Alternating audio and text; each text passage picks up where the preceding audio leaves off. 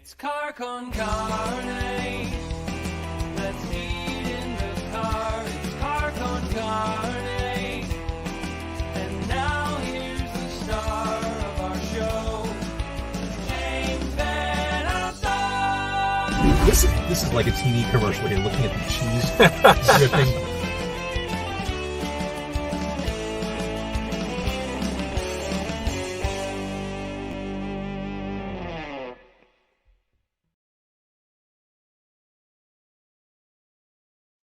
And here we go. It's episode 600. Welcome to Car Con Carne, sponsored by our friends at Siren Records in McHenry. I am going to Siren Records in McHenry. I haven't figured out if I'm going Saturday or Sunday, but I need to get that new Gojira album and just spend time there. Spend time browsing the stacks of music. I always love, right when you walk in Siren Records, right on the right side of the door, that's all the stuff they recently acquired. And that's always a gold mine. That's where I find tons of cool shit. I got the Ziggy Marley Conscious Party album last time I walked in there. It was in that section.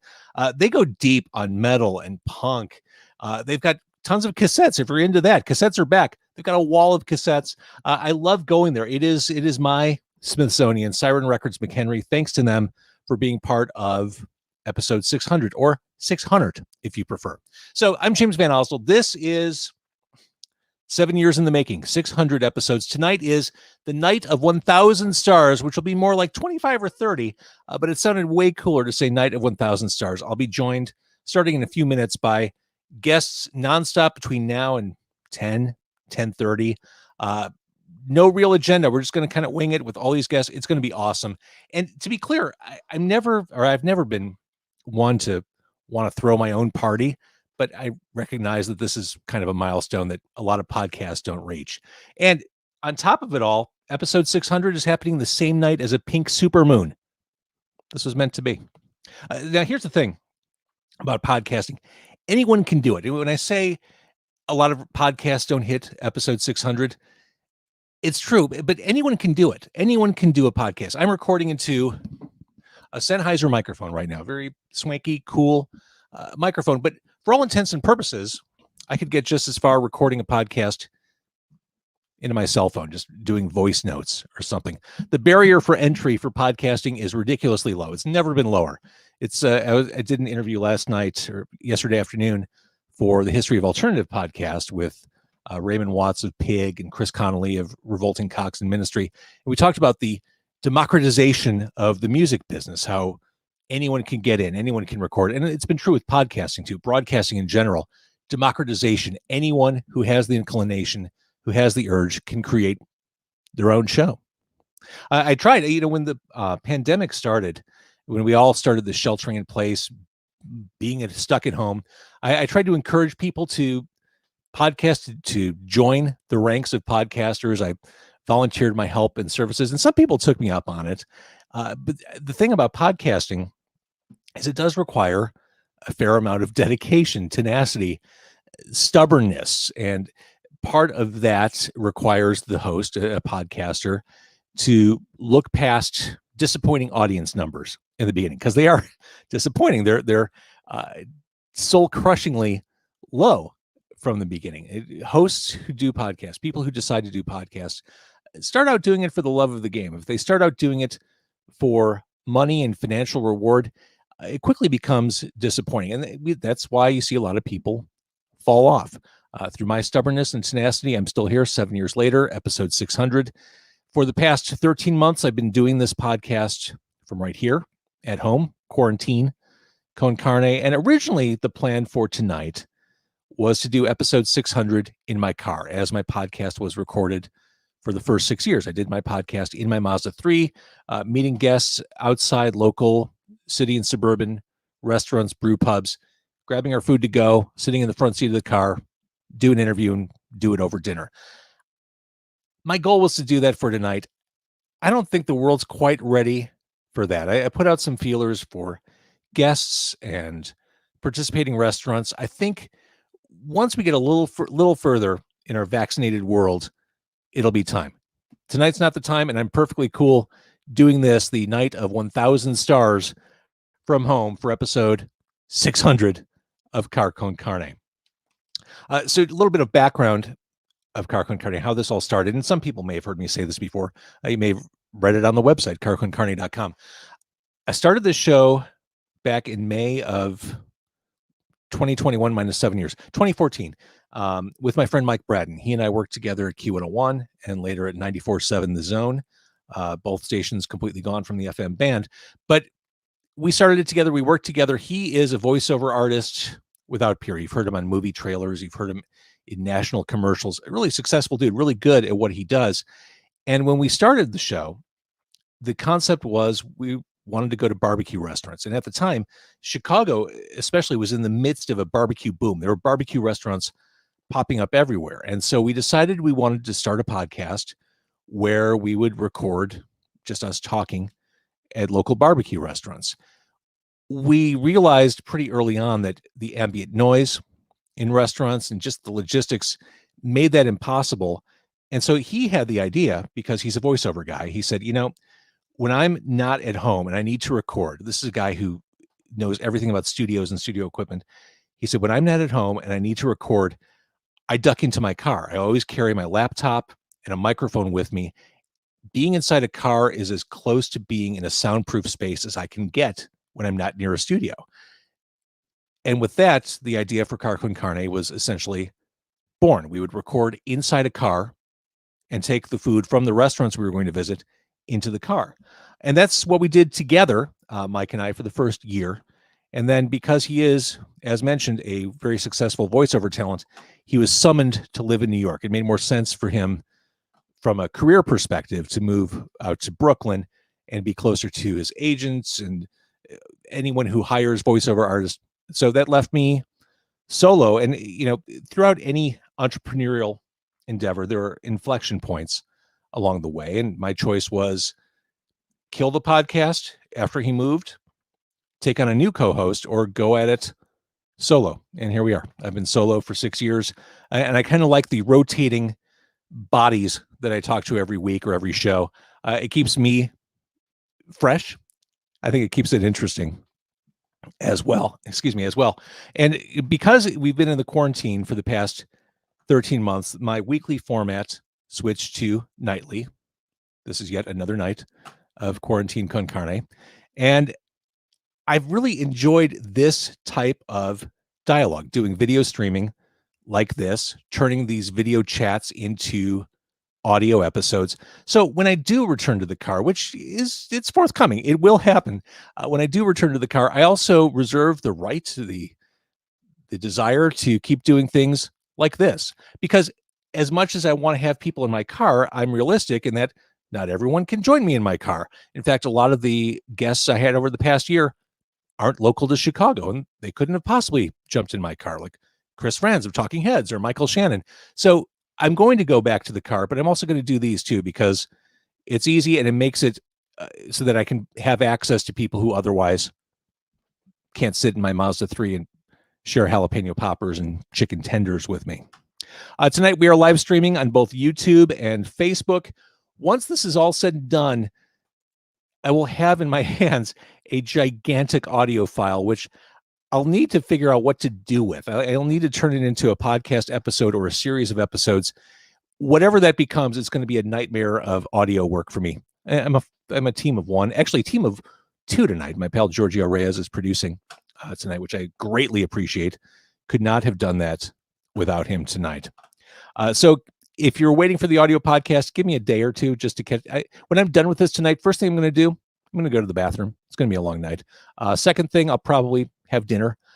I probably won't edit audio from this for a couple days, at least.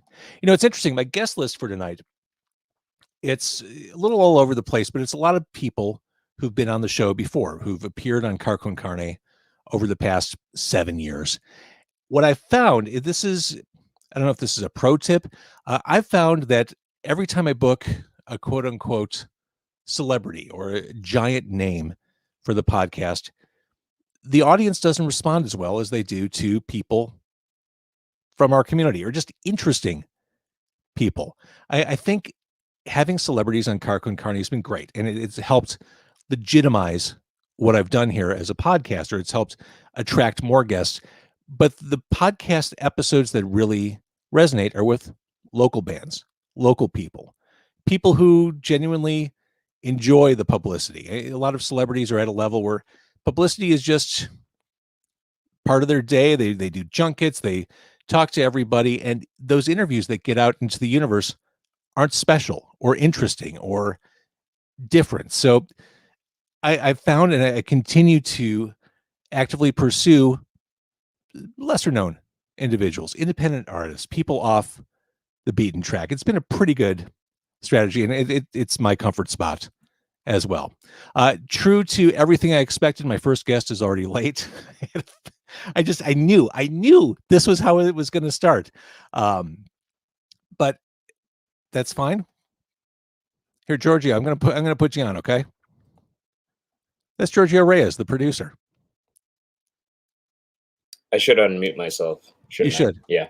I knew it. I knew the ambitious effort of booking like 30 guests. I knew that something would derail it. I didn't think it would happen right out of the gate.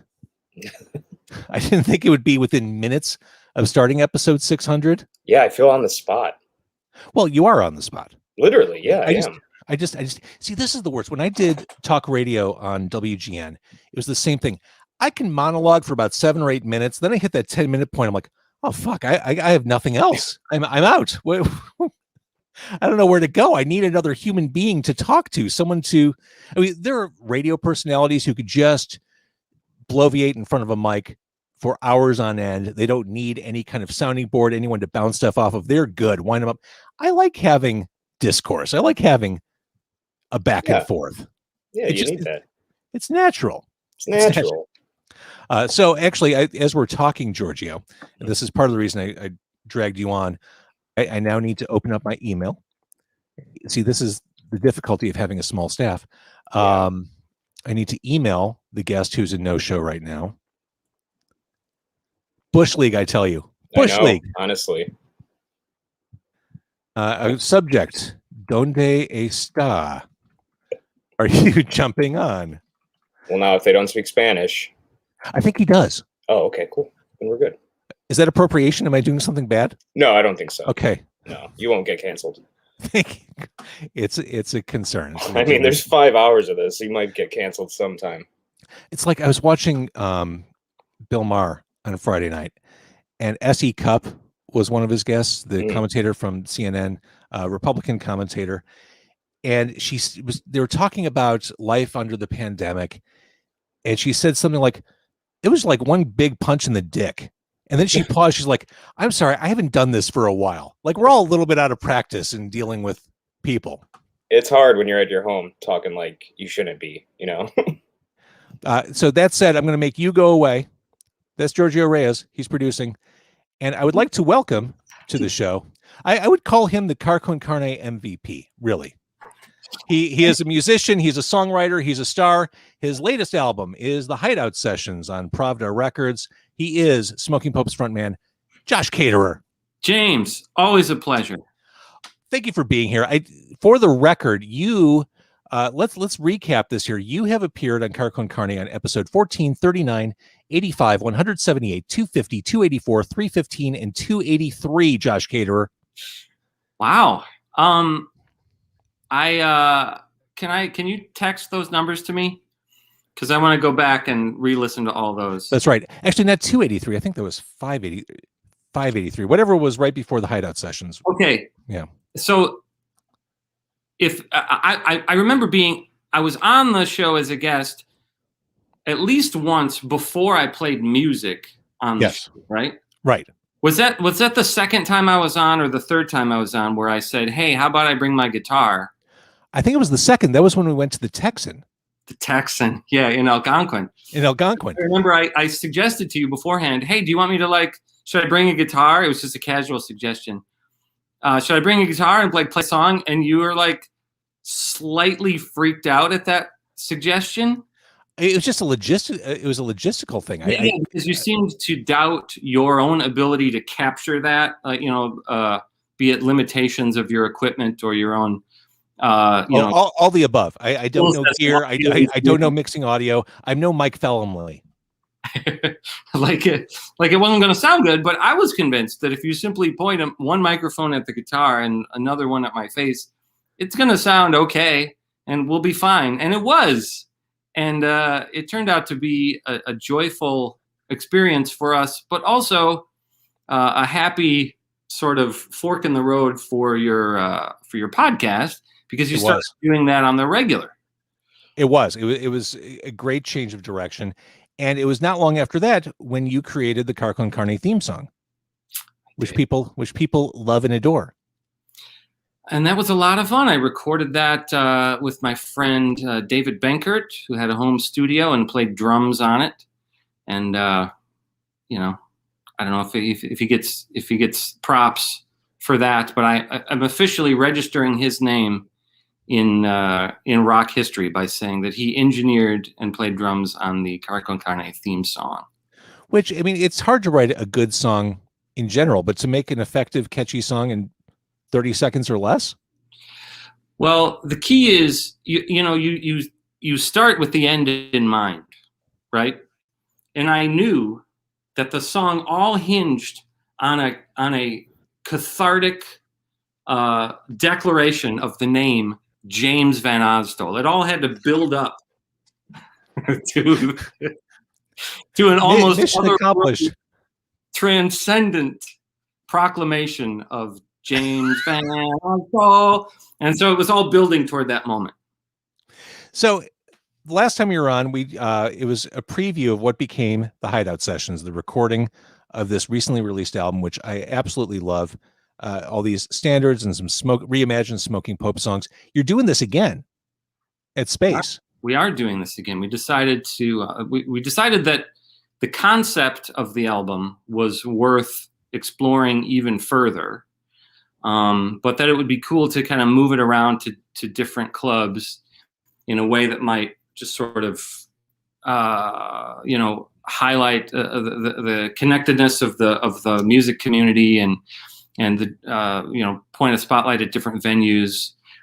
So we're taking it to Space in Evanston, which is a lovely venue that I've always loved seeing shows there. I've played there once, and it's just a magical place to be. So that seemed like a logical next spot. And so what we're gonna do is going to be a virtual show that's going to be similar in many ways to what we did at the Hideout. We're going to perform a batch of songs that are, a combination of covers of older material and reimagined versions of songs that I've written for the Popes and for other projects. We have a couple extra special guests lined up for this one that are going to join me, that I think people are going to like. And it will eventually be released as an album called The Space Sessions. I love that. Will you wear astronaut suits on stage? If you think that's a good marketing idea. I do. It's interesting. Looking at the Hideout Sessions, Megan made the list. I get the sense, just based on the frequency with which you perform the song, that is a personal Smoking Pope's favorite of yours. Yeah, I enjoy singing it. People seem to like it, but it seemed like the kind of song that would do well with a slightly different approach. Like that's what I was when deciding which of my own songs to redo. I was just looking for things that, like, if you put a different spin on it, it seems to have to bring it to life somehow. And that was a song where simply we didn't change too much, except for that we cut the tempo down to halftime. So it instead of like bouncing along, it sort of like plods along in a more, in a more definite way that kind of gives a whole different feel to the song. And I really like that. It's like, holding up the diamond and turning it so you can see it from a different angle or something. Now, are you and the other guys coalescing as a band now? The Josh, you and the new Josh Caterer band, are you guys kind of coming together as a unit? I mean, you're still a new band. You still have that new band smell. We do. Yeah. Yeah, so we're been getting ready for this next one and working on a new batch of material and yeah, we have had that discussion where we're starting to really feel like a band. With the hideout sessions, it was all like, that little awkward getting to know you dating stage, but we've now moved into the engagement courtship segment where we're really familiarizing ourselves with each other. So will the space sessions be like the hideout sessions, empty room? Yes. I don't think. What's your prediction on when we're going to be having indoor, in-person concerts again? My guess is truly as good as yours. The answer is not soon enough, but also soon enough. Right. Yeah. I mean, from talking to some different people in the biz, it seems like before the end of the year, people seem to be confident that, fourth quarter of this calendar year, we might be doing that. Yeah. I mean, I'm fully vaccinated. I'm ready to do stuff, but I know the world's not there yet. Right. I'm fully vaccinated too. And we have clearance from the CDC that a bunch of fully vaccinated people can get together. Right. So now you just have to, in theory, if everybody who shows up has the little card, then we can gather with relative confidence. But still, does that mean you're going to go back to like standing shoulder to shoulder with strangers, holding the beer in front of you, and the aerosol cloud of the person next to you is actually landing in your beer? Right.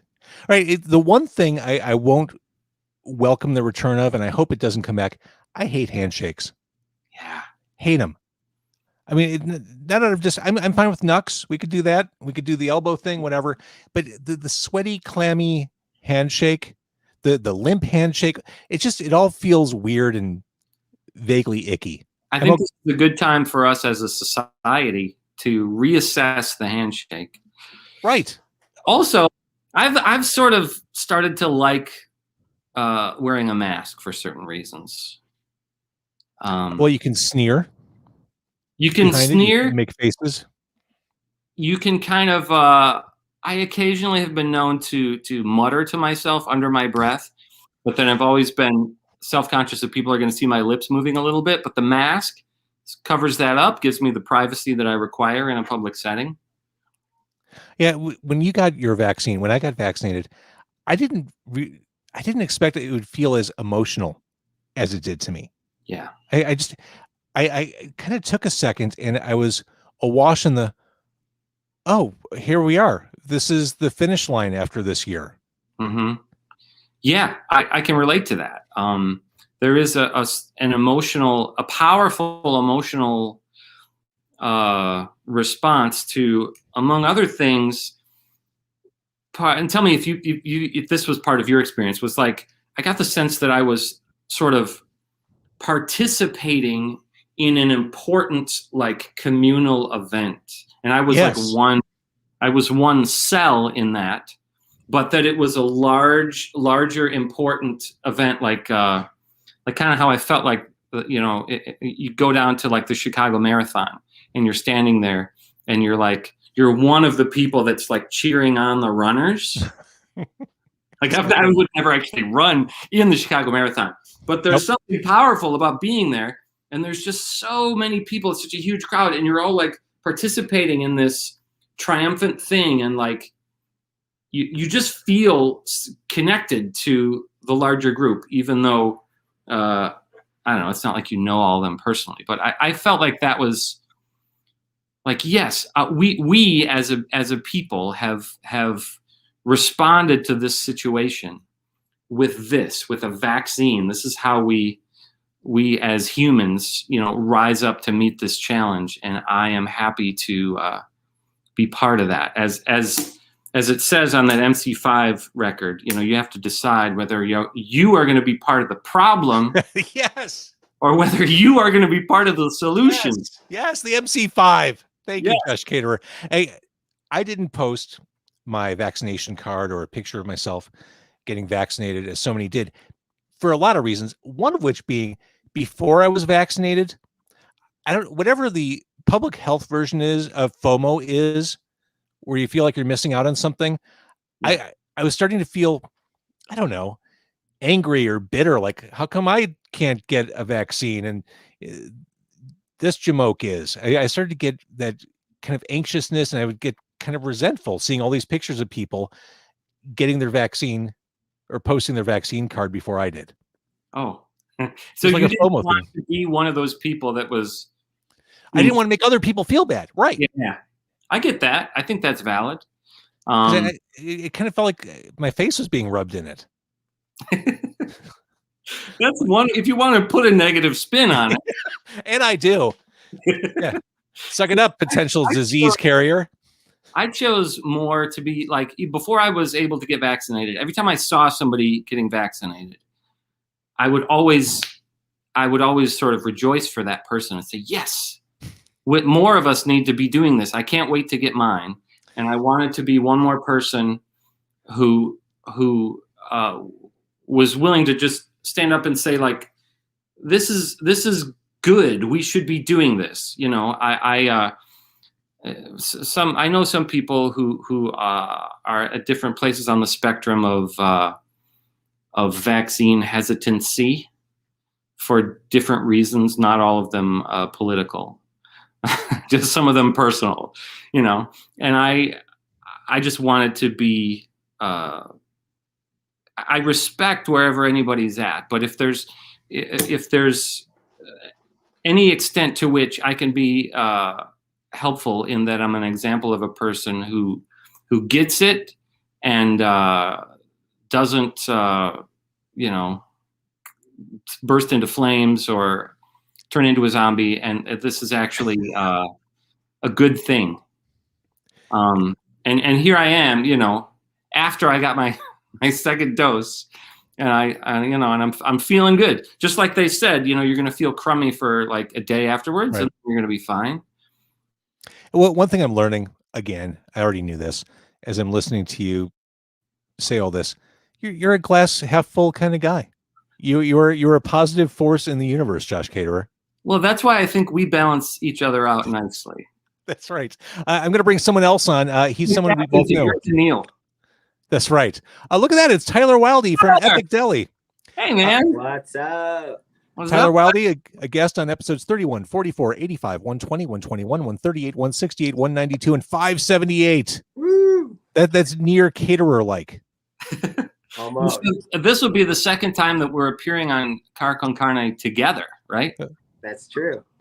So Epic Deli is a fantastic place. One of our favorite places, 2616 Shade Court in McHenry, home of the Smoking Pope sandwich. Oh, yes. And the JVO and the Car Con Carne burger. Yes.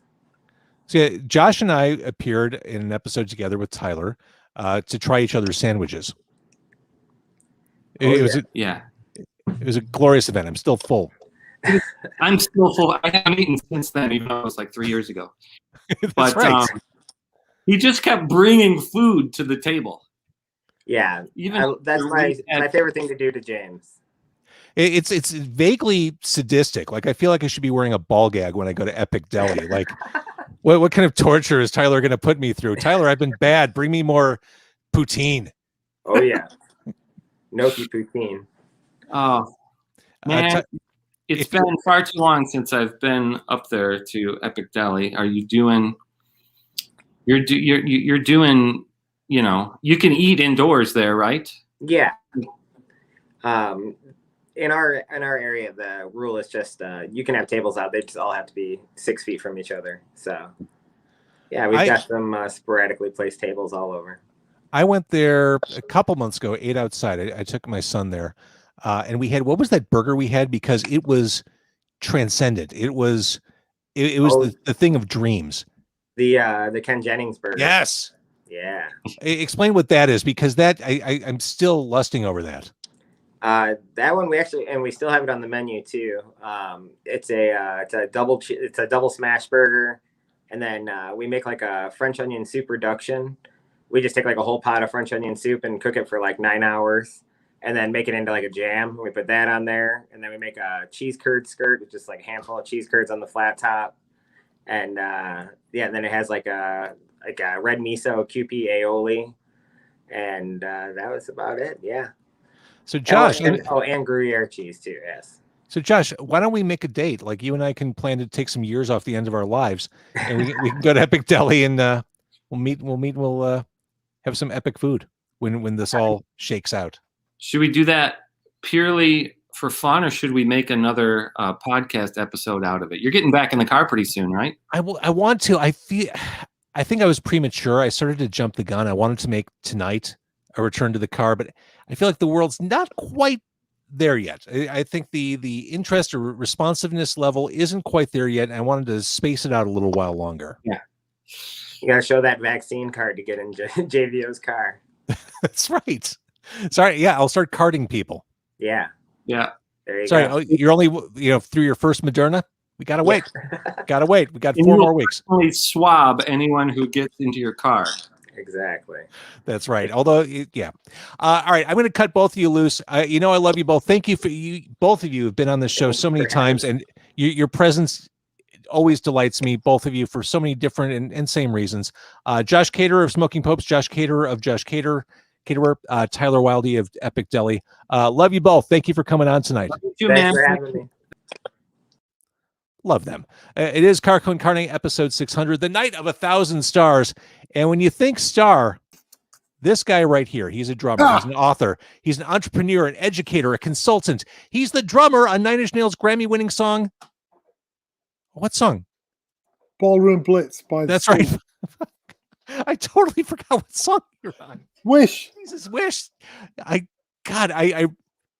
wrote out a script and I forgot to write the name of Wish. He's also a post-punk and industrial hero. Jesus, it's Martin Atkins.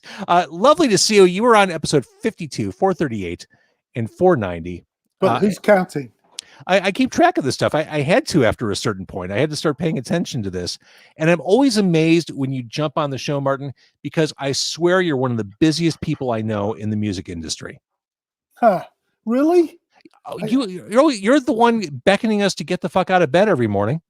I think it's us oldsters who are actually quite effing dangerous. I think a bunch of people were really hit hard by the pandemic, and those of us who've been through stuff just got up and carried on. Pivoted, adapted, and just kept going. And we talked about that a lot the last time you were on, that pivoting and adapting and trying to find your way around it. I mean, you did a couple, you're always doing interesting things. You did the Scratch and Sniff music conference last year. Yeah. How did that turn out, by the way? It was poetry to have, you got a Zoom meeting going on and everybody's just like doing their thing. But to have everybody with their cameras on going, number 3, banana, it was just to know that other people were smelling banana, burnt rubber, weed, money, allegedly. It was just this kind of interesting connection, it was great. It felt like a really good thing to do. Now, as you were creating the presentation to be Scratch and Sniff, did you reverse engineer what you said to line up with the smells you wanted, or did you build the smells into what you had already created? Wow. I had to, great things happen when you do stuff. Nothing happens when you don't, right? So I had the most interesting conversations with Michael Anthony Alago, who signed Metallica when he was 24, right? I'm like, we're doing this thing, Scratch and Sniff. What do you want your smell to be? And he's like, sweaty boys in a mosh pit. I'm like, yeah. So I end up on the phone with the Scratch and Sniff company. I'm like, do you have something like, I don't know, the ocean, sweaty boys? They sent me like garlic, cheese. It was just a really bad experience. And then Michael Alago got upset with me, because he didn't get the smell. It's like, listen, man, like these ridiculous conversations. But there was definitely, I knew the coffee smell. I could roll that into something. Hey, everybody, wake up! Smell Scratch number 7, coffee. And then sometimes with Michael Alago, because of the Metallica Fuel video, I found burning rubber. I'm like, fantastic. This will upset him, but it works for the beginning of the video is a tire spinning around. So yeah, it was the great thing about all of this stuff is you get a story. You get a story. The one thing I didn't mention when you jumped on, Martin Adkins, the man behind Pigface. Pigface made its way to the drive-in during the pandemic. Well, we did, and then we didn't. We had the T-shirts made, paid the deposit, all of that stuff. But then people, this was, when was this? It was like fall, right? Yeah. And then people are like, hey, I don't have a car. Who can I jump in with? And we're like, well, no, you shouldn't be jumping in the car with people you don't know. And people are like, yeah, we're coming down from upstate Michigan. We're like, no. And in the end, we're just like, it's just not smart for us to do this. I didn't realize it didn't go on. No, I mean, we really, really wanted to do it. The problem with having a band like Pigface, well, there's a few. But one of them is once you let all the barriers down and people join you on stage and you just wander around in the audience for 2 hours before the show, or you let people come to rehearsals, you just walk around hugging everybody. Well, when you can't do that, it gets difficult. And also, one of the other difficult things for me is Pigface has always been a statement for me of like, look, blah, blah, blah, talk, type. But here's Pigface. Here's this madly diverse musical, ethnic, all different kinds of people from all over the world of different kinds of aptitudes and abilities. And that was my statement, not talking about I'm going to make a statement. And so to not be standing on stage with Pigface and 40 people on stage and just look around and go, fuck yeah, it's really tough. I'm looking forward to doing that at some point soon. Oh, for sure. And I think we're all tired of the drive-in concept. Scott Lucas of Local H will join us at some point tonight. He Those figured guys it out. Are killing it. Oh my! Did you want to hear my story about that? Yeah. And you've got to ask me about. I've got to give you a link to something as well. Okay. But I'm going back 20 years. Somebody from Caroline Distribution called me. They're like, what the hell are you doing with Pigface and everybody on your label?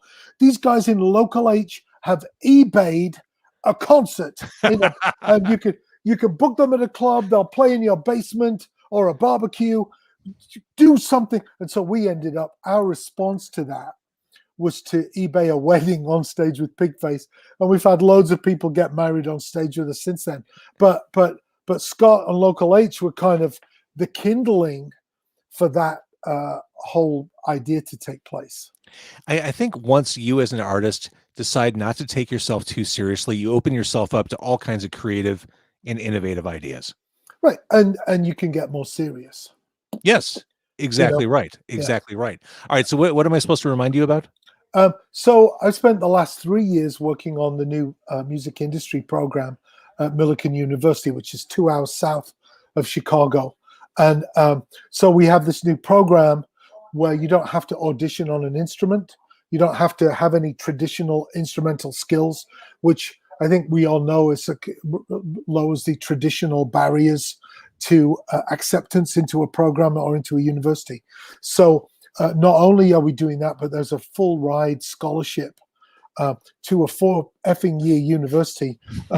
There's also some smaller scholarships, but this starts in the fall. And anybody that's interested, I think Molly's going to drop a link in the Facebook chat or something.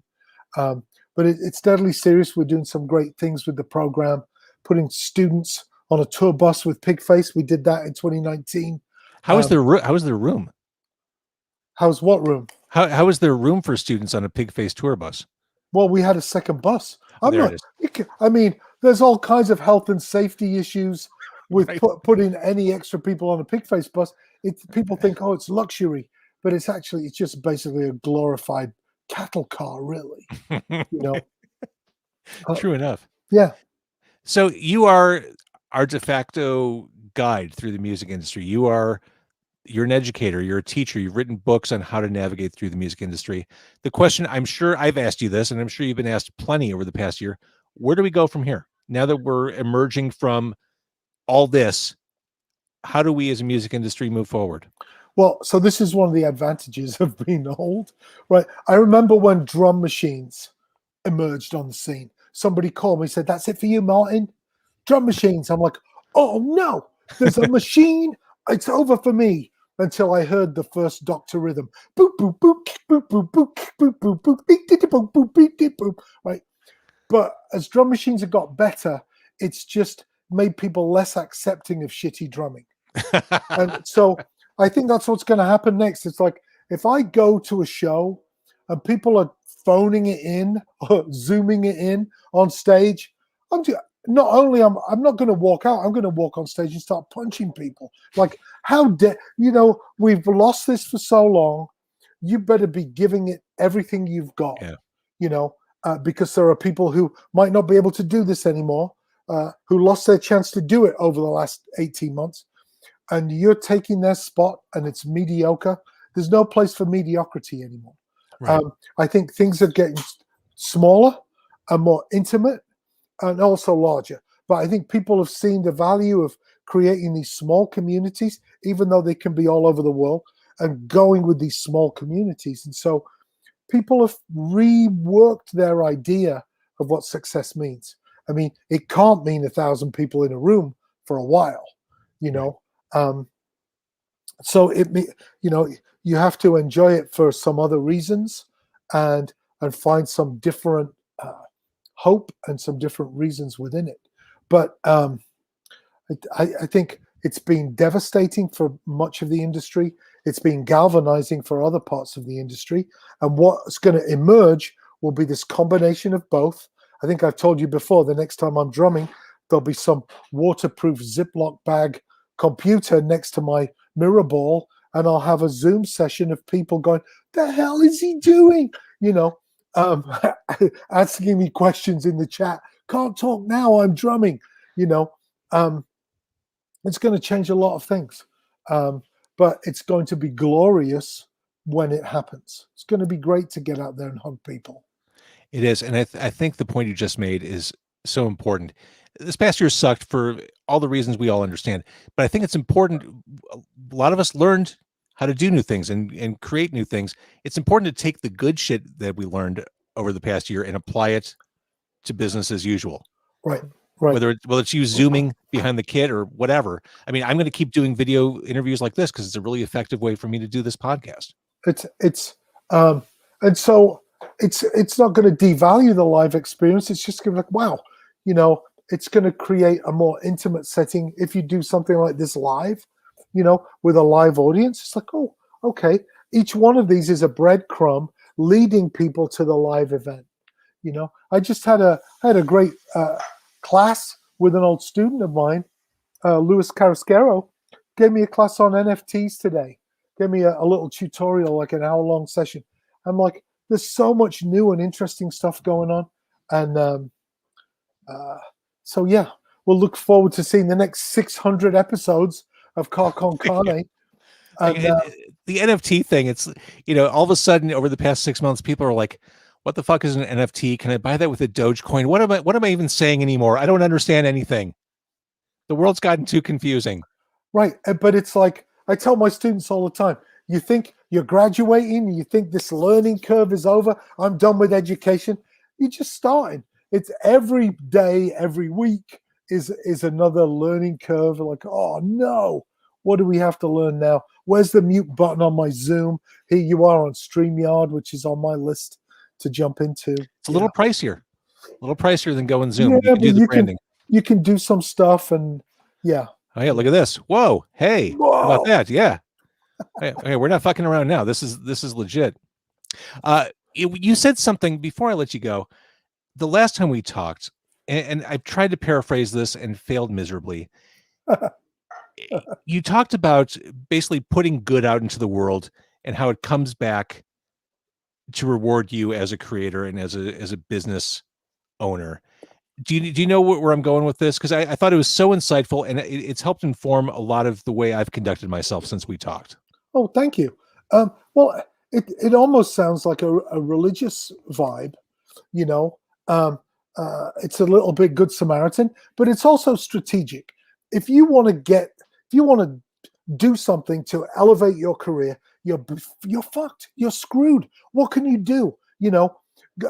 The people whose attention you think you want to get are being bombarded with other people like you, 60,000 songs a day uploaded to Spotify, people just desperate to get somewhere. But meanwhile, there are people banging around who would just like you to listen to a song, smile, give them a time of day, spend some time, help them out, and that's easier for you to do. It's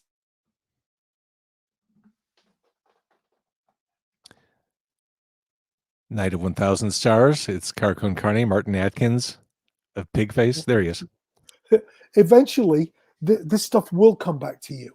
It just will. And I see people all the time.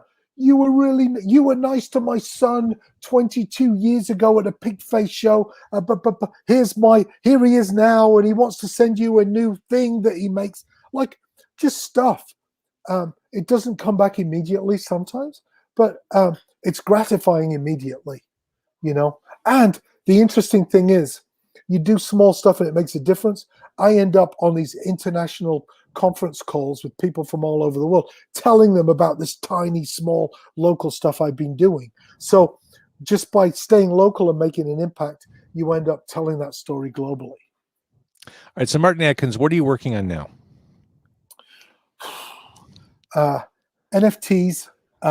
You are? Yeah.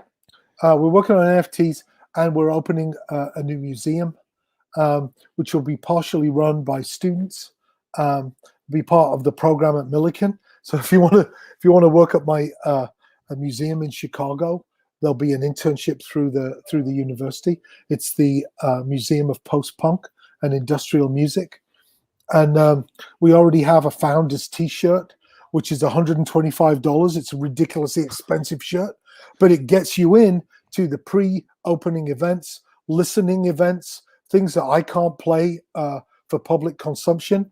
Although I think we will be able to once we're a bona fide museum. But just this idea of preserving some of these things that I just walk into every day and formalizing the home for that has been really electrifying. And so I'm working on that, working on new curriculum. I'm also working on not drinking. I'm like 75 days into that. Good for you. And trying to get fit for whatever comes next. 16 pounds down already from my pandemic, sad pandemic weight. We're all there with you. Yeah. So next I'll be on the elliptical again and fucking things up by the end of the year, hopefully. Hell yes. Martin Atkins, again, you performed drums on the Grammy-winning song Wish. I can't believe that just left my head as I'm talking to you. Like I've never listened to that song before. Well, it's going to haunt me. You know that stuff, like for a broadcaster. That's like there's so many of songs you could have mentioned. I could go that route. True. Fair enough. Martin Atkins, I delight in listening to you share wisdom. I think you're truly an original, and I love talking to you. Thank you for being part of episode 600. Thank you so much for having me, and congratulations, man. Like, people don't know, right? I'm sure when you got to 100, you're like, oh my God, what am I doing? Yeah. 600. Next is 1,000. That's right. And you'll be here for that, I hope. Yeah, of course. All right, Martin, thank you so much. Nice to see you. Martin Atkins, just read his books. If you are a musician or anyone in the orbit of the music industry, his books are essential to your understanding and navigating through this messy music industry business. It is Car Con Carne, episode 600. Oh my God, brought to us by our friends at Siren Records, McHenry. Love that place. I love the guests we've had so far. And I'm joined now by a group that has been with us for a couple episodes of Car Con Carne. It is Broken Robots. You've heard them in episode 309. You've heard them in episode 423. Here they are on their CD, Home Is Not a Place. Tony and Kat, nice to see you both. Nice to see you too. It's really good to see you. Yeah. One of my favorites, a weird way to say it, one of the more interesting, compelling episodes I think that has ever been put out on Car Con Carne was the first time I had you on, where we learned the Broken Robots story, the story of the truly bottoming out hard times you went through before you found each other and pulled yourself up out of the mess. And to see you here today, and I follow you on social media, I see how active you are and how productive you are. I'm always heartened to see what you're up to, knowing the shit you were in not all that long ago. Yeah. Yeah. Yeah, it's pretty awesome. Yeah, that episode we did, like, it kind of like set the tone for a lot of stuff for the next year, actually. So that was pretty awesome. And it was just like kind of like got the ball rolling, even though like right after that everything stopped. Yeah. So, you know, I think that was the first time a lot of people got to hear our story and kind of see what we were all about. And I remember before we started talking, I didn't want to be sensational. I didn't know if it would make you uncomfortable, but you were very clear and very forthright. And I love the fact that you've kind of taken the role of setting an example. You know, for me, and I'll get in and out of this. Thank you for recognizing that. Yeah, for me, transparency is the biggest thing. Like, I had to find a balance too. I don't want to be too, you know, just the nature of the beast can be kind of some sensationalized, but you know, I'm just trying to be honest and transparent and come across, you know, just who I am. And I'm really glad that that's what's happening. So thank you. That's cool. Cause I'm always worried that it's going to be over the top because it's just the truth, you know? Well, I mean, in following you on social media, Tony, you just got new teeth. I right? did. Look at those choppers. Oh my God. So were you completely, So I didn't realize at the time, did you not have teeth at all when I didn't have one tooth when I met you. I wasn't even aware of that. James, listen, it's kind of traumatic because, you know, for the last 5 years, I was so insecure about it. I was ashamed that I've trained myself. Every time I would smile or laugh or think something's funny, I would train my lips to do a thing where you couldn't really tell because I had to be in public all the time. So it's like, that's kind of damaging to the brain. I didn't realize it until I got my teeth. Now I'm smiling all the time. I make her, it's like, I can't stop making people laugh because they're like, oh my God. But like my brain, I have to retrain my brain, and it's okay to smile. It's okay to laugh. So it's a really interesting place to be. Wait, and we went for punchki that night. Were you eating punchki in the car? Pretending to, yeah. Wow. I'm just kidding. He can eat like without teeth. It's actually, you know what? It's not that uncommon. Like a lot of people get really good at hiding this type of stuff, you know, especially after drug use. Yeah, you know, with drug use, with the different things that happen to your body, like, you know, deterioration of your health and poor hygiene habits, to be frank, like that's what happens. It's just something that happens when you use drugs. So, you know, but Tony's making strides. We also quit smoking. This is a big deal. Yeah, no more cigarettes, James. This is a huge deal for us because that was the last big boss that we had. Big vice, yeah. It was like, you know, we couldn't break from it. We didn't even realize the smoking, it like controls your whole life just like drugs do. It's just more socially acceptable, you know. Right. Yeah. Yeah, we feel great. It's been about 3 months. So as we're recording this on April 26th. You just performed this past weekend, right? Yeah. Yeah. How, where was that and how did that feel? Oh. Go ahead. So it was like kind of an off the cuff thing. Like we got the opportunity, you know, really we saw that Warp Corps was doing this festival in Woodstock, and we're big fans of Warp Corps and what they're doing. They're trying to help build community with skating and music. And if you go to Woodstock, the Woodstock Square, there's the Warp Corps skate shop, and there's just all kinds of cool stuff going on there all the time for the community and kids to, you know, have cool things to do in that area besides drugs. And it's amazing. So we saw that they were holding a benefit show to help build this community center, this skate park and music venue that they want to build. And we were like, we want to get on that. You know, it was outdoors. People who were in masks who wanted to, you know, and that's just, you know, how it was. And we felt confident, you know, the whole thing, it was just positive vibes, all different kinds of people coming together for a good cause. And, you know, it was live streamed too for people who didn't, you know, who didn't want to, you know, chance it. They could still be part of the show, you know, could still donate. That was really important to us. So yeah, that was cool. Yeah. And them at Warp Corps, they put it all together with Liquid Blues. It's a bar out in Woodstock. Really great people. Yeah. Big shout out to them. Yeah, it was a great experience. Yeah. That's one of the things I was just talking about with Martin Atkins of Pigface.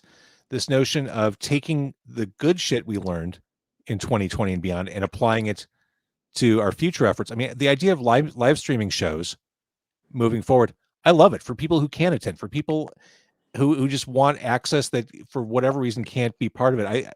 I would love to see that pull through to the whatever the new normal is. Yeah, or I think the opportunities. hybrid show is going to be common for a while. I think the hybrid show is going to be the thing for a little bit here. Yeah. So did I see, are you also doing some production work like with other bands? Yeah. So yeah. Actually, we're right in the middle of it. We're you? actually with the band right now. We took a little break to come speak with you. They shout out, say hi. They're called Nora Marks. Oh yeah. Really cool. Yeah. You'll hear it. We're really excited about this. It's like a lot of guitar stuff. I fell in love. You like Alkaline Trio, and they're big fans of them. Yeah, it's great. They got their own vibe or their own taste. I love it. It's been so much fun. Both of us producing this has been awesome. Yeah. And it's been a good. I know you have a good partnership as songwriters, but production partnership that's holding up okay. Oh yeah. You're not stepping on each other's toes. It's gonna happen a little bit, but we're pretty good with each other. We have different opinions and different styles and things that we like, but we've been working together on music for so long, and Tony's taught me everything I know on Pro Tools. So we already have kind of this working relationship that just kind of naturally transfers over to production work similarly. Yeah, it's great because at this point now, Kat can take over on Pro Tools, and I can kind of get more involved, like hands-on with the guitars or drums and stuff like that. Before I would be tied to the machine, and it's hard, and vice versa. Kat can work with them, and it's a really nice workflow. It's really great. Yeah. One thing I learned during the pandemic is my computer can't support anything like Pro Tools. Okay. I've seen so many beach balls over the past 12 months that oh my god, yeah. My audio editor of choice is Audacity. That's all I can. Good. It works. Hey, yeah. If you know it, then that's all you need. That's the thing, GarageBand, depending on what you're trying to do, that kind of stuff is great for all kinds of things. You need more of a heavy duty system to run Pro Tools. Yeah, it's pretty intense. Yeah. I want like a Pentagon level hard drive. I think we just got that. Oh my gosh. Yeah, we're it's me and Tony and our bass player Lonnie and my brother Brian also, and all of us have pitched in to kind of upgrade the equipment over the past year where we can. Because we're kind of forced out. We're right on the outskirts now of the city because we had problems with things during the quarantine, so we had to leave and kind of move back in with her grandma, and we're facilitating all this in a garage that we've pretty much just hollowed out and made a studio, and it's worked out actually better than the apartment back in the city. We actually finished the EP that we're going to tell you about that we're about to release. That's try to fit it all in. Well done, Tony. Finished that EP here, and it was started in the apartment, and then all this stuff happened, and then we came here and got regrounded. I lost my mind for about 2 months. I thought everything was over. It was all over, and then Kat kind of pulled me out of that, and we just kept their heads down, built the studio, got some clients, got some people, some fans in here that write their own music, and it just took off, and things have been good. As you mentioned, losing it for a couple of months. Reason number 9 million. I'm so glad you two found each other. Yeah. Yeah. Oh man. Yeah. Oh yeah. I don't want to sound cheesy, but I would have been done if I didn't have her. Yeah. I don't know what else to say. The past 13 months has been hard on everybody, especially hard on musicians. But for both of you recovering addicts, when you're stuck at home in your head, I'm sure it was incredibly challenging. Yeah, it's Trigger City, but yeah, you learn, when you take recovery really serious in the early first 2 years, you get a lot of tools, you get a lot of ways to kind of break out and look at it objectively before you do something stupid. And it's been a huge help during this quarantine. So it's my recovery tools came to play. So. All right. Well, Broken Robots new EP on the way. Thanks for jumping on for episode. Oh wait, but there's more. There's more. Well, we're not doing that. Okay, no. Never mind. Sorry. Save it for a later date. Wait. Okay, fair enough. Broken Robots, thank you so much for doing this tonight. Absolutely. Thank you so much, James. Bye, James. My pleasure. Bye. It is Car Con Carne, episode 600, The Night of 1,000 Stars. And we move on to a guy whose voice just brings me to a standstill every time I hear it. He is Nathan Graham. He was heard on episodes 71, 74, and 391. You can find him at nathangrahammusic.com. Truly one of Chicago's most engaging performers, a fantastic songwriter and guitarist. We saw you on The Voice back in 2017. And I'm not saying your career is on a downward trajectory, but you're here on Car Con Carne now. Well, I actually like doing this way more. So it's a little windy by your apartment. It is. It is very. Yeah, very much so. But you have good natural light going, so why mess with that? Yeah. Well, there's also a broom here. Hang on. Let's move that. Okay. And you are a dude who can rock a hat and rock a beard. Thank you. You really, you've got a look. So a busy year, all things considered, for Nathan Graham. We got Fake Friends, which has this soulful vibe, this fantastic chorus, just a rollicking, wonderful song. And you covered "I Shall Be Released." That's right. The band song. That I love your version of that. Yeah. I was So it's funny because Fake Friends has a chorus, but it doesn't have a chorus. Like there's no, it's a wordless chorus, you know? So it's like, but everybody thinks like, oh man, I love the hook. And it's just like, well, it doesn't really have one. But okay. Well, I mean, you can argue that a hook is just a memorable part of a song. Exactly. Yeah. And then I Shall Be Released. I recorded that with, I think Joe George has been on your show. He also goes as Joe Shadid. I don't know if. I don't think so, but I'm going to feel awful if I'm wrong. Oh no, I have no idea. But if you haven't, you should. But fair enough. Yeah, we recorded it with him, and we were kind of talking about all the stuff that happened this year, and just like being under the heavy weight of all the COVID stuff, and also, oh geez, okay, that's for real. Yeah, Did you need to get into a basement or away from a window? No, it's fine. It's not that bad. But we were talking about all the stuff that happened with COVID, and then everything that was happening with like George Floyd and all the protests that were happening. We just thought it was a really good idea to do that song, and because it just made so much sense. So was the past year? I mean, this was true for a lot of musicians. Was the past year a chance to woodshed? Were you just kind of working on your songs? Did you feel the urge to write and create? You know what? It's weird because. You know, usually you think, oh, I have all this time now, you know, but then you kind of have this weight of, will I ever get to do this again? Will I ever get to like play live again? And then you start to kind of get nervous about it. And it does kind of hinder you a little bit. You do get really in your own head about everything. And then you're just kind of like, you're trying to write songs, but then you get these like bursts of inspiration, and then there's nothing, you know, for maybe a month or so, and you start feeling like, oh my god, I got to do something, I got to create, I got to produce something. But it's like it wasn't a normal year for anybody, so yeah, I don't necessarily think that you have to do that. But yeah, I did work on a lot of stuff. I'm actually working on a lot more now as we're coming out of it, because I feel more hopeful for the future. I just got my second vaccination on Thursday, so I'm very much like, oh my god, it's about to happen. It's coming. I'm so glad. I was talking about this with Josh Caterer earlier. Mm-hmm. I didn't realize how emotional I would feel getting my vaccine. I was hit with all kinds of emotions and thoughts about what it represented and where I was at and what had come before. I thought it was a profoundly emotional 30 seconds. Yeah, I mean, 30 seconds is right. I mean, we went in that line. I got in, and it was just like, go this way, go that way. Okay, boop, and then you're done.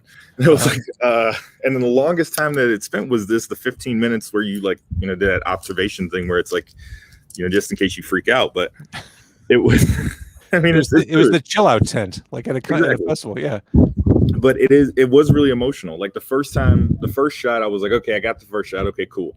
The second shot, I was just the weight that had been lifted off my shoulders, and just being like, okay, at some point I'm going to be able to do this live again. At some point I'm going to be able to hug my friends again. Yeah. And actually, oddly enough, this past weekend I played a show with my buddy Joe over at Talia Home, and they're doing like a socially distanced, like 20-person sort of thing, and it's getting on stage again was emotional. I bet. Yeah. So I don't think I'm telling you something you don't already know, but I think a full-length album is long overdue. Yeah, that's coming. The reason why we didn't necessarily want to put it out during COVID because I really wanted to be able to tour right after I announced it. So once everything opens back up 100%, then we'll be good. We'll awesome. All right. Nathan Graham, nathangrahammusic.com is the website. I adore you. I'm really glad you're able to pop on tonight. Thank you. And congratulations to 600 shows. Thank you, sir. Yeah. I appreciate it. All right. We'll talk soon. I can't wait to hear more new music coming from you. All right, man. Thank you. Thank you, Nathan. Car Con Carne, episode 600, brought to us by Siren Records McHenry. It is the night of 1,000 stars. And I talked about this earlier, but at some point, yes, Car Con Carne will do podcasts in the car again, as it did for the first 6 years. If you or someone you know operates a restaurant that wants to participate, be part of Car Con Carne, be a Car Con Carne destination, feel free to reach out. Please reach out. All the contact information is on carconcarne.com. And of course, Car Con Carne always looking for interesting guests and people of note, big and small, to participate. So I mentioned that in March of last year, when everyone got the stay-at-home order, this podcast switched to a format like what you're watching right now, podcasting from home over video chat, turning those videos into audio podcast episodes.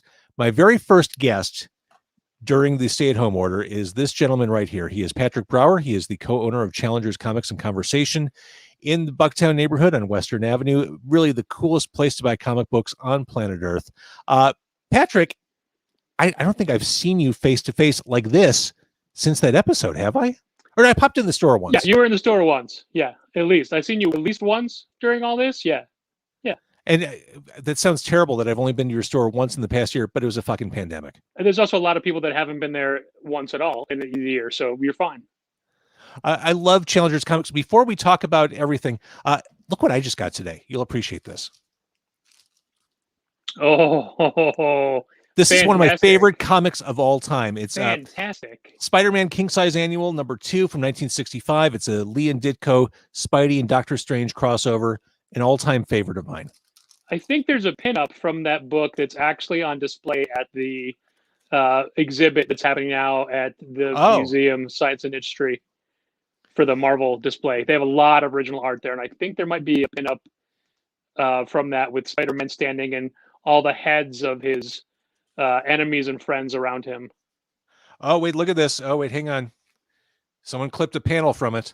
Uh-oh. Wait, check the back. Was there a one of the Marvel value stamps on the back, or was it like a coupon maybe for Sea Monkeys or something? I love all this stuff. This was one of the stories that got me hooked on Steve Ditko because it's just so weird and so bonkers. His entire life was such a weird mystery enigma type thing. He was very Ayn Randian. He was very shunning of the spotlight and the success. I know a friend of mine who actually got a handwritten letter from him.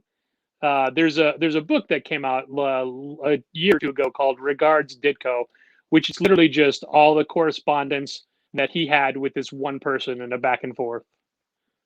It was a nice little insight to his head. So last March, I had you on. You were my first video podcast interview. Yeah. And I remember at the time saying, "Oh, this is weird. You know, how are you as an independent store owner, holding up? What's your prognosis?" Thinking that we'd all be back to normal 2-3 weeks later, as we all did back then. The one time I was able to stop by Challengers over the past year, you said that business turned around and was feeling okay. Yeah, it's but weird. I know it hasn't been easy. I mean, you lost a location this year, which sucks. Yeah. A week after you and I talked, the city shut down. It shut down for all of April and May and part of March and June. And then the main comic distributor shut down, which was great because they pushed pause on distributing new comics, which was great because stores weren't there to buy them and then sell them. So that was good. But basically everybody who's been stuck inside has been reading and using comics as their entertainment, which is amazing. And it's still going strong. And we keep waiting for that other shoe to drop when people can go back to concerts, can go back to restaurants, can travel, and all that entertainment dollar they've been spending at comic stores goes back to where it used to. So we're expecting a drop off, but not a huge one. A lot of new people got into comics, and being open, like we opened a web store during all this to be able to handle orders for people that don't want to come near the store. And there's just a lot of business and structural changes we've been doing to be able to still get comics in people's hands. And it's a weird time. Both the two biggest publishers left the main comic distributor and struck out on their own. Yeah. One invented two new distribution channels. One went to or is going to an established distributor. It's a lot of extra work. The taglines we were using a lot was 4 times the work for half the money. But it was still money, so you can't go wrong. One of the many podcasts I enjoy is your podcast that you do with your co-owner and co-host W. Del Bush, Contest of Challengers. I'm a big fan of behind the scenes type content, pulling the curtain back, learning how things work, how they get made. Your podcast is a fantastic behind the scenes business podcast. Yeah, you talk about some of the surface level comic book stuff, but that's not really what the podcast is about. It's about running a business. And yeah, I mean, if you want to know what we think about a comic, you can come in the store and we'll talk about it. There it is. But we use the podcast to illustrate the decisions we make and the changes in the industry that cause us to make them. And I feel like Dal and I need to have a recorder going every day, basically, like because we've got some really intense conversations. One right before this podcast about what we're doing with some upcoming titles and things where they don't get heated, but we each have differing opinions, and we like to be as transparent with that stuff as possible. So Contest of Challengers is our way of basically rationalizing what we're doing. And I'm fascinated by the way people run stores, and I would love someone to do a history of the comic book store experience and all the different stores, like the major stores that are still around the country. But until then, I'm doing my part with Contest of Challengers. And if they did a history of comic book shops before Challengers, it's a quick documentary. Shitty. Thank you, James. The character of comic book guy didn't come out of a black hole. That was a perfect for a reason. Yes. Yeah. Uh-huh. Yeah. That is 100% legit. So James, I'm doing this. I'm holding this on a stand, so because I want to be able to like point out what's happening in this room around me. And I've been holding this shield the entire time, and I realize that nobody can see it, and it's wasting. It's like pulling me in a different direction. So I just wanted to get it on camera before I let it go. Are you caught up on Falcon and the Winter Soldier? Yes, loved it. Oh man, can you see up there? There is somewhere there is a Falcon in the Captain America suit. I don't know where it is. It's up there. I can't. I see the Infinity Gauntlet. Yeah. Is this your man cave? This is where we record the Star Library. It's where we record the podcast. There's a Stormbreaker right behind me, right over here. Wait, is this actually like your office at the store? No, it's my office at home. Oh, okay. Yeah. This is awesome. Thanks. This is like an annex location for Challengers Comics and Conversation. Yeah, I mean, pretty much. One of the things that Dal had said, I'll stop moving, I'm sorry. Well, one of the things that Dal had said when I was first setting this library up and lamenting books I don't have, he said, you own a comic store. You have all the books in that store. If you need to read Y the Last Man, just borrow it. You don't have to own it. You already do own it for the store. I'm like, oh yeah. So this is the stuff I've pared down to over time. Just to harp on the podcast for one more moment. One of the things I learned from listening to your podcast, it's not something that's ever been explicitly said, but one of my takeaways is if you own a business, if you're an entrepreneur, there are no sacred cows. One thing I've admired about what you and Dell have done is reinvented things and taken hard looks at stuff and gotten rid of things that weren't working, that weren't effective, whether it's an approach to doing in-store events or the way things are displayed. I like the fact that you're always questioning how things are operating. You're not just saying, well, we should do it like this. I think listening to you, I've learned a lot. I mean, Thanks. Just in conducting myself in day-to-day business. There's so many things that we wanted to be doing that we had to stop doing because they just don't pull your weight. You know, you've only got X amount of square footage, and each square foot has to earn its keep for the dollar amount that it brings in. One of the things we lament losing all this time was our art gallery. Before we had Sidekicks, which is the all ages room, it was the Rogues Gallery, which was we would do international art shows, national art shows with artists from around the world or local Chicagoans once a month. and just have a 400 square foot room, which is just displaying original art from an individual book or an individual project. And we loved it. And I love comic art so much, but that room never made us any money. Right. And it was a vanity project, and vanity projects don't pay the rent. Exactly. All right. The location of Challengers Comics and Conversation is 1845 Northwestern in Bucktown, just about Western and Milwaukee. All right. The world is easing up. I hope to come back and see you soon. James, 600. We did it, buddy. You and me. We did it.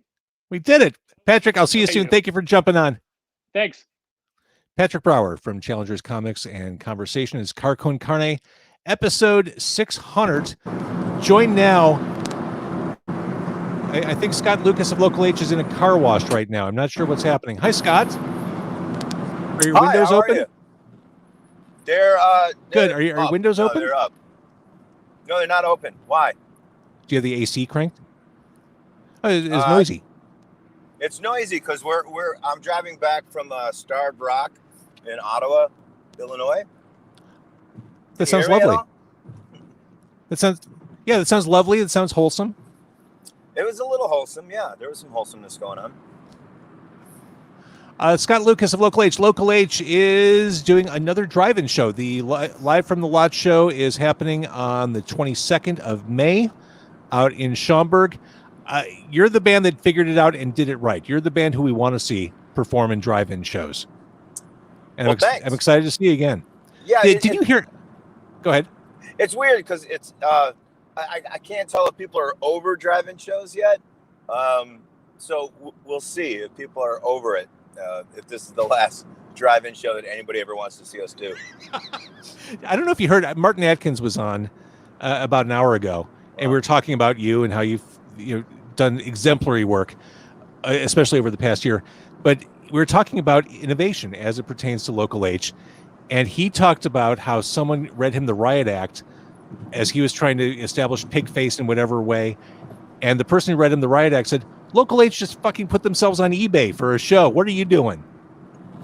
So you put a fire under Martin Atkins to be more innovative. Well, that's awesome to be talked about by Martin Atkins. I don't know.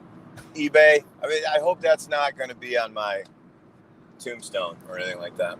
I don't think so. I think you've done other things of note. So you relaunched Lifers, the album that came out in the 2020 soul-sucking vacuum. Right.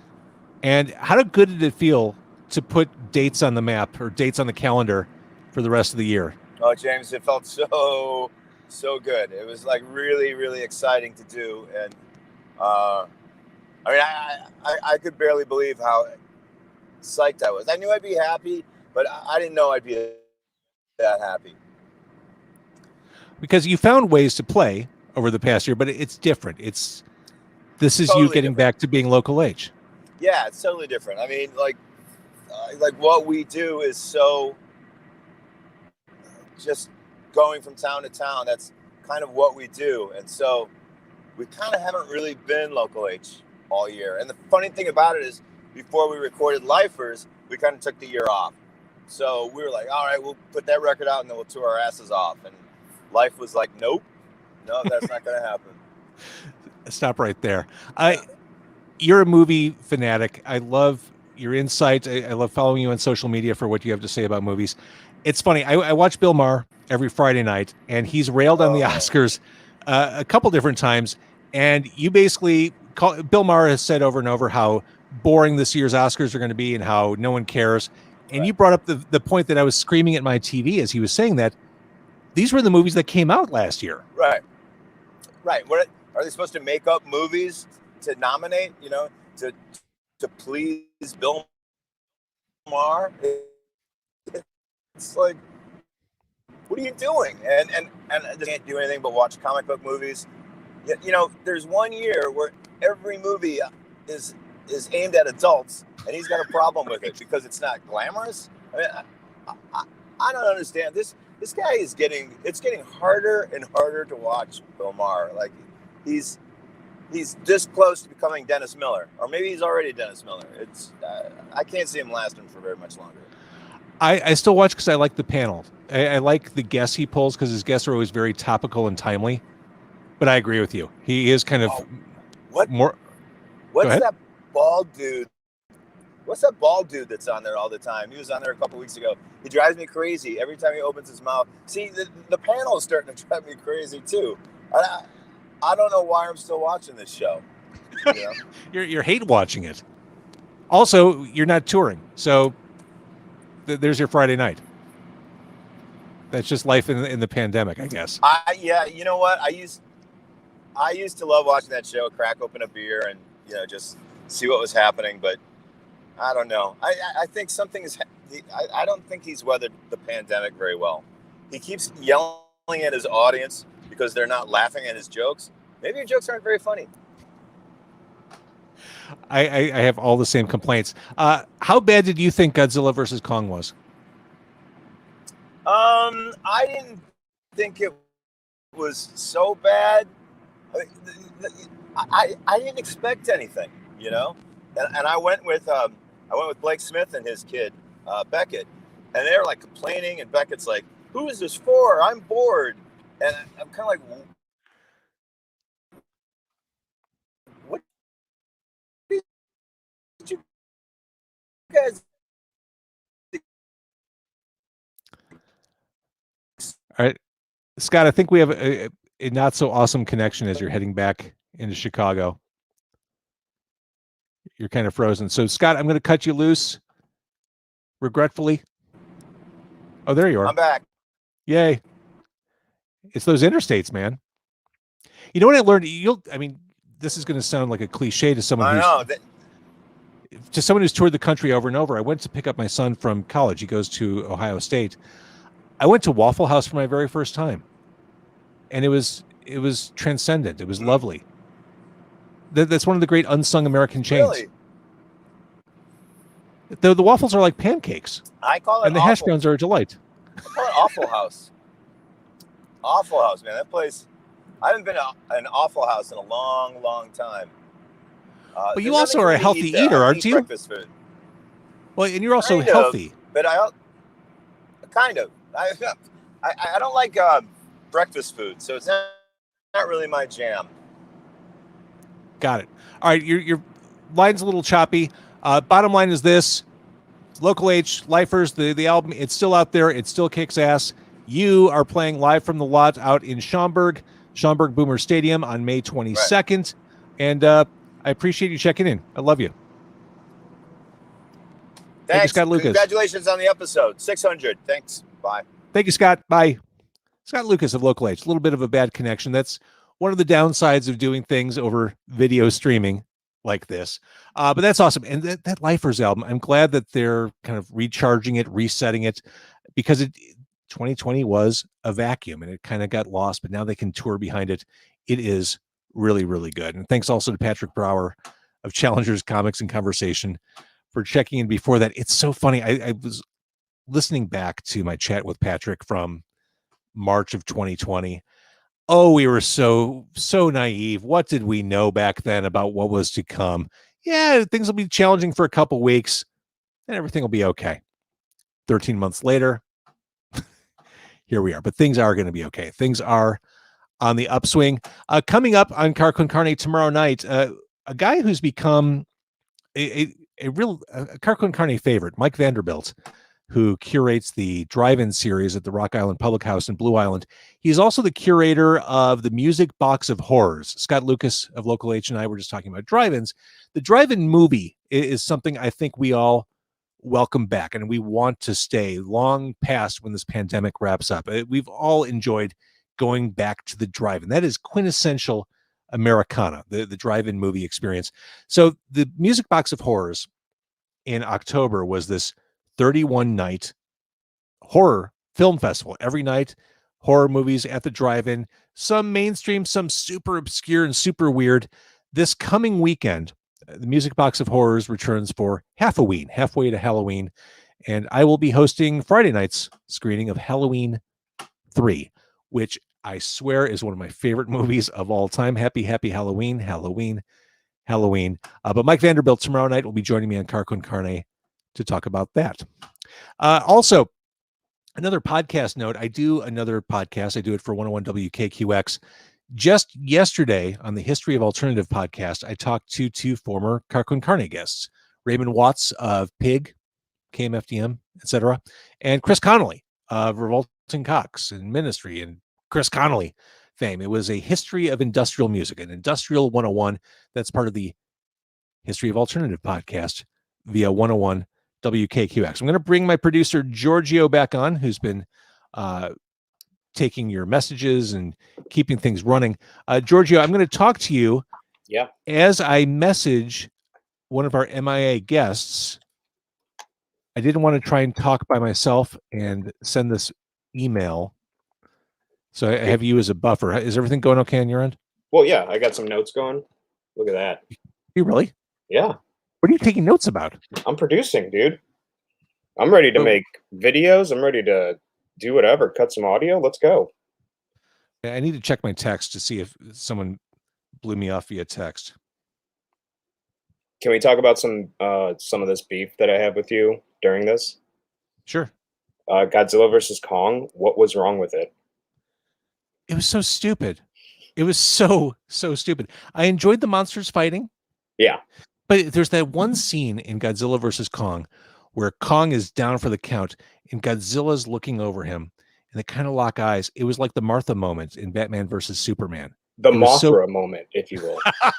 I will. Hang on. I just got a message from my pal Dennis Buckley of 88 Fingers Louie. Nice. Who was unsure if he would be able to attend, but he is able to attend. So I need to send the link. Oh, there we go. There's the invite button. Yeah, don't press the leave studio button. You know, Dennis was worried that he got his second vaccination today, and he was worried he wouldn't feel well enough to come on. But he's also super competitive with Josh Caterer, and he takes it as a personal affront that Josh has been on more episodes than him. So I think he saw that Josh was on and didn't want him to pull ahead. So hang on, I'm going to send Buckley the link. There we go.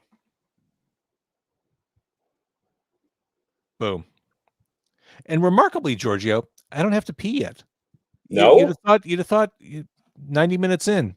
I've had to pee like 5 times. You can go. No, I'm fine. In fact, I'm going right now. Good. Attaboy. Proud of you. So it started a little choppy because we got blown off by Elliot Serrano. Sure. It's funny. Elliot was the first guest on Car Con Carne, the very first guest. And when I asked him to come on, he said, I thought you'd never ask. What took you so long? I think he was bitter that it took him 599 episodes to get back on the show. Oh, and then he just bailed on you? Uh-huh. Oh, so he kind of knew he was my 540 guest. Yeah. He was a no-show. Yeah. Well then, it sucks that happened, but I like to think I was the first guest on episode 600. You were. And I'm going to put that on my resume. So you were. That'll get you far. Oh, look at this. Oh, okay. I knew he'd be here. I knew I could count on him. Stubby. Kastube from Lucky Boys Confusion. Kastube's having audio issues. Car Con Carne, episode 600. If you're just joining us, thank you for joining us. We are streaming live on YouTube and Facebook. And this whole package is going to be turned into audio episodes wherever you consume podcasts at some point. Stubby's figuring out his microphone. We're so close. His microphone is muted. You're muted.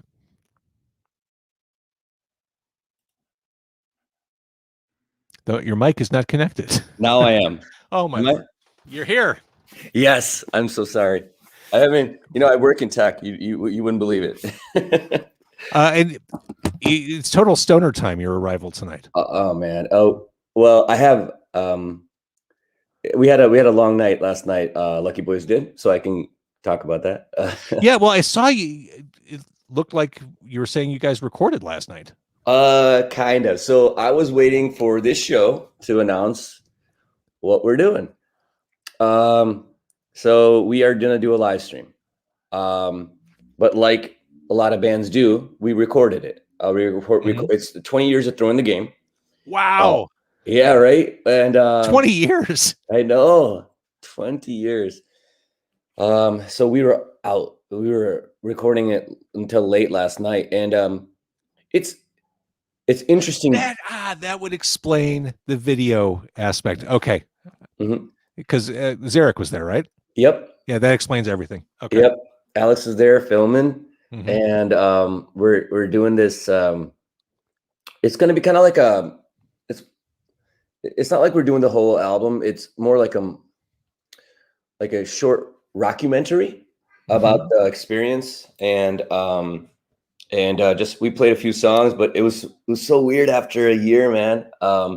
It was because like we had to imagine the crowd too to get the energy and everything too, and it was like but it was really fun. It was great, and it looks the little stuff that we saw yesterday looked really cool.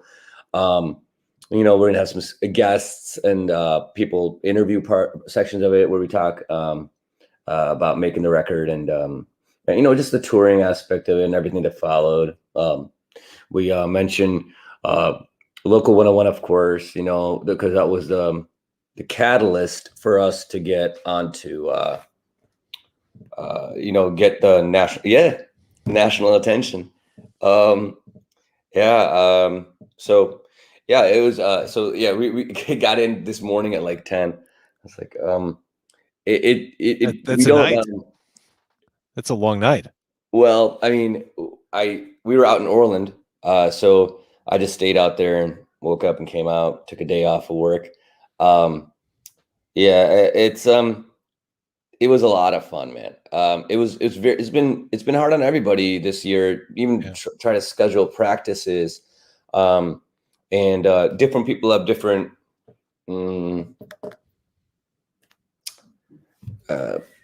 reservations. Yeah. When it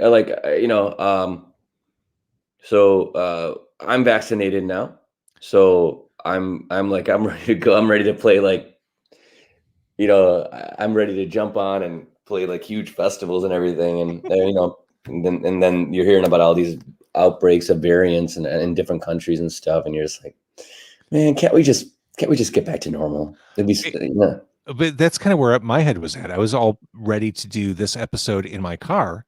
I'm vaccinated. I'm kind of like you. I'm like, whatever the podcast version is of playing festivals, I want to do that. Right. But I put the brakes on. I'm like, we're not quite there yet. Like I'm just going to keep doing this from home for a little bit longer. I need the world to shake out a little bit more. Absolutely. Before I do it. So I completely get your frame of mind because I'm right there with you. And my wife's got another one to go. She was scheduled for J&J, but then she, it got pulled. Yeah. So, that's the case, being around a bunch of people, we've gone this far. It's like, it would be so like, the guys and I were making a joke, like, if you've gone this far without getting it and you get it into like the last stretch, you just suck. I mean, you done fucked up. Yeah, right. Seriously, it's like you did this. You couldn't just hold out a little longer. But yeah, I don't know. People are. I see like more joy on social media now. Like people are just seeing the light at the end of the tunnel, or whatever cliche term we want to use.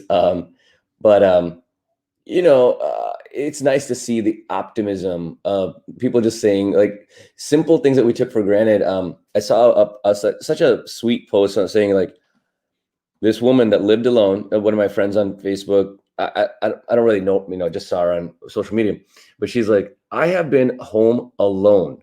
I don't have a boyfriend. I don't have, I live alone. I have not hugged anybody in a year. That's sad, man. I mean, I just hope everybody comes out of this not taking anyone for granted, not taking music for granted, not taking podcasts for granted, not taking being able to just go and grab some food with you. Yes. For granted. You know what I mean? Like,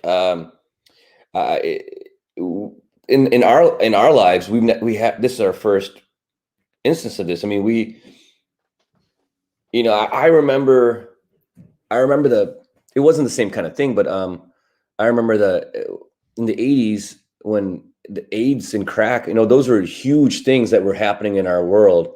And compared to those, how it affected day-to-day life, at least for the average American, it's astronomical. I mean, like, I don't know.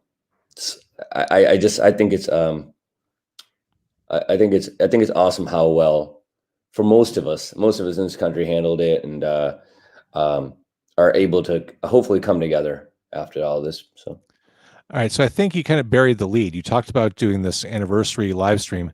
When do we get to see it? As far as I know, if everything goes well, May 27th. And then fantastic. We'll have it up for 10 days. Fantastic. I'm so excited. I know how important this is to you, just to slide back into performing and doing the Lucky Boys thing. That's awesome. I'm really excited to watch that. And I haven't really done a show where it was announced that I was sick since the MS Suck show was the last show that I did. Yeah. So that was December of 2019 at Bottom Lounge. I was there for that. That was an incredible, inspired night of music and emotion and memories. It was just an amazing night. Awesome. It was great. And I was looking forward to, like, people still, a lot of people don't know still. And the shows are going to be different now. I'm not going to be able to go a full 90 minutes straight. But I'm looking forward to it. I think, especially after all this, I think crowds are just going to be I hope. Well, they're going to have to be either they're going to have to be more forgiving, or you're not going to get the same performance. It's just like I have to take breaks. Right. But I'm excited to get back to it. The guys are really understanding, and we've been trying to do stuff like talk about throwing like acoustics sets in the middle. Like some chill stuff in the middle instead of just like having a break. Hey, the Rolling Stones do it. Yeah, or like Adam sings. Adam's got a bunch of songs. He can do a couple songs. Adam Pryor, by the way, no response to my request to come on tonight. Adam he completely blew me off. Yeah. I don't like him, so yeah. He's not a very giving lover. No, I wonder if he is not the best at responding right away. So it might have gotten buried. It's part of his charm. I get it. It really is.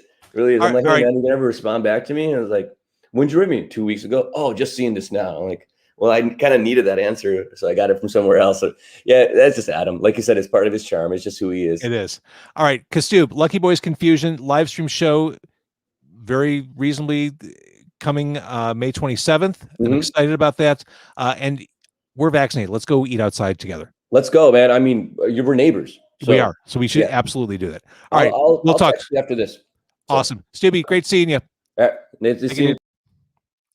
All right. Kastub Pendov of the band Lucky Boys Confusion. He was on episodes 105, 291, 317, and 405.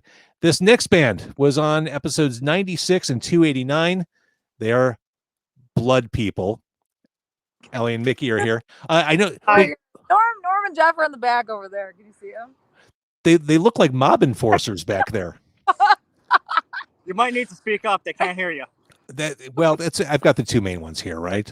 I mean, you've got incredible natural light. You are the envy of influencers everywhere, right? Based on where you're standing. I mean, we can't take credit for this. The sun is doing most of the work. Right. Oh, here they come. It's funny. I was looking. I was looking at the Facebook memories that popped up, and it was, I guess, within the past week or so, is the anniversary the last time you played Beat Kitchen.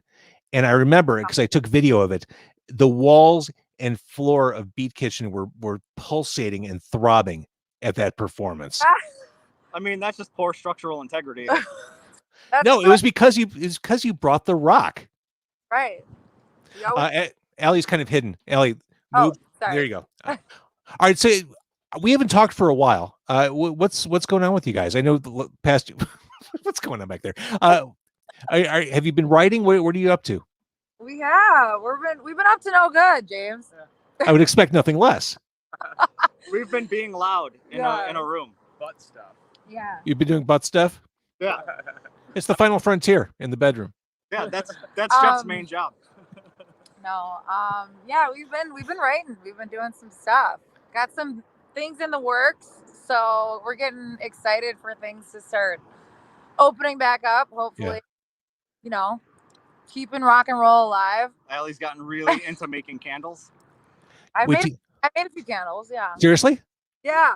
Yeah, we're a candle company now. Yeah. Is that hard to do? Because I love candles. I'll give you a candle, James. Is it hard to do? No, not really. You just melt some wax, put some scents in, and I that's thought it. you were saying, is it hard to give him a candle? Well, no. I just handed it to you. That seems like a cool pandemic hobby. Yeah, I've had quite a few pandemic hobbies, we'll say. Is this the more wholesome of the bunch? No. I mean, I've been playing piano a lot, so that's fun. Sitting on my bed. I don't know, cooking, gardening. Not brushing her teeth. Not brushing my teeth. Butt floss. No, I'm just kidding. I usually brush my teeth like twice a day, but she didn't today. COVID, yeah.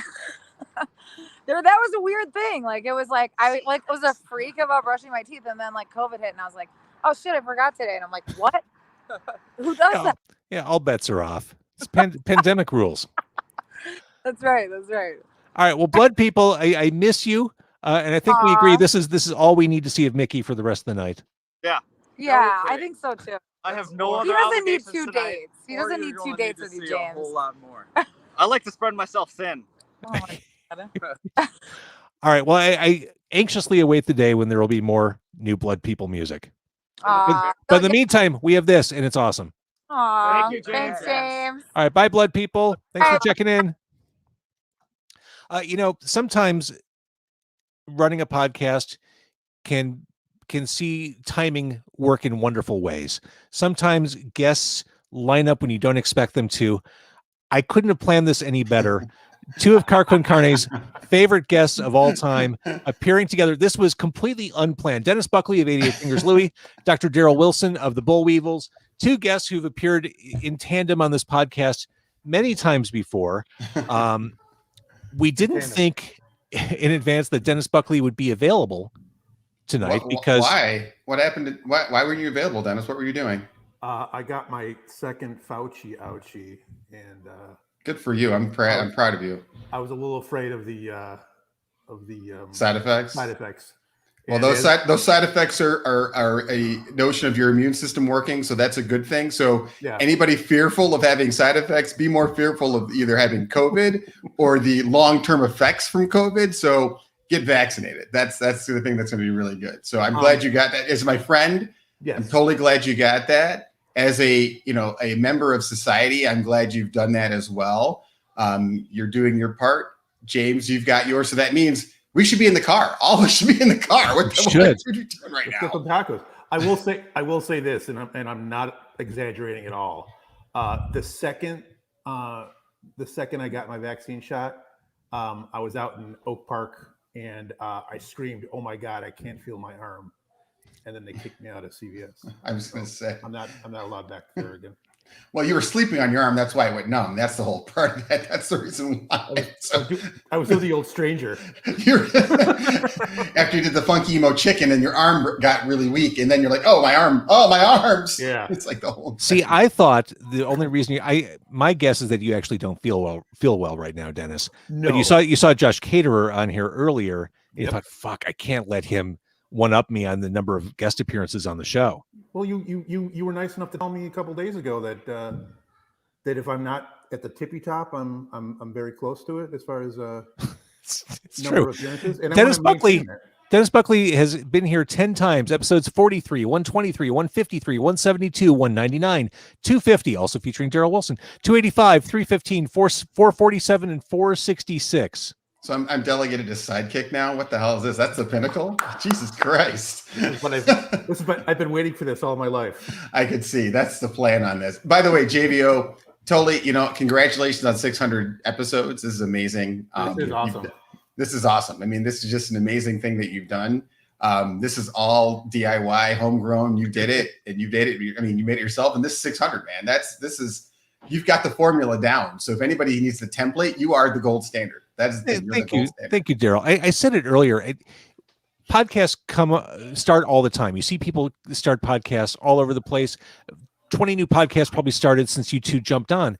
but they don't last longer than like 6 months, because once people realize, oh my God, this is a lot of work and I'm not making money and there's no roadmap to making money, they bail. So it's sheer stubbornness, tenacity. I don't know what, but yes, here I am 7 years later. That's amazing. I mean, and to think, we didn't go on your show back in the day and Q101 because we were, so punk rock, and we learned that folly of that. Now I can't wait to be on your show all the time. It's like, James, can I be on the show? Can I host? There is new Boll Weevils on the way, which is outstanding, and I cannot wait to share that with the world. Yeah, we can't wait to share it either. We're really proud of it. We got record 4 more songs to put on the LP. Going to come out on Red Scare Industries. Glad to be working with those guys. That's awesome. We're really proud of the stuff we're putting out. I mean, we've got a couple of oldies on there that we re-recorded that are sounding way updated for the way that we sound, which is way better than we did. I watched some old tour footage of us back in '93 that Joe Principe sent to me. And man, I want, if I could go back in time and body slide back in time, I would totally body slam myself. Everyone in that band, because we just were horrible. It just was, oh my God. It's all of us. It's Mittler was our driver. Joe was our roadie, and he was selling all the 88 Fingers Louis stuff. Is what he was doing, was like hawking that stuff and not selling our stuff. That's right. That's amazing. We went to this restaurant in Corvallis, Oregon. And I guess at the time we were so anti hippie or something. I don't know what it was. We were punk rock, so we had to say anti hippie stuff. And so we were there, and we go to this restaurant that's very progressive, and they have all this progressive slogans on the wall. And I in my, punk rock, dumb at the time, I happened to write on this plate that you can stick them on the wall. If the place is so PC, why are there no brothers up in this place? And I stuck it on the wall, and then they proceeded to kick us out. And I told my wife that story. She goes, why do you think they kicked you out? And I'm like, because they just didn't have no brothers up in that place. It's like, no, they kicked you out because you were an asshole. That's what they did. You guys were just assholes. So do you realize that how much of an asshole you were? I'm like, yeah, I did realize that. So I should go back in time and rectify that. So I could Terminator this and if I could looper this instead, actually, and just go back in time and F that up. I'd definitely go back and fix it. Or 12 Monkeys it. Something where there's a time loop involved. 12 Monkeys is a top 5 movie for me. It is a great movie. I mean, if you talk about time loops and time distortion stuff, I mean, it's excellent. Can't you do Inception and dreaming about Corvallis, Oregon? And kicking myself in the teeth and saying, what the hell's wrong with you, you dumb jackhole? One thing I never could have imagined or could have ever foreseen heading into tonight, into episode 600, is that 2 unrelated guests would make an appearance on the show with a fucking Captain America shield. Patrick Brower of Challengers Comics displayed his shield about a half hour ago, and in the background of Dr. Daryl Wilson is a Captain America shield. Of course. Why not have that? That's how gentlemen of a certain age accessorize these days. This is definitely called, excessively spending money on stuff that you really don't fucking need, and then try to really make an excuse for why you have it. You have to come home and say, why did you get that? Because they actually were dropping the price, and I figured, why not get one? You never know when you need a shield to protect yourself and family. It's like, you're a doctor. I trust you. Right. It was like I had to do this for health reasons, because I mean, you got to take that vibranium off the streets. You can't have it just floating around out there. I mean, Jesus. You got to be really careful about how you say vibranium, because why? Never mind. So, Dr. Daryl Wilson of the Boll Weevils, are you caught up on Falcon and Winter Soldier? Oh yeah, totally caught up, man. Yes. Satisfying ending. Satisfying. I mean, let's not get it twisted. I mean, come on. I mean, the Flag Smasher story was a little kind of contrived and a little effed up in its own way, right? And there were weaknesses in the story. I think Zemo was by and large wasted, and he was kind of a listen, not an evil guy. Overall, loved it. I mean, I totally loved it. It was great. I mean, it definitely, played into the whole issues that occurred when when Falcon did become Captain America in the comics, and there was all that uproar on, one of those propaganda news stations that seem to make everything into an issue when you change a character into something, that becomes like, why are you making this an issue? Because you have nothing else to really report on, like real news. Fox News I'm talking about. So then anyway, yeah, it was great. I caught up on Invincible too, of course. You better be watching Invincible because that's... I haven't had time. I watched the first half hour, and I liked the first half hour I saw because it's very much like the comic. Yeah. Yes. How did you make it to 600 episodes and not watch Invincible, you sack of crap? What the hell's wrong with you? Dude, I'm in the middle of watching The Sopranos for my first time all the way. I saw that you were doing that. That's, and I'll tell you, I'm going to watch it because you have. I only watched like part of the last season and never watched the show up to that. So I have to like go back and do that too. Yeah, it's worth the trip. For those who have watched it, which apparently is everyone besides you and me. Yeah. I just finished season 5. And there's one episode, the next to last episode of season 5. For those who have watched, it's the Adriana episode. That one has stayed with me. I keep going back to the events of that episode, the events that led up to the defining moment of the episode. The writing is just so good. Yeah, I gotta watch it. The way they thread these stories, and the fact that they're not afraid to kill off key characters. They're not. Don't get too attached. It's like Suicide Squad, Daryl. You'll relate to that. You're a comic book guy. Don't get too attached to the characters because there's no guarantee they're going to make it through the mission. Not like the movie Suicide Squad, though. We won't speak of that.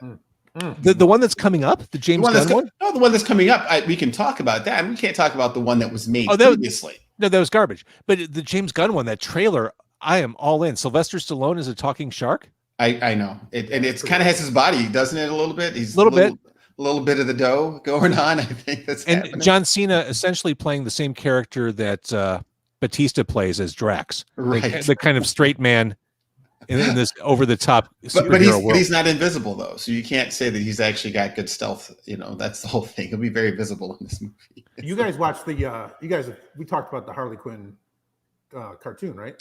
We didn't talk about that. I haven't watched it. I haven't either. Yeah, watched it. I will say. Are you guys familiar with Ron Funches, the comedian? Yes. He does the voice of the shark. King Shark? Yeah. He's okay. That's good. He's awesome. He's good. Worth it just to watch him in that. Let me just say something. Every time we do this, it degenerates into comics, stupid inside jokes, and all these things. I mean, so how many other times you can have us on the show, James? This is the last time. This is like you've had us on and said never again. 600 is a time of reset.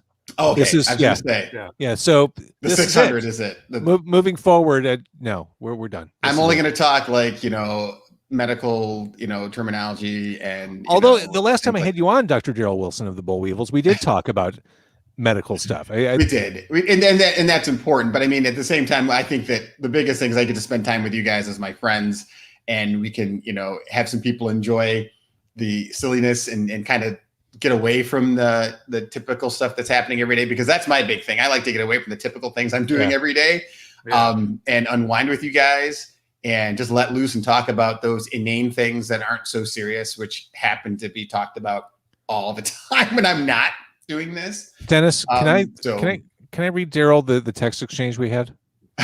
Oh boy, this will be great. Oh, that text exchange. Yes. That text exchange. So Buckley and I were going back and forth about how he was getting vaccinated and, time to start making plans to go out in the world. Dennis texted me, need to get a mandate with Dr. D for superheroes at MSI. I'm going to reread that. Need to get a mandate with Dr. D. And I just wrote, mandate doesn't read how you think it does. Right. But what did I respond with? Mr. Bean GIF and the line, or maybe it does. I see that in the chat, my colleague, compatriot, and friend Ken Weevil has said this should be Daryl Con Carne now, is what he said. So, is he mad that he hasn't been on? He needs to be on. We need to have the whole group on. Yeah, when you have that new music, let's go full Bull Weevil. Okay, can you hear that now? When the record comes out, we're gonna be. We got to be on anyway. I gave you a little preview, and I'm glad you guys heard it, and I'm glad you guys are excited for it because we're excited about it. I will say I know there's no profanity filter on this on this awesome podcast, but when you have Ken on, there's stuff that comes out of that guy's mouth is Chicago. It's not even X-rated. It's like Y or Z rated. It's Chicago. Perfect.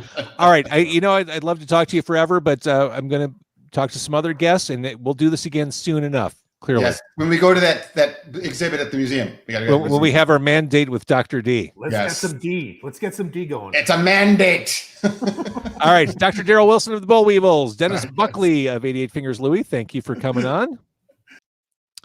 We move now to one of my favorite. Oh, holy shit! He's got a Captain America shield. I was gonna say, man, like this. Who could have predicted? I heard you talking about that last thing.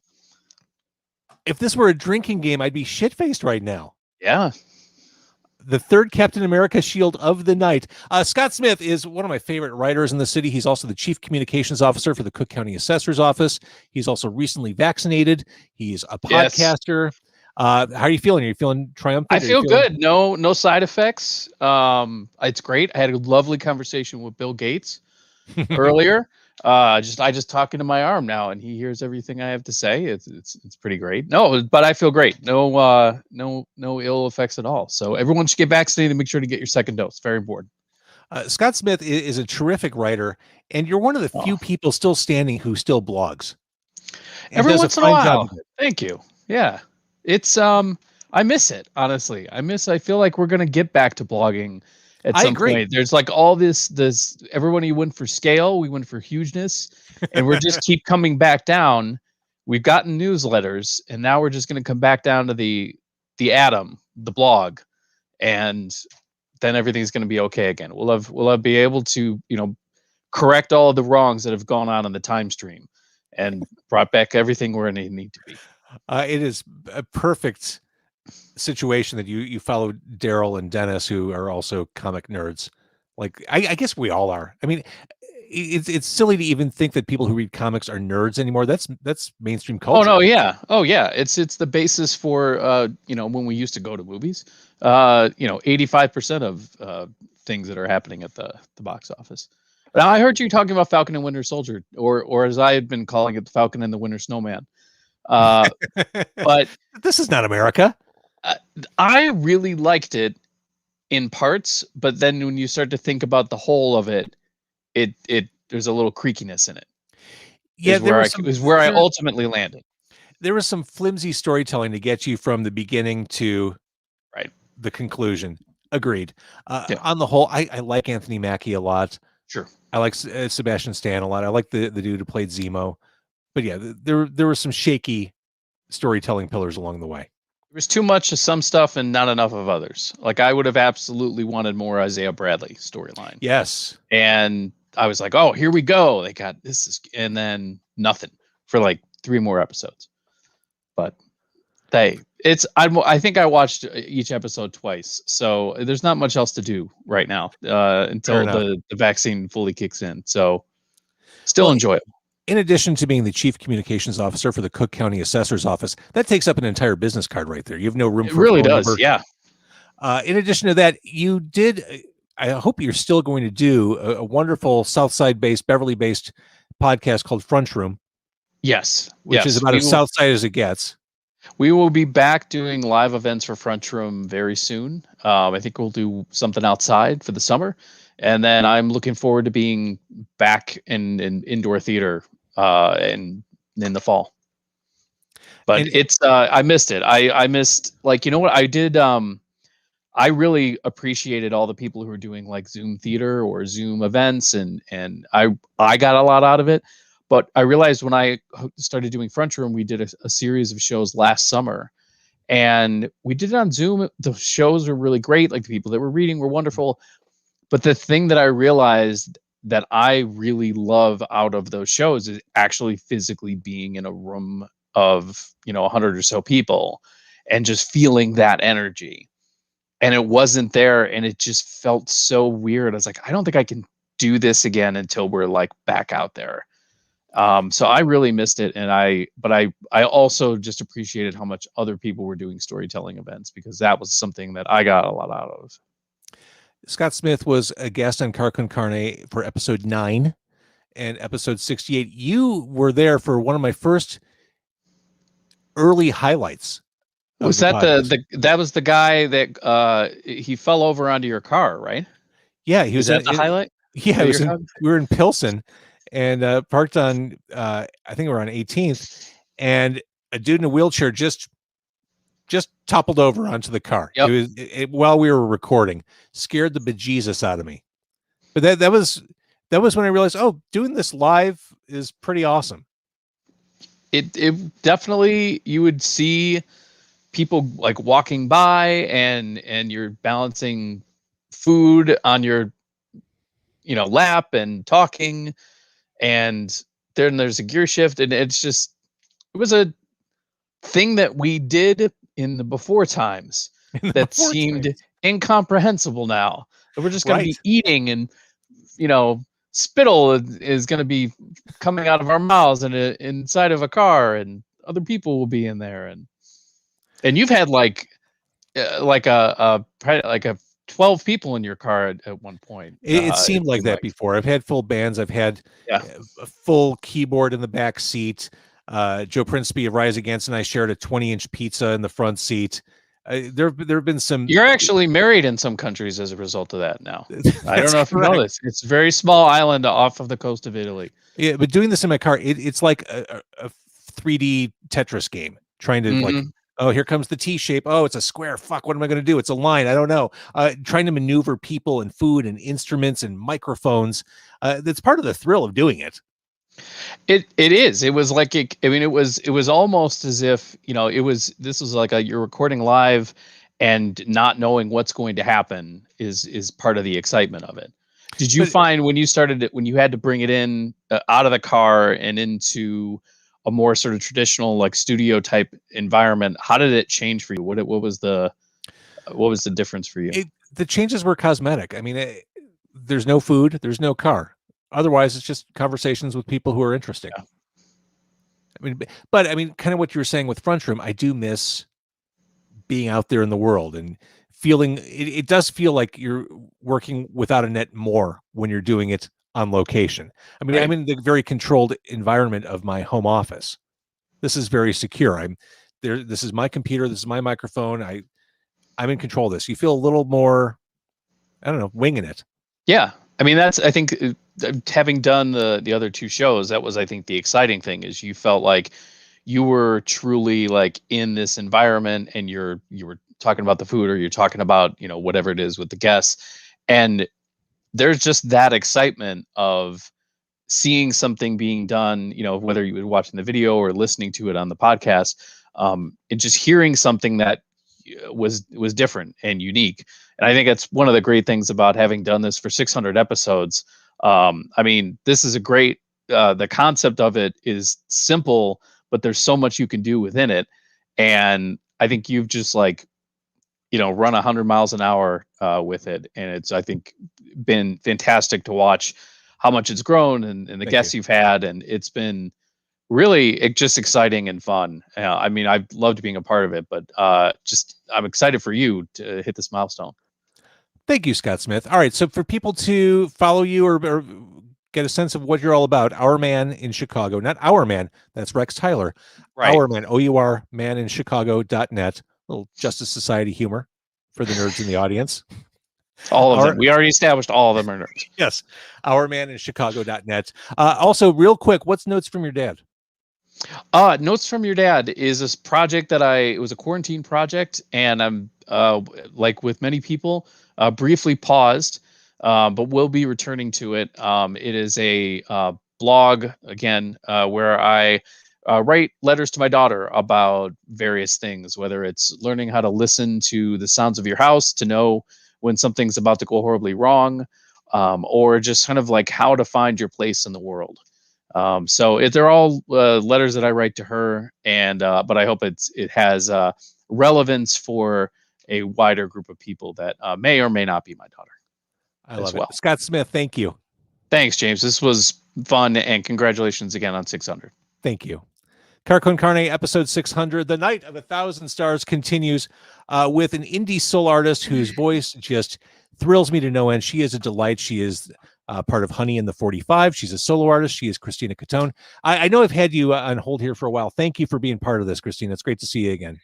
So good to see you, and congratulations. I'll be the 600th guest to wish you congratulations on Thank your you. 600 milestone episode.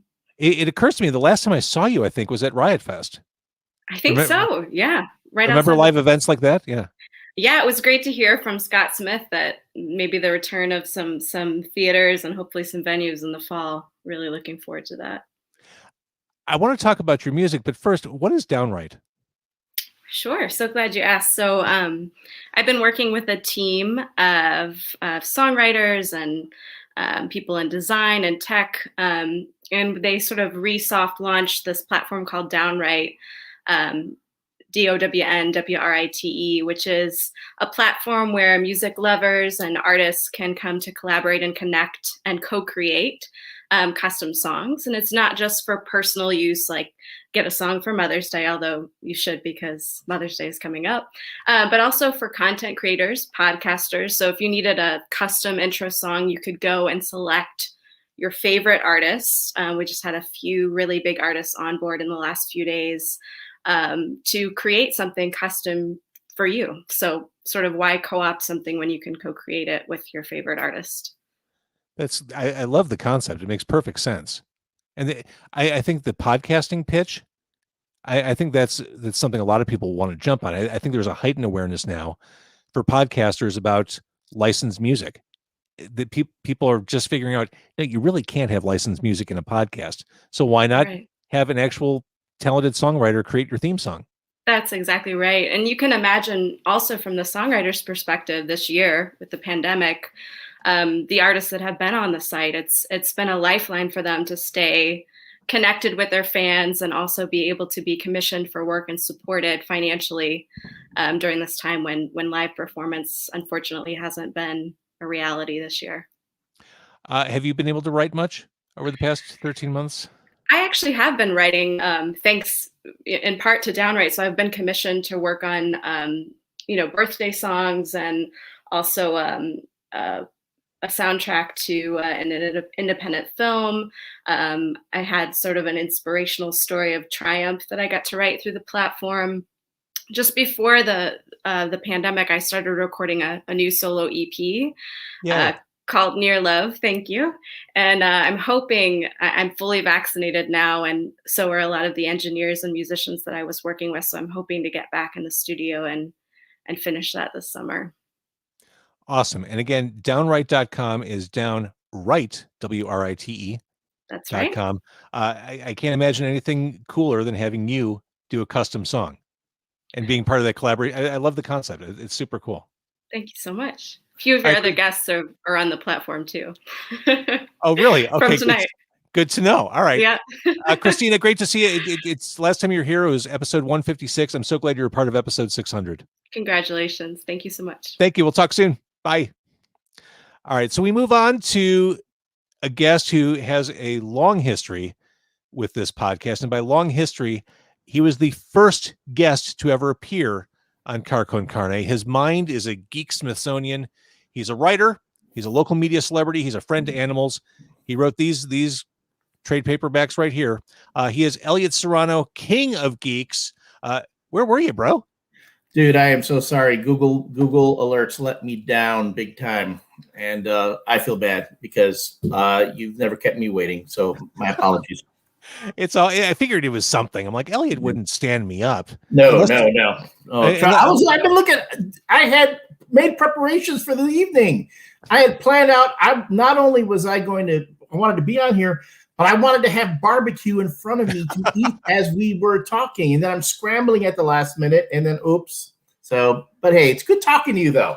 I mean, it's been a while, my friend. It is. When I reached out to you, you said, "Oh, it's been a little bit. I've been waiting for this." And I thought, "Oh shit, it has been 599 episodes." And it was the very first one. That was you were number one.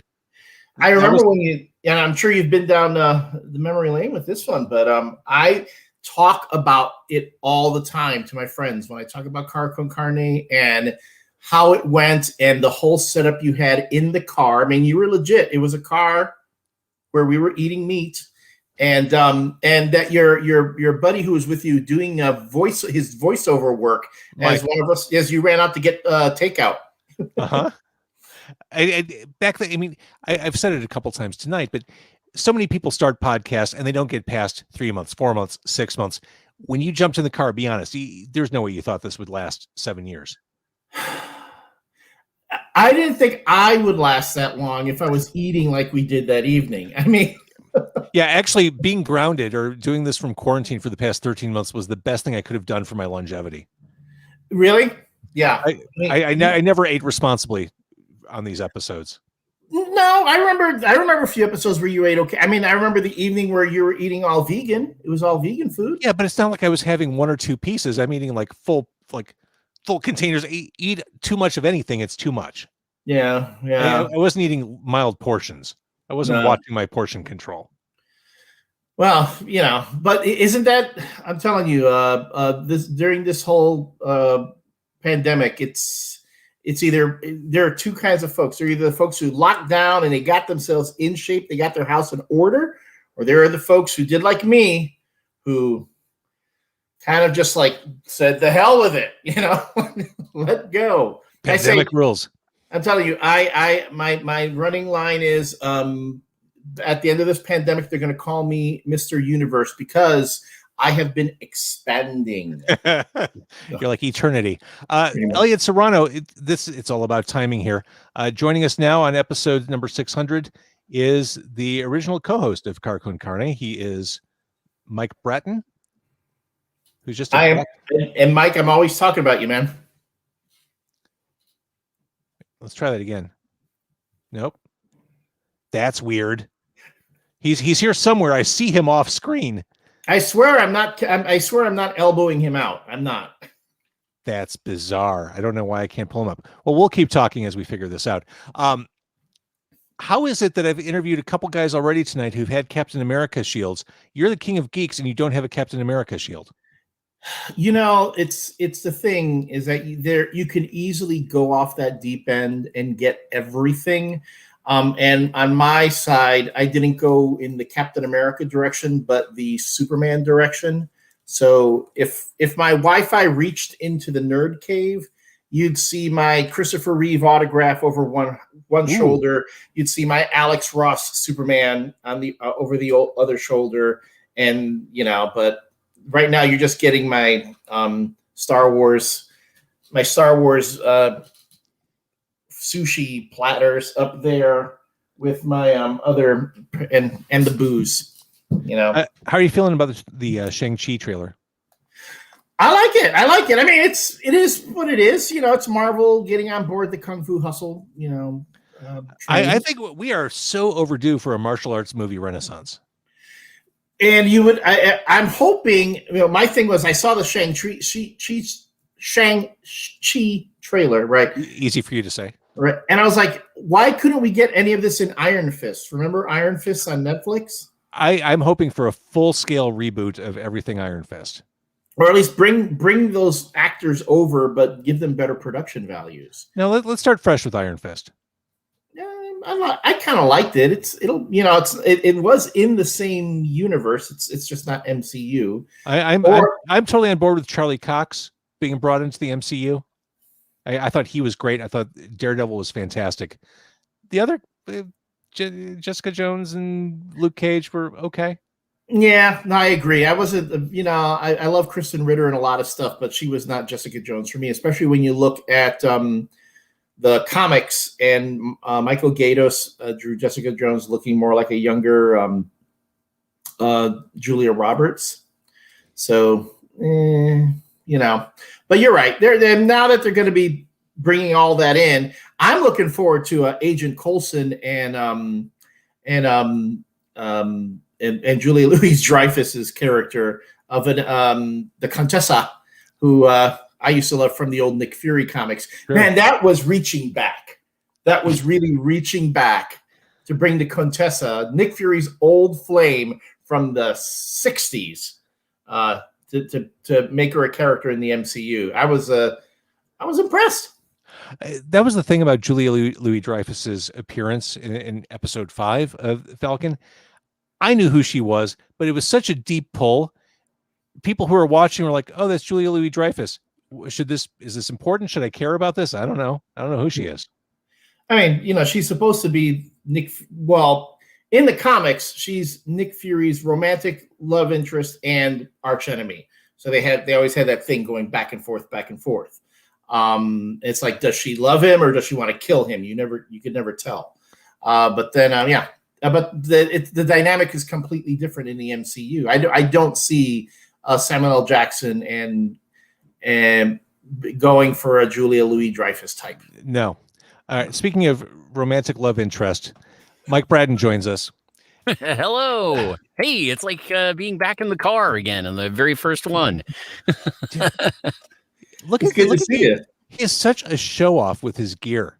Oh, please. I mean, I just have this microphone and another one up here just slightly out of view. So no big deal. He's incredibly well lit, incredibly handsome. But the audio quality, I mean, I'm done. I'm going to fold it up right now. There's no point in carrying on. Oh, please. Oh, please. Thank you. I appreciate that. No, now that is influencer level lighting right there. I don't even know what that means. I mean, I kind of sort of do, but I don't. Are you ring lit? Do you have a ring light? Yeah, it's just like built into the camera. There, now I can turn it off. I have like everything is on the screen all at once, and so that just is like blindingly, white lit on my face, and then the camera just automatically turns this thing on. So I forgot to turn it off. See, I have to keep my ring light above me. Because I learned when I got one, it reflects in my glasses. Yeah, that's this. You're seeing like my entire screen, reflected off of here. So if you want passwords and stuff, just zoom in. Well, I'm going to read you a scary story now. Ooh. All right. So Mike Braden, you were the co-host and co-founder of Car Con Carne 7 years ago. Yes, indeed. I just asked Elliot Serrano, who was our very first guest for episode number 1, if he ever imagined back when he was in my car back then, this podcast making it 6 months, let alone 7 years. I was surprised we made it downtown, honestly, but well, we had the really poor idea out of the gate to record while driving. Yes, we quickly adjusted to recording while stationary.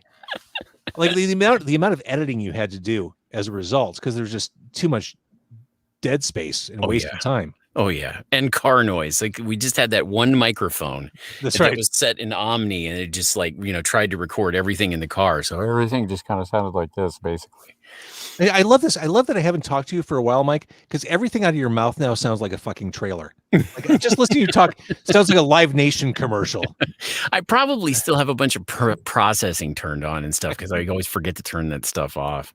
Let me see. Hang on just a second. Hold on. Let's see if this changes anything. Can you say Kansas is playing at the McHenry State Fair or McHenry County Fair? Kansas is playing at the McHenry. Oh, so you took the processing I turned the processing off. Do you want it back on? It's back on now. There you go. Hello. Come see Kansas.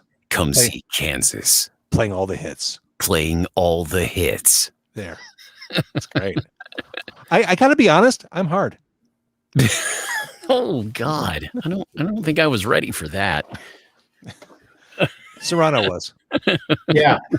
I should have been prepared. I should have been more prepared, honestly. We're running the gamut here as far as sound quality. I mean, here I am just working off my computer with no lighting. JVO's got his, mood going there. I gotta tell you, I'm wearing this Irish linen shirt that I've had forever. I don't even know if I like this shirt. It's like the lightest weight thing I own. I have no ventilation coming into this office right now. I'm so warm and uncomfortable. all I want to do is crack a window, but I'm afraid of ambient outside noise. I know the feeling. I am currently like if I push my camera ever so slightly over here, you'll notice the. Wait, we're in the closet. Yes, I was wondering what all that was. I have it, well disguised with my big heavy soundproof blanket here. But if I roll back the curtain, there's bags and like some dirty bike shorts and shit hanging on the back of the door here. So, you had me in dirty bike shorts.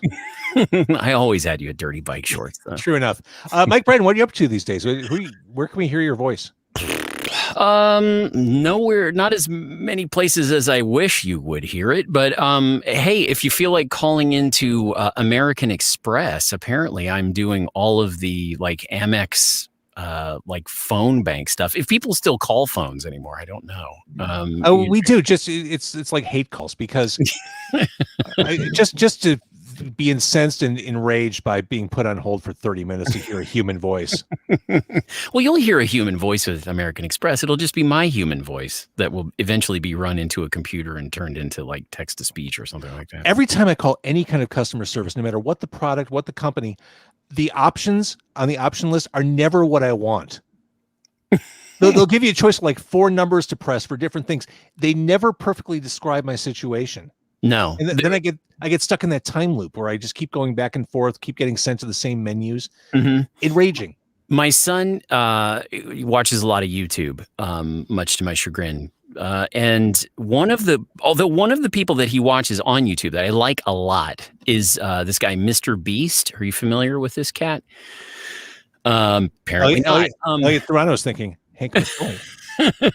So Mr. Beast is like this. He's like this mid-20 something multi-millionaire thanks to YouTube, and he also happens to be like a philanthropist, which is crazy at his age.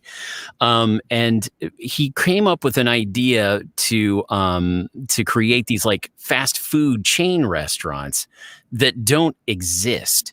So he has like this menu that he's created, and then his idea is to ship it and sell it as a concept to either like to kind of like those like online only restaurantless kitchen kinds of things, or to restaurants that don't have, especially during the pandemic, that didn't already have a ready to go like to go menu or anything. And so he would sell this idea, and it's like simple. It's just like 3 or 4 burgers, a couple of sandwiches, some French fries, and like some shitty cookies and stuff like that.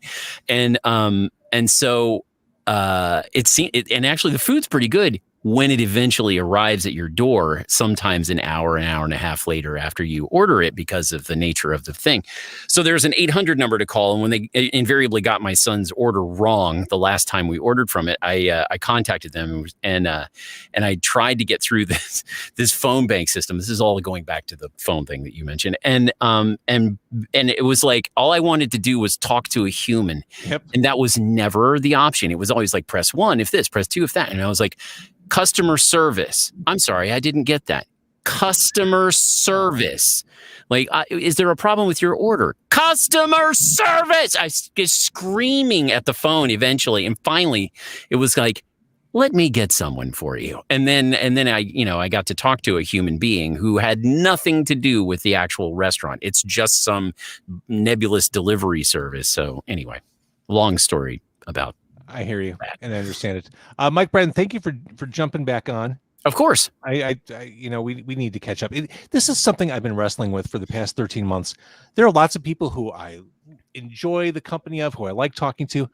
I have not been conversational at all outside of this podcast. Like, I haven't really wanted to have many conversations. Like, I've had nothing to say. It's like when you're stuck at home 24 hours a day, I have nothing new to offer. It's like, well, I watched this movie on Shudder last night. I felt kind of tapped out conversationally. I've seen the same episodes of Breaking Bad like 55 times now. So my point is, like, I've had a hard time communicating outside of this podcast because I lost the will to chat. But that includes you. Like, I feel like I've lost touch with you, just not out of disrespect or disinterest. I just have not been. Well, same. I mean, everybody is in like complete self-preservation mode for the last year and change. So, it makes complete and total sense. I take no personal offense at it because I barely stay in contact with people when things are good. So that's true. When the world goes, other than like sending you random, like, oh, the world is ending again text messages, I don't really talk that much to people. The pandemic was like simultaneously horrific and awful and kind of good for people like me, honestly, because I just am quiet and just stay at home anyway. So, that's gives me an excuse to just sort of like, I get to be the hermit I've always wanted to be. I really need to keep the processing on whenever I do. Absolutely. All right. I'm going to cut you guys loose. Okay. Elliot, thanks for jumping on. Great to see you. We'll do it sooner than another 600 episodes next time. Counting on it. I promise. Mikey, we'll talk soon. God bless. Thank you. Nice to see you. Thanks, guys. All right, joining me now, one what a delightful musician and songwriter he is. He is David from the band Fort Francis. This album right here, oh man, the front page of the modern age. I love this album. I love all of your stuff. Fort Francis is a fantastic band. Fantasy of Youth. I can't get enough of that song off this one. James, it's good to see you, man. It's great to see you. We were having regular coffee dates before before the stand. I miss those. I miss those a lot, man. Too. Fort Francis has been trickling new songs into the world over the past 12 months. Yeah, we have. We're staying busy too. I think in like 2 more studio days. We've been recording. Do you know Shirk Studios in the Ukraine? It's like at Chicago and Ashlands. Do you know that spot? I'm sure I do, but not right now. That's where we're not right now. You're like, listen, this year I don't know anything. I don't know any of this place. I don't even know what day it is, David. It's all a fucking blur. But we're recording there, and I'd say in another 2 studio days we'll have a full album recorded and close to mix. Wow. Yeah. So it's been fun. It's been kind of crazy. Like, it's mainly been Aaron. You met Aaron. He was in the backseat of a car with you. Whatever episode we were on, outside of a very delicious taco spot. You realize that's my social life now. I only meet people in my car. Which like, I don't go to bars. I don't go to parties. If I want to meet someone, it's in my car, and it's usually mic'd up and there's food. Yeah, and it's good that you included it's mic'd up and there's food, because if you just said I only meet people in my car, it's like, it's kind of creepy, you know. Yeah, a little bit of a creep. As a standalone is a straight like. But you met Aaron, but yeah, so it's been Aaron and me, and it's crazy we've been doing the whole like recording with face masks. Like while we've been doing this, it's really wild to try to communicate. Because so much of anything that we do, including what you do, anything we do, you got to give the positive sort of reinforcement of smiling and be like, that was a great take, or that was a good, and it's really tough to do that. So you kind of have to like remind people like, that was awesome. That was like so good. I'm really happy. 100%. Yeah. But it's been really fun. And I'm really, really psyched about the new stuff. Well, in the meantime, I do strongly recommend this album.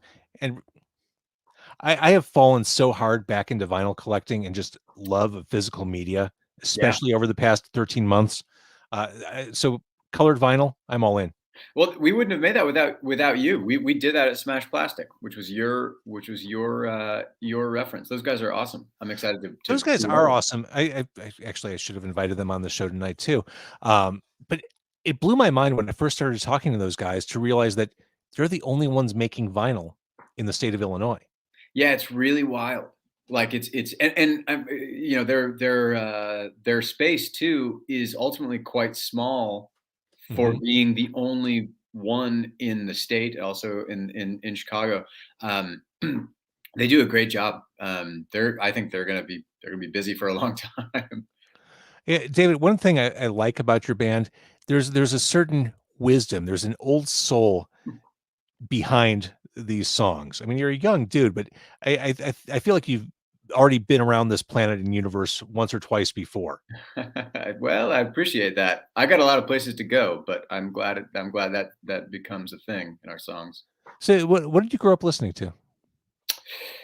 Honestly, I grew up like really loving like the Michael Jackson and the Jackson 5. Like that was my thing. Like through elementary school, this is my thing. Like the first thing I ever performed, like my first on the stage experience was dancing. I learned the moonwalk, and I did. In second grade, I did Smooth Criminal. In third grade, I did Black or White, maybe.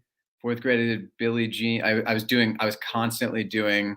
I was listening to Michael Jackson, and then like growing, and then when I actually developed like kind of like rock musical sense, I was a huge Nirvana guy and big Beatles guy, and also really, really into Dylan. Okay, there it is. In my head, I'm like, well, maybe he grew up listening to Tom Waits and Warren Zevon. But there it is. Man, it's great you meant like not enough people mention Warren Zevon in their first breath of like, what did you listen to? Like they don't, and I love Warren Zevon. Like, actually, the night before I graduated college, I went out with like my senior like seminar professor, and we did shots of tequila and sang Werewolves of London karaoke. I love, and that's like the Zevon staple. But I have a really good friend. I'm actually going to send you this book, who wrote a book solely about like Warren Zevon's impact on rock music. And I'd love to read that. He dug really deep, like interviewed Warren's family and all. Like I've always been a Warren Zevon fan. I think it's The Wind, right? That's the record he recorded. I think it's the name of it right before he died. Like I think so. It's The Wind. I love that record, and I like that too, because like he was, he was diagnosed with a terminal illness, and he was like, "What am I going to do? I'm just going to write a bunch of songs and make an album," and it's so good. I'm going to send you that book. Awesome. It's really, really good. All right, David from Fort Francis. The most recent album is this one right here, the front page of the Modern Age. There's more music to come. I'm a fan of your music, and I love our conversations. Yeah, man, and congrats on 600 shows. I'm honored to be a small part of them. Well, thank you. And you were a previous guest on episodes 225 and 349. Nice. For those keeping track at home. Brilliant. All right, David, I'll talk to you soon. All right, take it easy, man. Thank you. It is Car Con Carne, episode number 600, Night of 1,000 Stars, or at least like 25. Night of 1,000 Stars, sponsored by our friends at Siren Records, McHenry, where I will be this weekend for a lot of reasons. I love going there. They're curators. This is something that just bugs me in life. We don't know who the curators are. Everything is sent to us and delivered algorithmically. Computers tell us what we might like. I miss human curation. I miss a trusted voice saying, "Oh, you like this? You're going to dig this." That's what Siren Records is to me. I can walk in there and say, "Hey, I just heard this song." And they'll say, "Oh, but have you heard this band from Belgium or this band from Oklahoma? You'll like that too." I love in-person, real, honest-to-God curation. And they're great at it. It's like going to see friends every time I go to Siren Records, McHenry. Speaking of friends, it's Amy Guth. Hello. Hi, Amy Guth. How are you? Look, you've got a totally pro setup, which doesn't surprise me, as you are a professional broadcaster and podcaster, hosting the Daily Gist for Crane's Chicago Business. That's right. I've been sitting right here doing that for a year, right here in this seat. It's a very natural fit for you. Well, I mean, I got to say, like moving broadcast to my house has changed my life, because I got hours of my day back instead of like popping from one place to the next and doing all these different jobs. I'm like, oh, I can do lots of things now. I can work on all kinds of stuff. So yeah. When I realized I could record radio shows or do radio shows from home, my thought was, well, should I laugh all the way to the bank or should I stop halfway through? Not quite there yet, but yeah, it's something like that. Yeah, an earlier iteration of that. Yeah, we've adapted, and it's been an interesting year, and I think we've all learned a lot of stuff.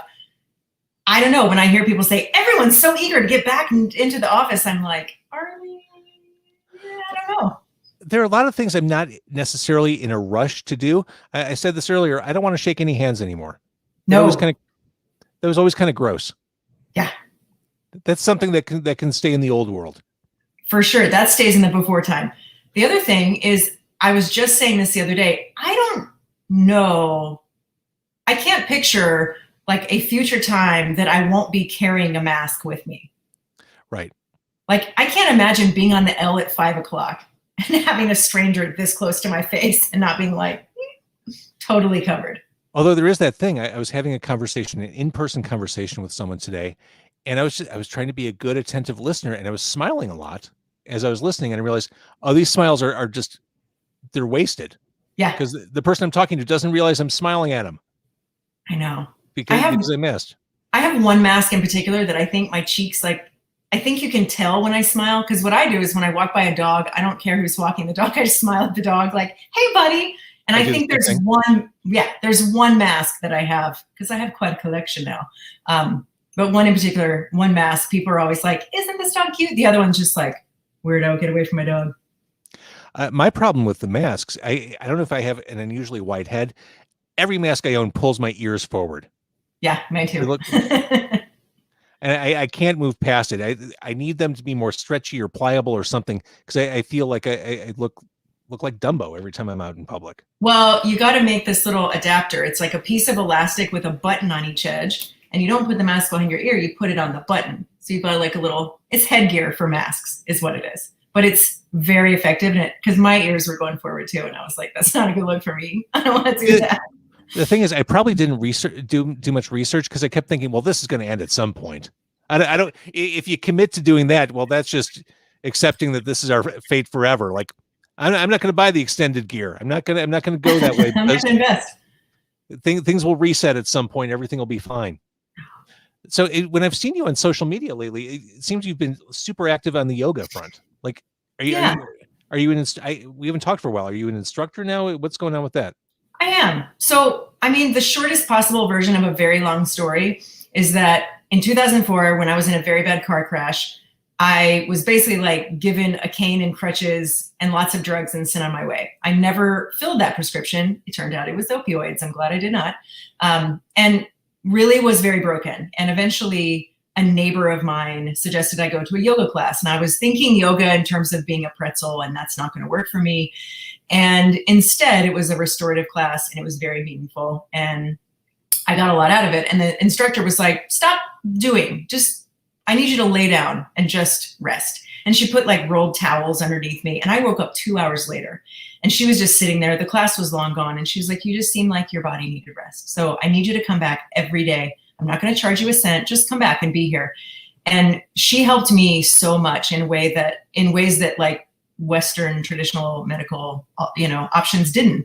And I decided right then and there that eventually I'm going to get the credential and become a yoga instructor, because not to make a career change, but because I want to be that person for somebody who comes into my class needing that. And so, yeah, I am a yoga instructor, and I teach a couple classes a week, and it's lovely. And I think people go, how do you do that? And also journalism. And I'm like, I do journalism because of that, because otherwise it would be like a really stabby time to be in journalism, truly. I was talking about this with a few people tonight, but I think there are a lot of things we've learned or done over the past 13 months that are worth taking with us to the future. For sure. Like, it wasn't all bad over 13 months. I think we learned to do things in cool or different or innovative ways. Is there anything, besides being able to do your radio or podcast show from home, what will you take into the post-vax era? Well, I had a chaotic childhood. So actually chaotic stuff is where I'm like a Viking. So I'm like all good in that. Like, oh, I know how to keep myself safe and sane in this. I think the level of autonomy that I felt has been huge. I'm taking that with me for sure, where I have a little more control over my day and able to tackle things that have been on my to-do list a long time because of just like time. Things like were flying by so quickly. And I think the past couple of years went by so fast. I think, honestly, had the pandemic, not that I'm grateful for the pandemic, but had it not happened, I don't know how much more I had in me. I think I was like really running out of steam in a big way and trying so hard to just like move the needle and move things forward in a way that I wasn't able to do. And because I was absolutely wiped. So I think what I'm taking with me is a little bit of a wake-up call and a little bit of a like, hey, when you have a sense of autonomy and you have a little more control in your day, you do things like, rest. You do things like sit down and think about the answer instead of like always running on reaction. So I think that's even the bigger thing that I think a lot of us got a chance to think about what we wanted to put out in the world and not just be in a constant state of reaction. And I think that's been really big. What about you? Same question, right back at you. See, your answer is so much better. I don't even want to follow that up. Come on. For me, it's just the idea that there are no hard and fast rules of how to do shit. Yeah. Looking at this podcast as an example, I did it in my car for 6 years. It doesn't have to be in a car. Yeah, it's in the name, but you can try different things. There are no sacred cows. That's right. So, mine is far less, I don't know, enlightened than yours, I guess, but no, I don't agree. I think that the permission to be experimental is extremely enlightened and extremely huge. I feel like the stakes were so high on everything. No one was allowed to make a freaking mistake before the pandemic. And now we're like, yeah, I'm going to teach a yoga class on Zoom. And if internet craps out for a minute, everybody be cool. I'll be right back. You know? Right. Like nobody had that kind of grace pre-pandemic at all. And even, I mean, I was thinking about the other day, remember when the guy was on the BBC and his kid came in the room and then the other kid came in the room and then the wife comes in with like her pants down? That was such a big scandal. And now, like, that's every Zoom you're on, right? Some naked kids running through the background, or like a cat showing you his asshole or something's happening, right? Like it's made us so much more human because like you could be a big bully at work and be super intimidating with like really fancy suits and whatever. But like if your cat is showing me his butt and your toddler is trying to pee on the floor behind you, you're not such a tough guy. And we have to deal with each other as human beings. And I think that's huge. That's the equalizer right there. Naked toddlers. All right, Amy, thank you for doing this. Always a pleasure. Anything for you. All right, we'll talk soon. Thank you. Absolutely. Amy Guth, everybody. Episode 600. Moving on to a perennial favorite here on Car Con Carne. He is your mom's friend. He is Herb Rosen of Liars Club. I made it 2.5 hours without a mom joke, and here we are. Yeah, I came up with very little. I'm in Louisville in an Airbnb, and it's my girlfriend's birthday tomorrow, and we're down here doing like distillery tours, and we're going to Churchill Downs to see the horse races tomorrow, just for something to do because we're vaccinated, and we're like, we got in the car and we went. So I'm in Airbnb trying to take a nap because we've been drinking at distilleries since like 9:30 this morning, and then I'm like, I don't know what to put for my name, but that's what you get. Your mom's friend. Who do you got there? I'm doing this on my phone, obviously, too. I have 8 chins. No, you look svelte. Dennis Buckley of 88 Fingers Louis says, "This man is sex." That's the comment we're currently displaying. This man is sex. Hey, hi, Dennis, with 1 S and 1 N. But how are you? And congratulations. I thought maybe you'd hold out for 666, but that's almost as bad as the mom joke. So I don't know. It is. You're unusually loud, but that's fine. I don't. Okay. Even for me. Even for Herb, you're a little loud, but that's fine. But you bring up a good point. 666 should be something awesome. Like, I don't know if I should talk to the Church of Satan for that one, or like if I should like go all in and try to get like John Carpenter or like something cool for 666. That would be pretty cool. John Carpenter would be super cool, and just have him play music, no interview, just have him play. Like I love a couple live shows. He does all that wild like synth stuff. That's pretty cool. His Lost Themes albums are awesome. Like his movie themes that weren't in movies. Those are great. Exactly. I will stand on record, man. That Escape from New York soundtrack is the gold standard for movie soundtracks. Yeah, amazing. Absolutely. The last time, this is like probably a decade or so ago now, I was in New Orleans, and Jay Younger, who was like the original guitar player of Rights to the Accused, he was living in New Orleans at the time. I went and visited him, and we met at some bar at Christmas Club, and I was like, what are you working on? Like, he goes, I'm remixing soundtracks from 80s horror movies and putting them on like double vinyl, splatter, purple colored vinyl. And he was working on the soundtrack from Chud. Do you remember Chud? Cannibalistic humanoid. Yeah. Cannibal humanoid underground dwellers. Yes, exactly. I'm like, wow, that's way cooler than anything I'm doing. I was like, all right. Well, the soundtrack market, there's Waxworks, Mondo. They're doing all those reissues. Like I just spent like $45 on the Rob Zombie movie, the Lords of Salem. Sure. Well, it's like a nerd. There's a nerd niche of a nerd niche of a nerd niche for that shit. It's good stuff. With so many labels and so many people pressing vinyl now, you kind of need a hook. You need to, if you're an independent label, you need to have something. You need to offer something different to the world. Yeah, I agree. Here's my record again. So, how's everything going at Liars Club? And you guys have been fighting the good fight throughout the past 13 months. And I know it's been hard. Yeah, we we did like over the summer, we did the Barracuda Bar out back, and just we're squeaking by. I think we're going to get a little bit of government help this next round of stuff. It looks like, so that could be cool.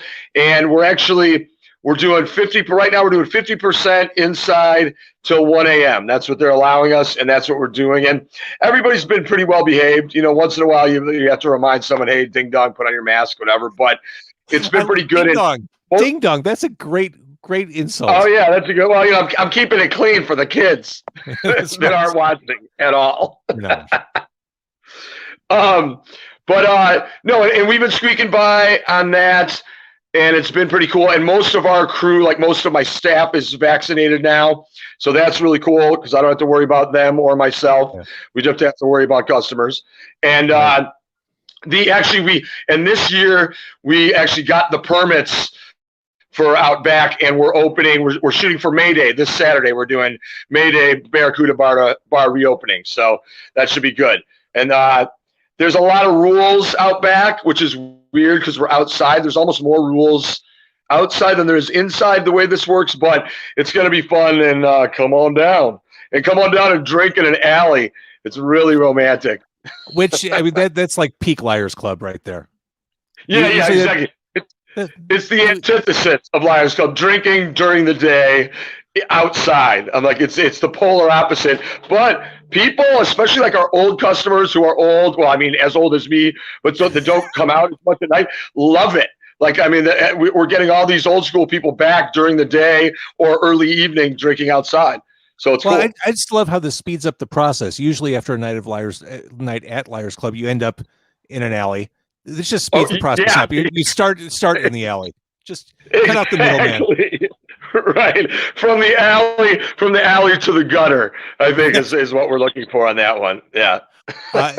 Liars Club it's the coolest place in town. We love having you on, Herb. Thank you for shouldering an entire show by yourself a couple months ago. That was fun. That was fun. For a minute, we entertained the fact that was really going to take off my podcast career. And then Lucas let me keep that fancy podcast mic. And we were down in the office last week. He goes, are you using that? And I'm like, I used it one other time, but since you're a podcaster now, you're welcome to have it back. But no, thank you for everything. Always being cool and keeping things fun. And it's cool. 600 shows and every night. And yeah, it's a good thing, man. Thanks so much. Thanks, sir. And I do want to say before you go, that live stream you did, the Katie's Kids live stream, that was one of the most solidly entertaining, well-produced moments of the past 13 months. I loved it. And thank you so much. We had so much fun doing it that I was kind of like, there's no audience, blah, blah, blah. I mean, that was like the funnest, hands down the funnest night of the winter, if not the last year or whatever. Yeah, exactly. I loved it. As it was happening, I was texting tonight's producer, Giorgio Reyes, who I work with, and other people saying, oh shit, Liars Club figured it out. We're doing everything wrong with live streams, because it was just really creative and engaging, and I loved it. So nice job with that. Thank you so much. We did one for my birthday that we had some technical difficulties, but it was a similar format, and we've got some other stuff coming up. And even when we're open, we're going to start live streaming shows for people that still aren't comfortable coming out. I love that. So look for that in the future. Awesome, man. Right. Have fun in Louisville. Thanks. Great seeing you. We're gonna go drink bourbon in Louisville. There you go. Talk to you later. That man is all charisma. He is like 10 pounds of charisma in a 5-pound bag. That is Herb from Liars Club. Always great to see him. This right here is episode 600 of Car Con Carne. It is Night of 1,000 Stars. And we go now to an old friend. It is Dan Wade. Nice to see you, Dan. Hey, James, what's up? Dan is a solo musician. You may also remember him from this band right here, Treaty of Paris. We were supposed to do a Car Con Carne episode together. First of all, you were on Car Con Carne back when I did the Taste of Chicago live remote, episode 67. We were supposed to do a podcast around the Treaty of Paris show at Cobra. Yeah. At the end of 2019. I was sicker than I've ever been in my entire life that week. And I remember. It kills me to this day that I had to cancel.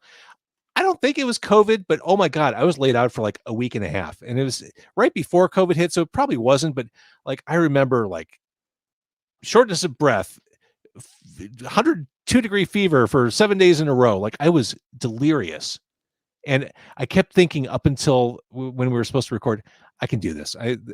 We can make this happen. I can do the Treaty of Paris thing. I remember that. Yeah, I think it was like the day of the show, and then finally you texted me and you were like, "I'm so sorry, I'm not going to make it. I'm near death." And I hate canceling stuff like that. And of course, it's not like Treaty of Paris plays every weekend. It was like a rare and wonderful thing. It was like Brigadoon reappearing. I don't want to miss that. It's a big event. But anyways, it's great to see you now. Great to catch up now. You just played a show at Fitzgerald's? Yeah, I played with a new group of friends. We were calling ourselves Punk is Dad. Because you all have hits of gray hair and beards, and we're at that stage of life now? Yeah, that's the idea, and it's I think, and a lot of our friends, they want to go hang out on patios and see live music versus going to see live music in venues is not something you can do right now. But when the pandemic is officially over, whenever that may be, I think a lot of our friends like the idea of going to see a daytime matinee outdoor show on the patio, hearing all their favorites. Maybe they can bring their kids and stuff. So we did that.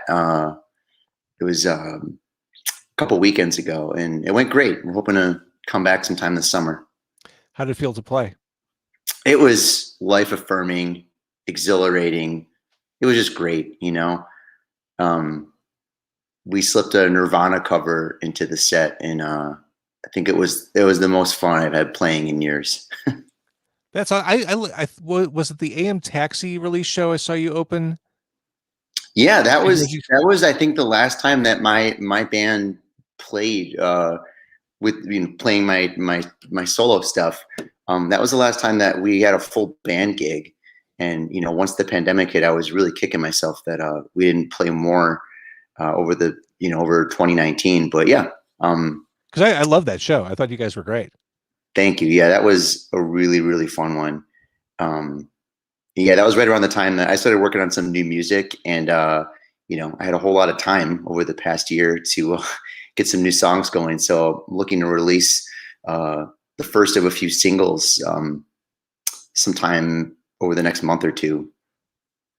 And one thing that we all know you as a musician, you're also a tremendous graphic designer. I love your visual style and sensibility. You are the visual force behind Riot Fest. And I know you can't talk about anything related to Riot Fest other than the fact that it's happening. It's happening this year. It's happening next year. Details are forthcoming. I'm not going to press you because it's not worth it, because I'm not going to get anything out of you. Right. Yeah. Well, Riot Fest is, what I can tell you is that we're very busy, and we're plugging away, working on, all things 2021, and now also working on some 2022 stuff, which has all been announced. So I'm not, I'm not saying anything that's going to get me fired or anything. And did I read this correctly? You all stayed on during the pandemic? Yeah. Our boss, that's fucking awesome. Our boss kept us all employed. I mean, we were actually very busy. We did a bunch of live streams. We did a couple of merch drops, tons of contests. We did a coloring book, an activity book, just a bunch of fun, everybody stuck at home quarantine type of content. So yeah, we stayed very busy, and we also stayed employed, which I know we're all super grateful for. Yeah, it's no mean feat. I mean, a lot of us this time last year, all careers, all industries were wondering, is the other shoe going to drop? Am I right? Is this what I'm going to be dealing with? Is unemployment my reality for the foreseeable future? So that's pretty every awesome. Every day I woke up like, okay, this is going to be the day I get that email. And thankfully it did not happen. I love it. Well, my love and adoration for Riot Fest is no different from everyone else's. It's Mike posted something about Riot Fest return, and he summarized it in exactly the way I would have summarized it, basically talking about how it's all different generations coming together, going stage to stage. I mean, one of the biggest thrills I had at the last Riot Fest in 2019 was going there with my teenage son. and bouncing from stage to stage with him and turning him on to artists and him saying, "Oh, you should check out this band that I like." I mean, that's the vibe. Yeah, that is the best part about it for sure.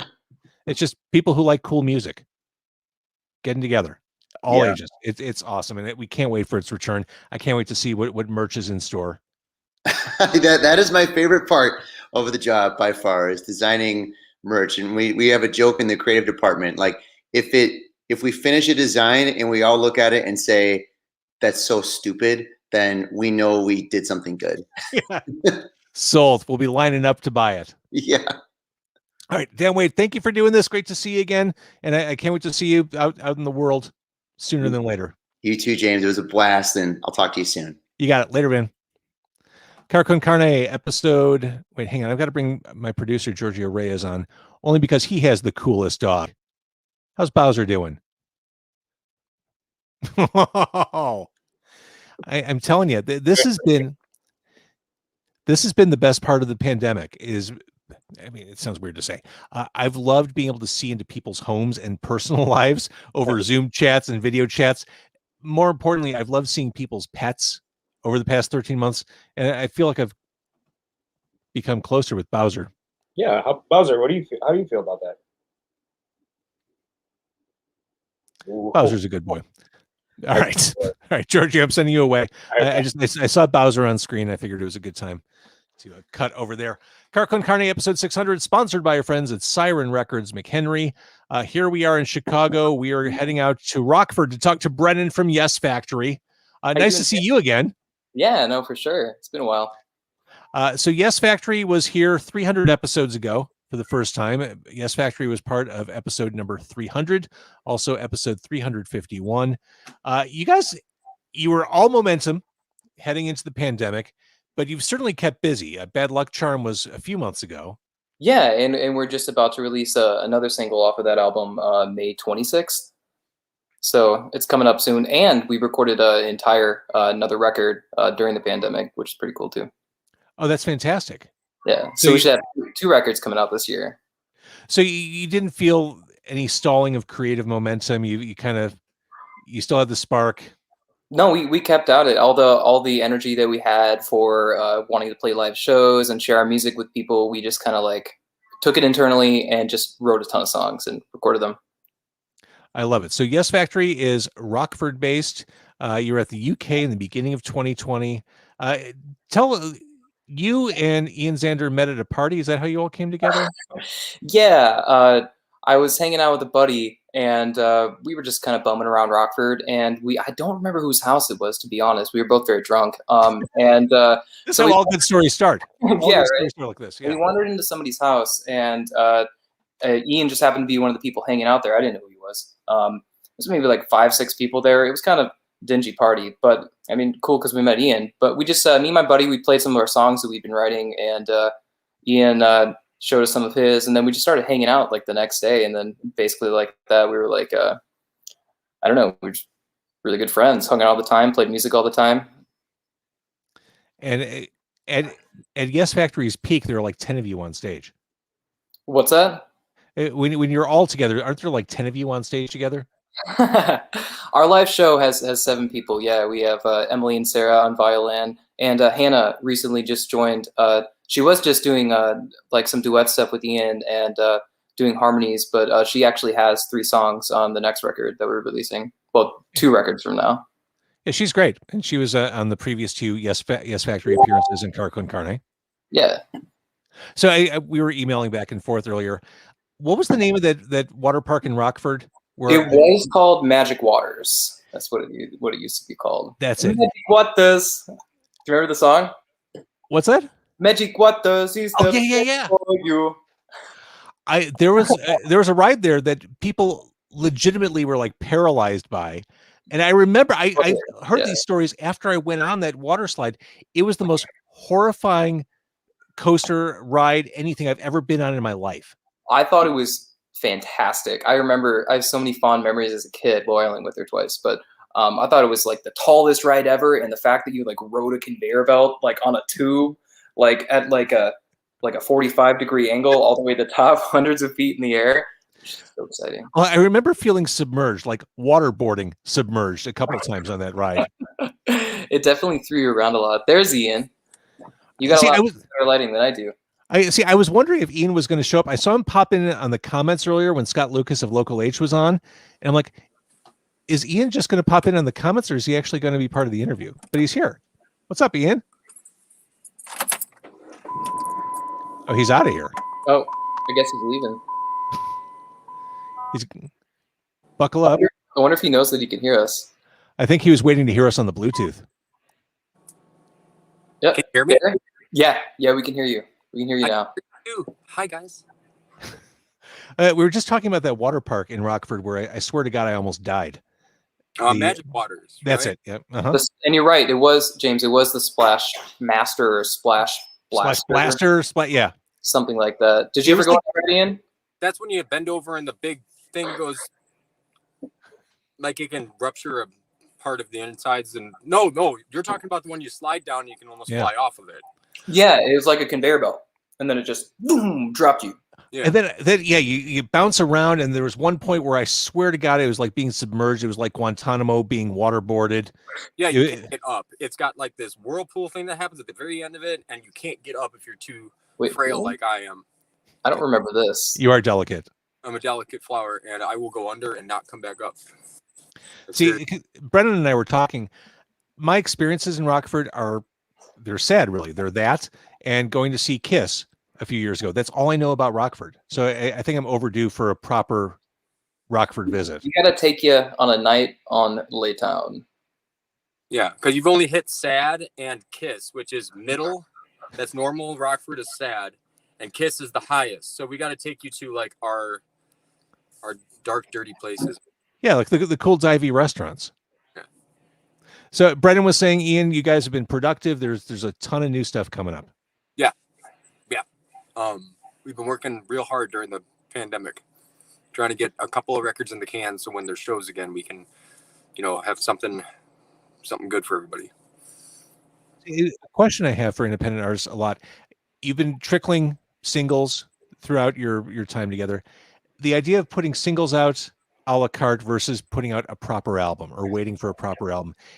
I don't know that there's one surefire formula either way. And I think everyone's still trying to figure out what the best approach is. Alanis Morissette did figure it out, and I want to be doing what she did. She released a single, and had the record in the can, and all of the singles did really well, and then off the record went.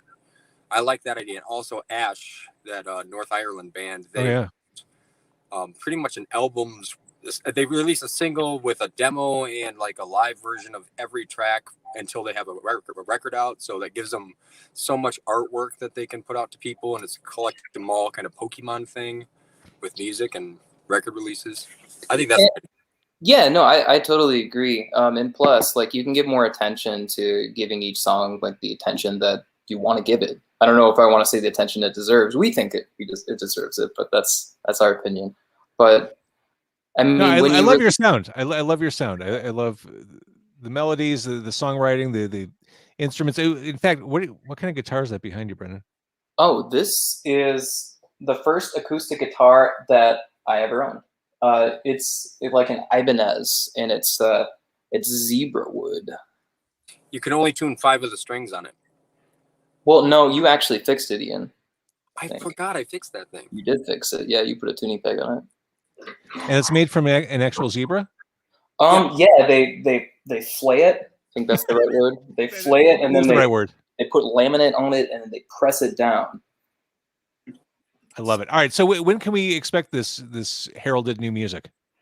Well, the 26th of May, you will hear our next song, "Looking Glass," it's a single off of our next record. The rest of the record should follow within the following months.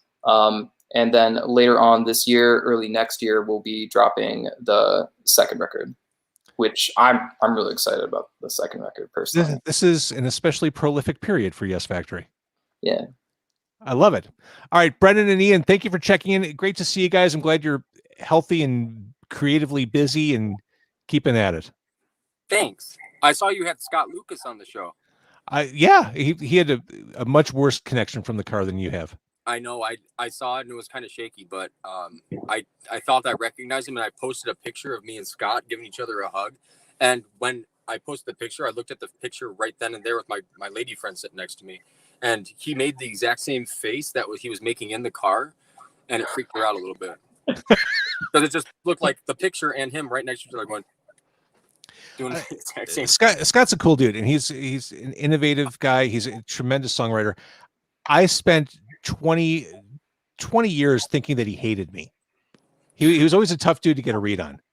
Very, but like I thought he hated me too. And when my past band asked if we could open up for them, he was like, "Oh yeah, of course, why not? That'd be great." And he turned into a totally different, like in my opinion, I thought he was totally standoffish, and he all of a sudden opened right up to, "Oh, you guys do music too? Hands on the Bible, man! Click."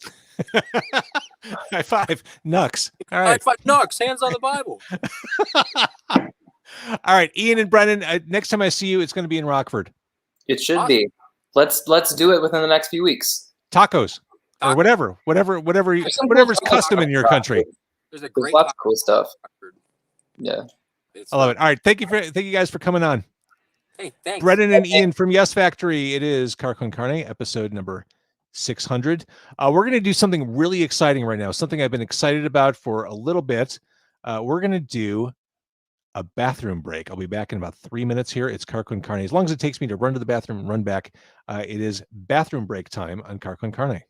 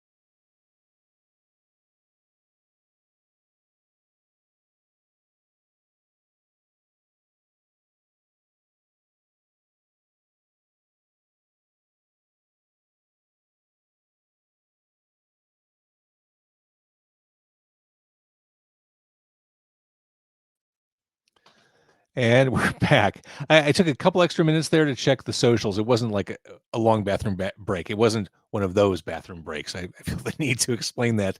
Welcome to episode 600. It is the night of 1,000 stars, or something slightly smaller than that, but still magnificent. We're maybe just past the halfway point. Maybe. I want to thank Yes Factory for just checking in. And now we're getting local AF, as they say. I got to kill the bathroom break picture. Bob Sherito, he is a journalist. He is one of our best here in Chicago. You've probably read his stuff on Block Club Chicago. Nice to see you. You doing all right? Yes. Hi, James. Nice to see you. You're always in the thick of things. I see your byline everywhere. Every big Chicago story, Bob Sherito is there. It's been busy. It's been busy for the last, probably 18 months for sure. And then even the last 4 years. But especially the last year, it's been really crazy. I mean, are you just sitting in your home office with the police scanners going and the internet rolling, just waiting to pounce on something? Well, I don't have the scanners going at home. Usually when I'm home, I could use a little break. But it seems like every time something big happens, I'm alerted somehow, whether it's somebody calling me or texting me, or usually that's how it happens. So. You've covered everything. Where do we go from here? I mean, Chicago, with everything that's happened lately, we're in a tough spot. Yeah, I think a lot of people have to take a deep breath and maybe stay off of social media 24 hours a day as well. It seems like that kind of just makes people angry, and there's a lot of arguments that don't get solved, and it just kind of adds to the tension, it seems like.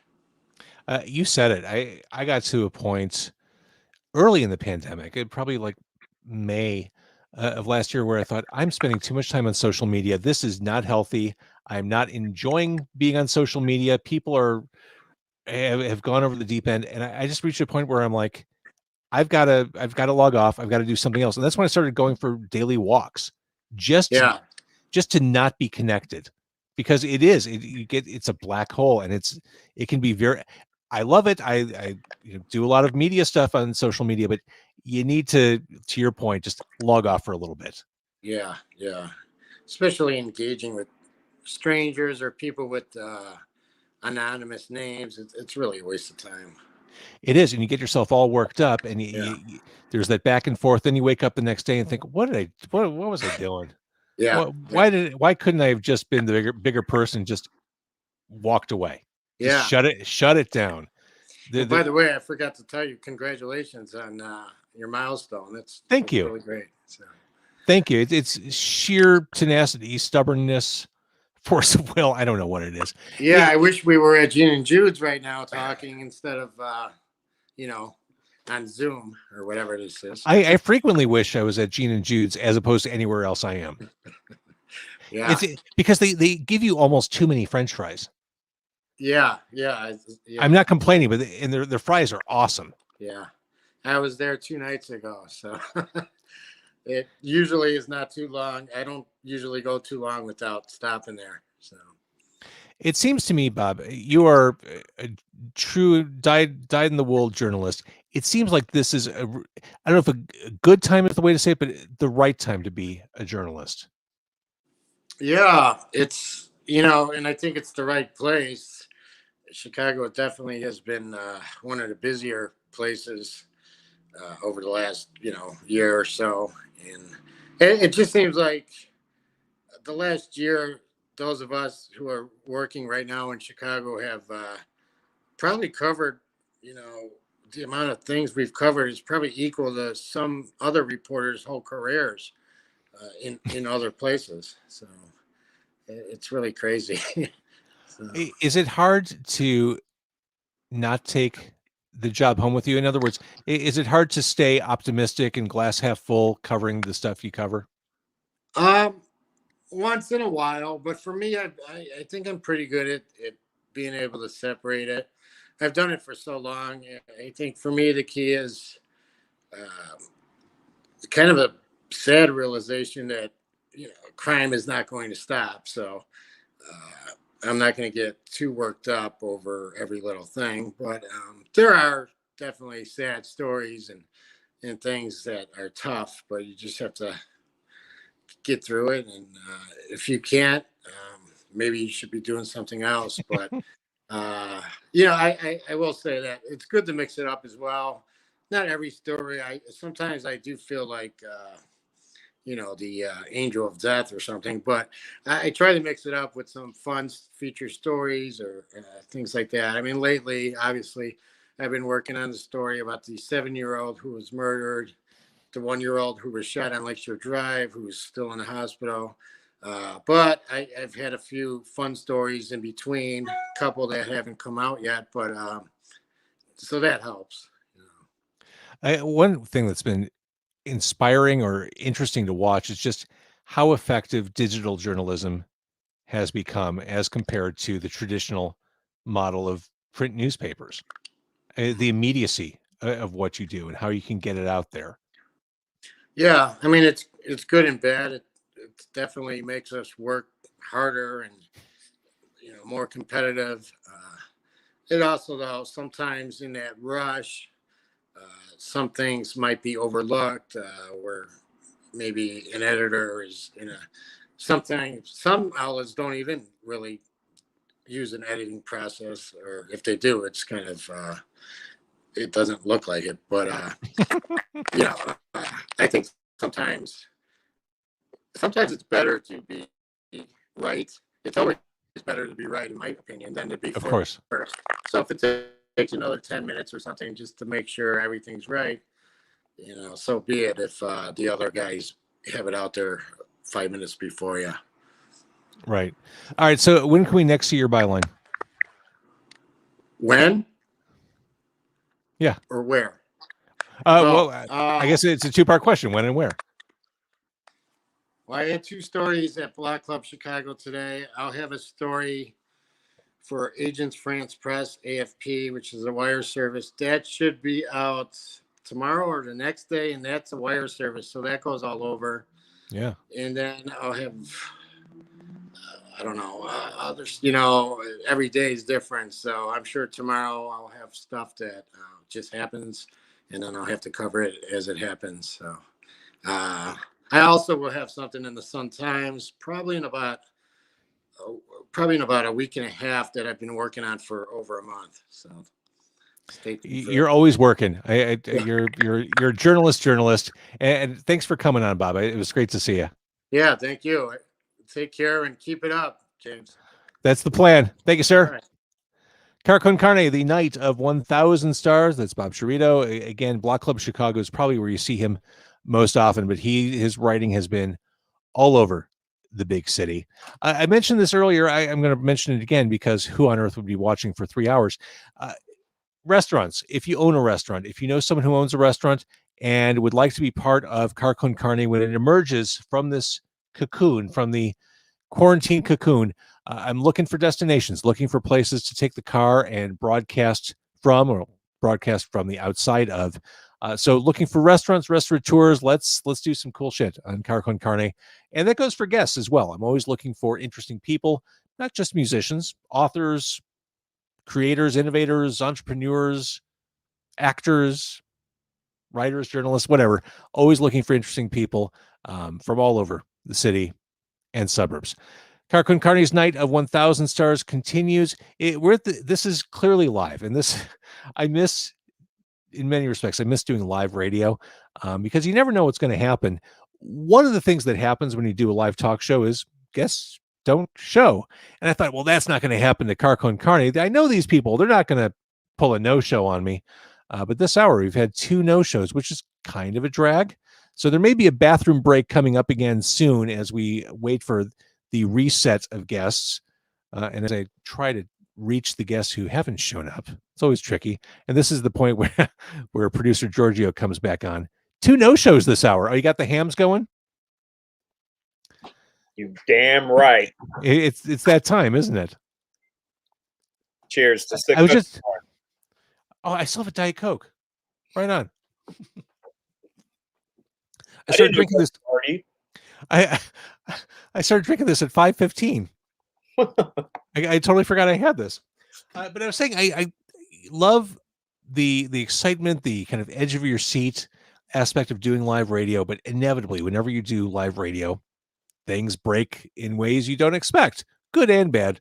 The bad this hour, of course, we've had 2 no-shows. I mean, this stuff scares the shit out of me, so. It is what it is. I mean, that's what the bathroom break slide is for in case of an emergency. That's the breaking glass sort of thing. But we're not quite there yet. Ain't that cool? That is cool. That's lovely.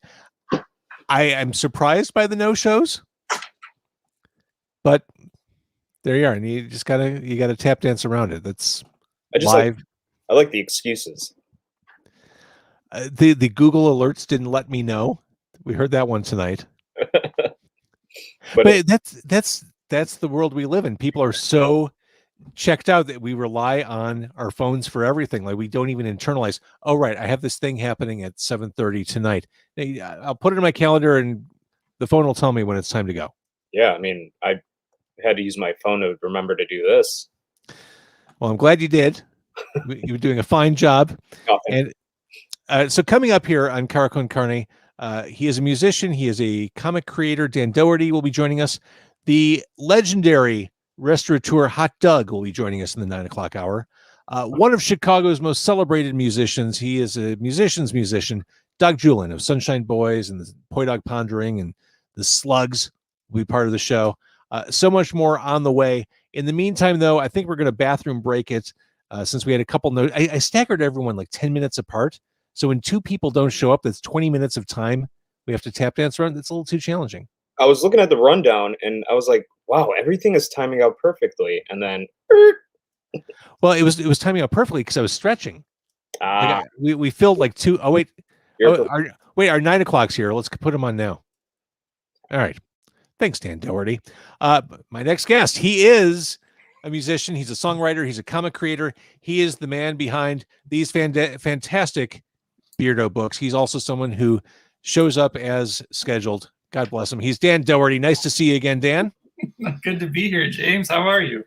Dan has been a guest on the show thrice. He was on episode 40, episode 115, and episode 416.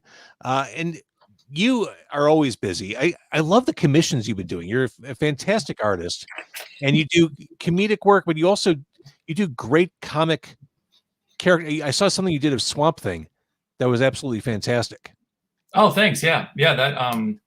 That was something that it was one of those Facebook memories that just popped up, and I was like, "Ooh, yeah, I remember doing this," because the last year was a blur. I don't think it existed. Well, I like to think it doesn't exist. The last year was a blur, and the days are a blur.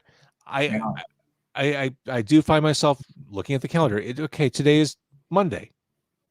Yeah. When you don't leave home, it's hard to figure out where in the week you are. Yeah. And especially when you get into a routine, right? Like it's just like the days kind of blend into each other. It's really wild. But I've been doing these commissions just to make up for the conventions being gone for now. But it seems like they might be coming back in August. Really? They like the C2E2s and Comic-Cons of the world? It's possible. The first show that I can think of that I would have done normally is it's in Kansas City, and then there's a big one in Atlanta called Dragon Con. Mm-hmm. And they're cautiously optimistic. C2E2 is I believe the first or second week of December, which is what never happened before, but because of COVID, they bumped it back. We could be back to some weird hybrid version of normal. I don't know, James. I don't know. Well, and you always do great at the conventions. I always love it. I always like going down Artist Alley or whatever and seeing your face there. It always brings me great joy and comfort as you're shaking hands, working it, drawing for people, doing your sketches. I love seeing you there. Beardo went away, but Beardo's back twice a week on Patreon. 3 times a week now. We upped it to 3 times a week. Yeah. You can't escape this strip. No, nor do I want to. It's really fun. Like I only stopped because it was getting crazy with having kids and something had to give at the time. And I also just didn't figure that Patreon would be an avenue. Like it was that was a couple years back, and it was still kind of a new thing. But I just kept seeing more and more people gravitate towards it and say, like, this is a pretty good way to earn an honest, fair pay for doing artwork that people like, because if they like it, they'll join. And when the pandemic hit, it kind of forced my hand, and so it was like, try this thing you were thinking about doing. And then of course, like I mentioned, I think I said this before, but like I always wanted to have my son in there. He never was in the comics. So I'm like, I gotta get him. I gotta at least do it for a little bit. Now it's been over a year. I've been doing it for over a year. I love it. And the strip is loosely or tightly based on your personal life. I'd say pretty closely, yeah. I mean, it's a little bit of taking a liberty of some of the events, but a lot of it's the funniest stuff is the stuff that's based on something that really happened. Is your wife cool with everything you put in there? That's a good question. You know that I did the interview when she wasn't here, so she wouldn't be able to answer that. I think she loves the strip. We've set ground rules. I typically just talk about her in certain capacities. Like I don't talk about her job or like her her life outside of our little family. But she really enjoys the fact that she's looking cool in a comic, and she says that she's the best character. Well, she did until the kids came along. Then she was like, "I'll take second." To that. I've probably talked with you about this before, but I've got to think it's hard to consolidate a story or a thought in 4 or 5 panels and make it funny, like being that concise with your storytelling, like basically writing a comic strip. I find that concept very difficult in my head to do. It's I'm glad you said that, because I do think it's like its own art form in itself, and anyone who I always looked up to who could do it well was just about economy. They were just about saying it as plainly and as quickly as possible, because like you said, you only get so much space. So that's why Calvin and Hobbes was so good for me, and Bloom County and Peanuts, all that good stuff. It's because they just hit it and got out. This is your take on a classic. I'm not holding it up well, but yeah.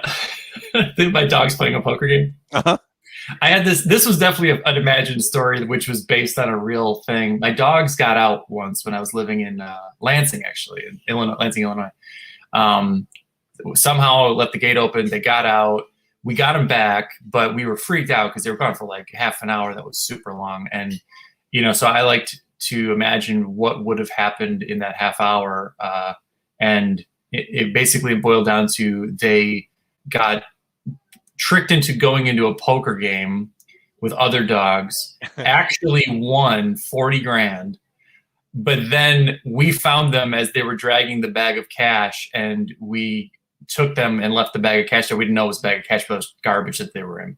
So we lost $40,000 finding the dogs. Going back to the commissions, there's a really sweet one you did of a dog crossing the Rainbow Bridge. I love how some of this is so very tailored to the people commissioning the work, the family portraits. I talked earlier with Christina Catone, who has a new service where you can request a song made by a great songwriter. They can personalize a song. That's what these commissions are. They're very, very personal, things that mean something to the people requesting them. And I think you deliver every single time. I love, because it's not about you, it's about them, and you create what their wishes are. And I love your commission work. Thank you. Yeah, those meant a lot to me too, especially in this last year. Like, my one of my dogs crossed the Rainbow Bridge last year, right at the start of COVID too. So it's like she went, peace out. She's like, I don't want to deal with this. But it was a lot of emotions we had.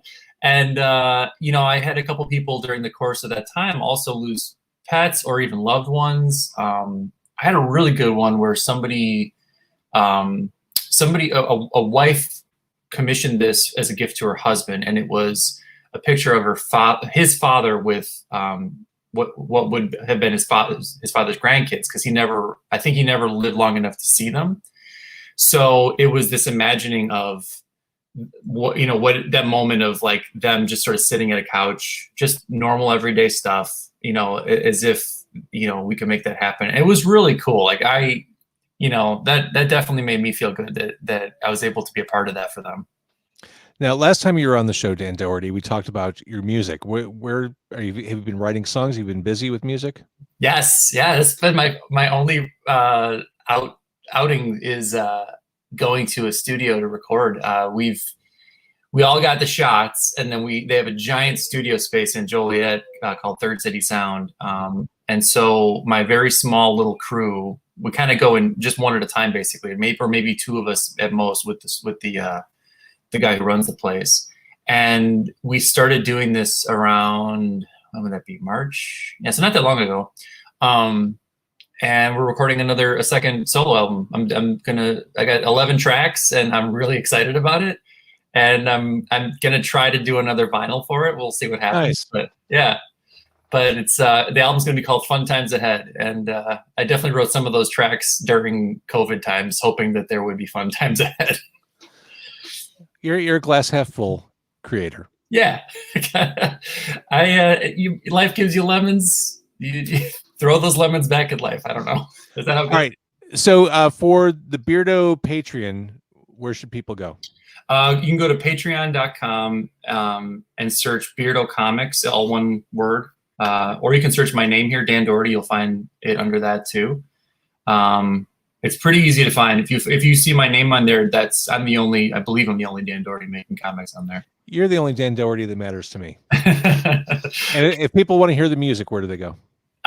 You can actually, the first album you can hear on pretty much any streaming service. It's on Spotify, iTunes, Pandora, or whatever else that people do. I don't even know. I can't believe I said Pandora.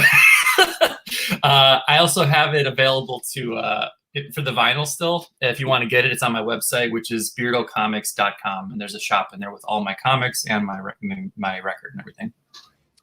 Awesome. All right, Dan Doherty, great to see you. Thank you for jumping on. Thanks for having me. Congratulations on 600. Thank you, sir. We'll talk soon. All right. See you later. Dan Doherty, the Beardo strip, I just love. I've always enjoyed that. Dan Doherty, just a charming, nice guy. Hang on one sec. I'm talking to one of the guests. Sure, jump on.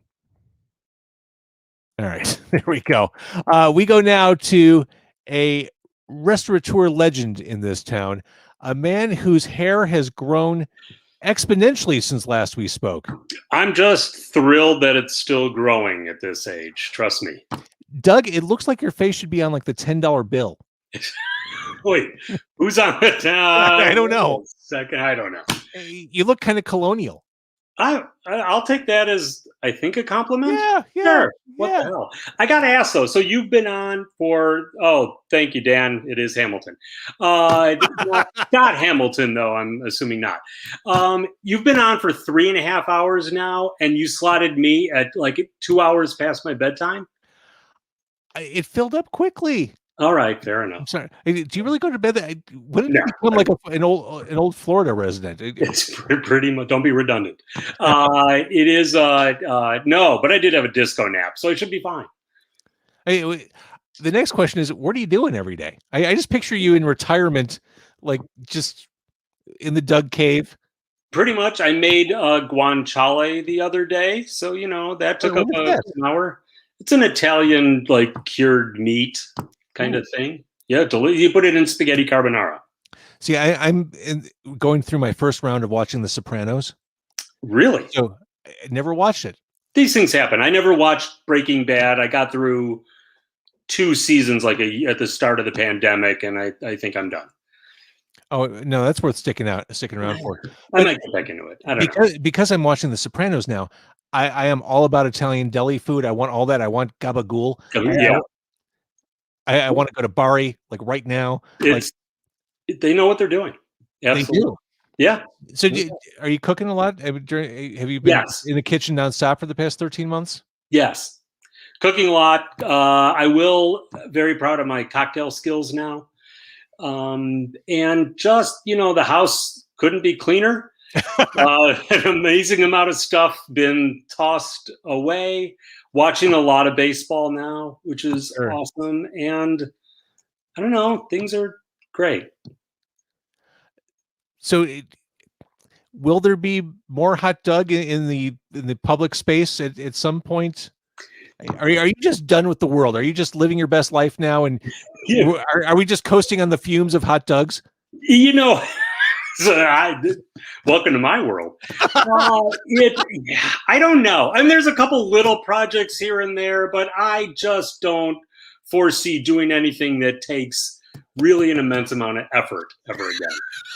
Is what I tell people, would you like to do this? As long as it doesn't involve heavy lifting. And I mean that literally. If I don't have to lift up anything heavy, sure, I'll help out. That's the hot dog we all know and love. Thank you. I appreciate that. And I said it last time we talked, that atomic dog, that atomic combo over at Roma's on Cicero. Yes. Oh, man. Thank you. That's a sandwich right there. He does it. Yeah, they do a nice job. That same sausage is on the pizza at Peace. I highly recommend. So little things like that, checks show up once in a while, and so it's enough, I guess, so far. Are we in a post-sausage era for you? Oh gosh, I hope never. No, I don't think so. No, there's actually a hot dogs brand of sausage out there at a few select stores. All right. So are you still inventing? Are you still thinking of new things to do with animals and meats? A little bit, but I'll be honest, not in the sausage arena. There's a couple little projects coming up that I'm not supposed to talk about. Okay. Yeah. So will you come back and talk about that stuff? Anytime. So this is show 600. Do you know what number I was on the first time? Number 32. Nice. 32, 36, 108, 495. Well, I remember, and I still remember the first time I was on episode 32 was like I got into the back seat of the car, put on the seatbelt because I figured, well, I'm getting in a car, we're going driving. You're like, we don't go anywhere. And I also spilled a full bottle of soda in the back of your car. Confirmed. And I think that was the first time we actually met. Highly likely, yes. And it's been nothing but a bromance ever since. Absolutely. Tell me about it. Absolutely. All right, hot dog. When your top secret stuff is ready to reveal, will you please share it with me? Absolutely. You'll be the first one. All right. Well, I feel bad that I kept you up past your bedtime. It's all right. I'll catch up on a few extra hour or two. All right. Lovely. Congratulations. To see you. This is awesome. Thank you. Keep growing those locks. I'll do my best. Again, I'm just happy there's still something to come. I get it. All right, hot dog. Great seeing you. Likewise. Bye. Take care. And look for him next on the $10 bill, which is awesome. Hot Dog Sohn. I'm joined now by old friend Jillian McGee of Hi Ho. Hi, Jillian. Hello. How are you? I'm not surprised that you were distracted. You were supposed to be on earlier tonight. I was. And you messaged me that you were distracted by the weather and that I could see you porch drinking or just hanging out or walking outside through lovely nature. The park. Well, so here's really what happened, James, is I don't know if you follow me on Instagram. Are you familiar with the goose watching content that I give to my Instagram following? Uh-huh. Yeah. You're a fan of nature. I am a big fan of nature. This is my sweet little naked Moo. I've only seen Moo in Instagram form. Oh yeah, she's here in video form too. She's a little sleepy right now. But anyway, back to why I got very distracted. Today on my walks, I follow these the nests. There's this geese in Humboldt Park. I go on my nice long walks to fill time and be outside. And the first set of babies was born today. So I got to see all of the little babies. They were like literally there was still an egg that had not hatched. There was 5 babies, 1 egg, and both of the parents. And so that completely derailed my entire sense of responsibility beyond, I still remember going to the Museum of Science and Industry and just standing around the chicken hatchery. Yeah. I could have stayed there for hours watching the chickens pop out of the eggs. Yeah, and it's funny. I actually made a friend at the site today because there was a couple and they're like, we follow like these geese all the time, and I was like, the babies are here, I follow the geese too. And so now we like follow each other on Instagram, and we're exchanging different like things that we found in the park and where other like nests are, and so it's a very specific weird niche that like I've carved out for myself here, but it also like super kept me sane last spring. I found myself completely like unemployed with nowhere to go and nothing to do. And so I was like, I will walk to the park every single day and it'll fill like 2 hours of my time. And it was great for my brain, and I love the geese, and I am going to get like a goose tattoo hopefully soon. So as a way to honor and thank them for keeping me sane in a hard time. And now it's a little bit less heavy, and I just get to hang and have a good time anyway. Truly didn't expect the conversation to go in this direction. Sorry, yeah. So no, it's great. This is why I totally just like lost the rest of my day. I was just like riding on this goose high, baby goose high. And I realized as you were waiting in the wings, I was talking to Hot Doug, who's looking like Alexander Hamilton, talking to Hot Doug, and we're talking about meat and stuff. I'm like, oh, Jillian probably hates this. It's fine. I get it. People eat food, like it's all right. I actually and we don't have to go down this rabbit hole, but there's my cat screaming. I just watched that Seaspiracy documentary, and I eat fish on occasion, and I was like, God damn, we're just destroying the planet with the way we eat, and it's wild. But no, it's fun, it's creative, and I know who Hot Dog is, so it was cool to see him hop on. And yeah, his hair's looking good, man. I mean, everyone's just grown out their hair for this period of time. Totally. A lot of trends doing that. Let's be clear. Hot Doug Sohn is living his best life. He's made his empire. Everyone knows who he is, and now he doesn't have to do anything. That was honestly, that's goals. That's massive goals. He's like, if it's going to require me to like really put a lot of effort in, I want to say no. And you know what? When I get to that age, I want to get to a point where I'm able to do the same thing. Right now, I'm in the busting my ass phase. Right. You always have been, as long as I've known you. Jillian from Hi Ho was part of episode 109 with the previous band. Then 203. 203 was the car inside a dealership episode. We actually performed in the back seat of a brand new car on a dealership floor. You're too good to me. Episode 367, and then you hosted an episode of Car Con Carne, episode 406, which was I loved that one. That was so cool just to sit back and watch and listen to that. You're good at that. Had Bad Cop on. It was nice to get in the interviewer role again. You're good at that stuff. You should probably do your own podcast. I've had an idea for a podcast for a really long time, and it's just like I have so many things that I want to do, and the energy expenditure to do those things, it's a lot, and I would love to, like, it would, do you want to hear my pitch for my podcast? I can steal it. I want to call it Mental.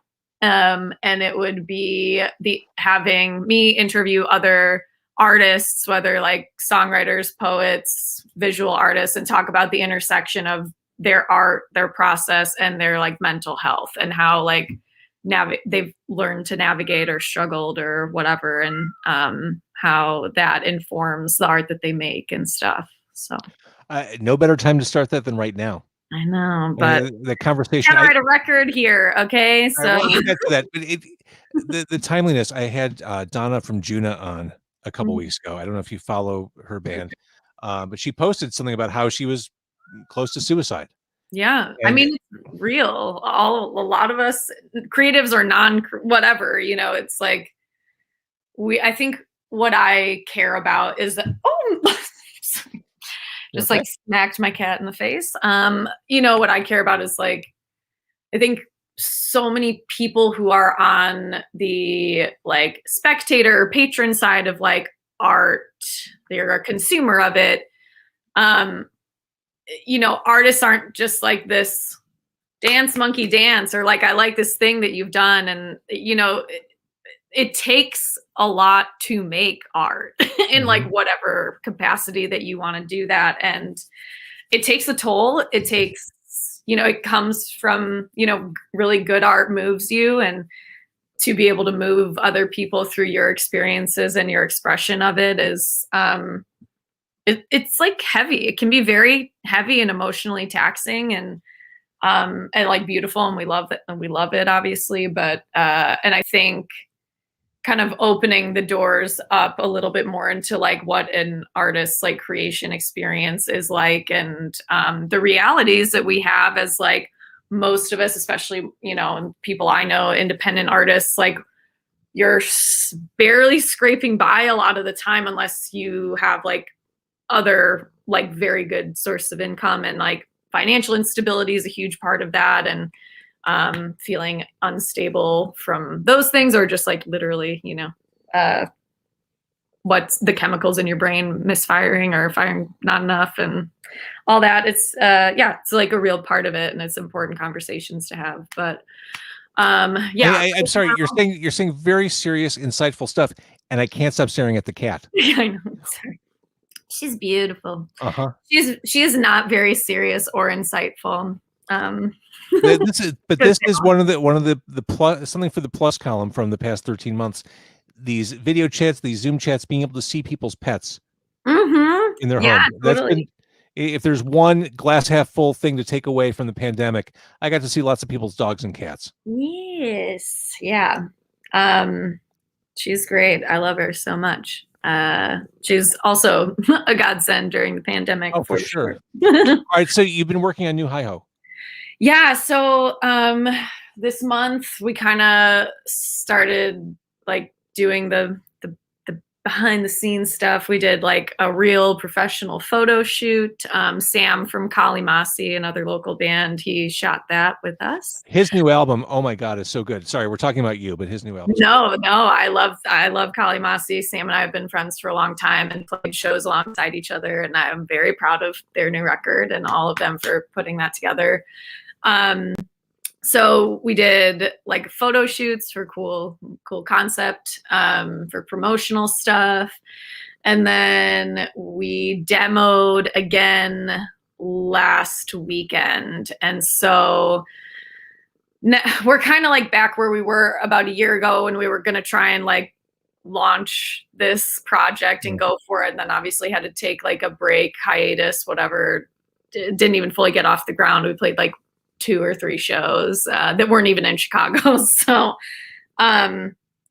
yeah, and just like until how I'm trying to look at this time is like, you know, until it's going to be a while for shows and touring to exist the way that, you know, they have for whatever my music career has been so far.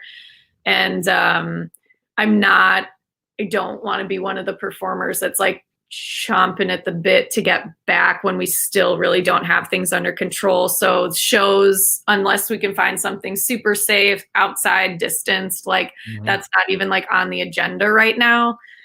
We've got 5 songs demoed, and then I'd like to finish writing, like have about 10 to 12 songs ready to go. And then with these demos, try and find a producer who will work with us and record a full length this summer, maybe later summer. And hopefully a year from now, like we'll have like the hi-ho full length out. Awesome. And just trying to be really intentional and smart about it, and use this time in the way that I can to the best of my ability. And yeah, just keep, I don't know. It's like, it's a hard thing to try and move forward in when everything's still just so up in the air, you know? I totally get it. Yeah. But the good news is there's new stuff on the way. Yeah, and it's sounding really cool. I'm really excited. And I just started taking guitar lessons again for the first time since I was like 14 or 15.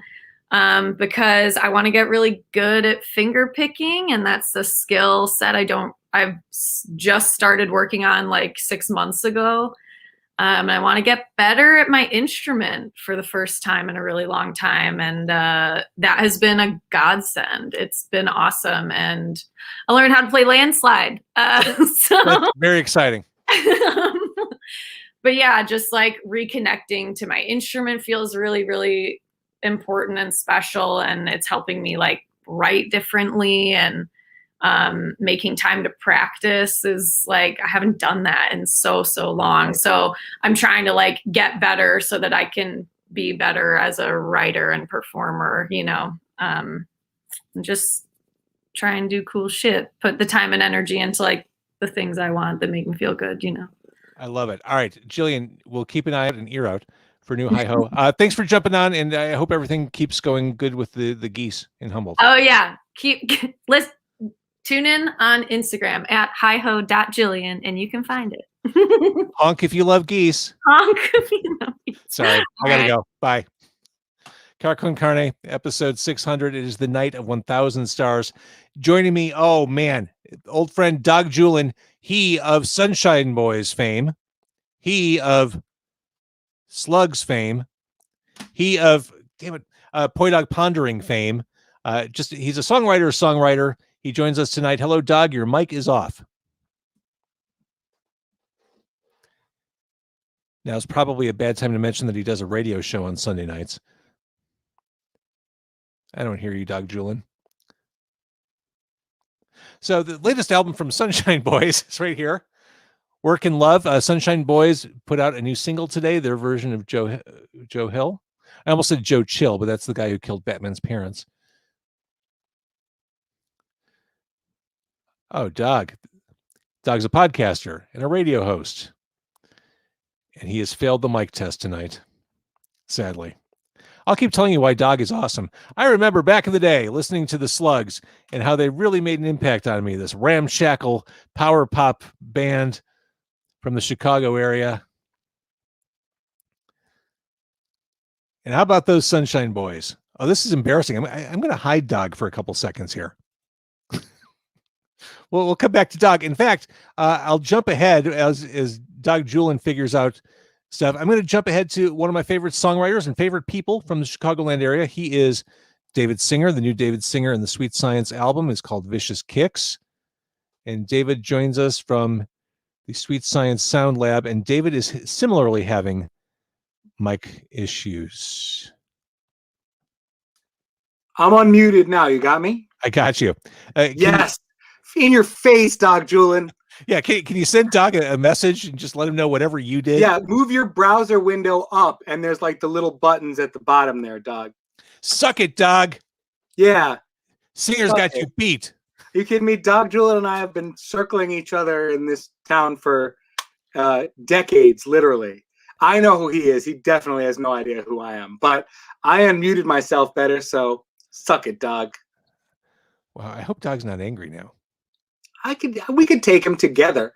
Yeah. I don't know. He seems imposing one-on-one. Well, he's really tall. Yeah, he's really tall. Yeah. He kind of. You know who else was tall? Goliath. Thank you very much, David Singer. You're absolutely right. And that's one to grow on. So I've been circling David Singer for a very long time in the Chicago area. Big fan of this man's music. Here's not the most recent album, but it's. Yeah, look at this. That's the last one. This is the most recent one. It's a real album, and I have it right here, and it comes out June 4th. And there it is. Look at that cover. Look at that. That is great. Vicious Kicks. That cover is a picture by a fellow named Eric Colonius. It was taken as part of the Docu America project in 1973. Our then moderately functional government paid people to go around the country and take pictures of what the country looked like, so people would know in future generations. And since it was taken by the government, the images are public domain, my friend. So royalty free, bitch. That's right. That's right. Excellent. Vicious Kicks. David, I've heard your music now for literal decades. I through all incarnations, bands, solo, etc. Holy shit, this new album sounds good. Thank you. This may be the best thing I've heard you do, and it is definitely, in my mediocre opinion, it is the best thing that I've ever made. It's like the closest I came to having the end thing sound like what I was trying to do, and that is a combination of having a very skilled band, having the incredible skill and generosity of Brian Deck, who produced the record, and a little bit of luck. But I am very happy with how it turned out, and I can't wait for everybody to hear it. You can hear a hint of it. Am I not supposed to play anything off it yet? You can play whatever you like. There's no embargo for James Van Osdale. You can play anything you like at any time. But for what it's worth, there's a couple of songs on Spotify, and the new single that's called "Without You" comes out in like 2.5 hours on Spotify. It'll be out tomorrow, and I hope that you and millions of your friends and listeners will get down to it. I love it. So I'm going to play Evil Steve on Sunday night on Demo 312 on 101 WKQX. And then the next week, I'm going to play The Birds Along the Rail. Fantastic. We'll just continue from there. This new album rocks. I mean, yeah. it's got teeth. It's got your sense of melody. The lyrics are fantastic. This really is great stuff from you. You're very kind. I've made a lot of sort of like mid-tempo musings about the alienation of modern life, and whether it was a combination, I've been away from music for a while doing some other stuff, and whether it was a combination of that or the pandemic or whatever it is, but now I just kind of want to sound like the status quo. So I made a kind of a glam record with Sweet Science, my band, and as I've said, we're very, very proud with how it turned out, and we're going to start playing some shows this summer that people can come to that I'm not allowed to talk about yet because the city is hasn't totally lifted the veil yet. But let's say that places that you normally go to see shows are going to be doing things where people can come and see people like me play shows. Is that cryptic enough? Or not enough? I don't know. There are rock clubs in Chicago that are making plans to have actual concerts that people can go to this summer, and me and my friends are going to be part of some of them. How's that? That is fantastic. Well, that's I can tell you already that we will be playing Fitzgerald's outside on July 31st, but there may be some stuff before that too. But there will definitely be opportunities this summer to go out and see bands like me and other bands you may have heard of. How's that? That sounds good, and that gives us hope. I mean, we're all kind of looking for that next signpost along the way as we emerge from the pandemic. Signs of hope, things to kind of cling to and look forward to. That right there, that's enough for us to go on to, enough of a breadcrumb to get us to the next stage. Right, that and the suddenly resurgent White Sox offense. There's a lot to look forward to. Well said. I just watched you play. You did the what was it, Audio Tree? That's right. That was great, and you had really cool goggles too. Thank you. Yeah, those guys are just so good at what they do at Audio Tree. They were extremely accommodating to us, and it sounds really good in the headphones, which it never does. And they have pro filming guys, and it was terrific. And it'll be back up on Audio Tree's website and on Spotify and on YouTube and stuff after the record comes out. It was up for a day so everyone could see it, and now it goes away until the record comes out. I loved it. All right, so David, here's a question. Have you never met Doug? I think we've met, but he definitely doesn't know who I am. But let's. Can I reintroduce you? Absolutely. I mean, I'm a fan. Everyone's a fan of Doug Julin. Can you hear us, Doug? Doug? I can hear you. Can you hear me? I can hear you. Is that David Singer from David Singer and the Sweet Science? It's swinging is, my friend. It definitely is. It's great to meet you. It's great to meet you too. Yeah, we have been circling each other for a long time. Does Ronnie Quasman play with you? He does. Ron Quasman is the guitar player in my band and on this record I've been pimping. Excellent. Well, I want to hear the new record, and we should do a show together or something like that. Oh hell yeah! Are you kidding me? It's been a long time. Yeah. That record you mentioned is called Vicious Kicks, and it comes out June 4th at record emporiums near you. Congratulations on that.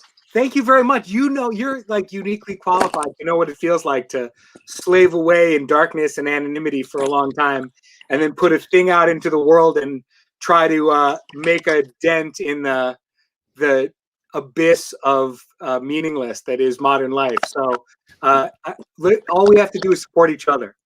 I'm with you right there, because you've described it very accurately. You slave and slave, and then you put it out there, and God help the thing once it gets out there. But, right. I spend like hours going like, should the Farfisa be just like 2 dB louder? And after 5 years, everyone's like, what's Bad Bunny up to?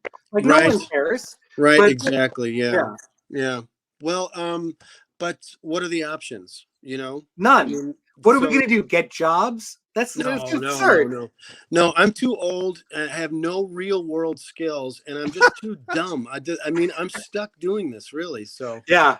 It's cool. Let's just ride it out. It's going to get really cool when we get like 20 years older than we are now.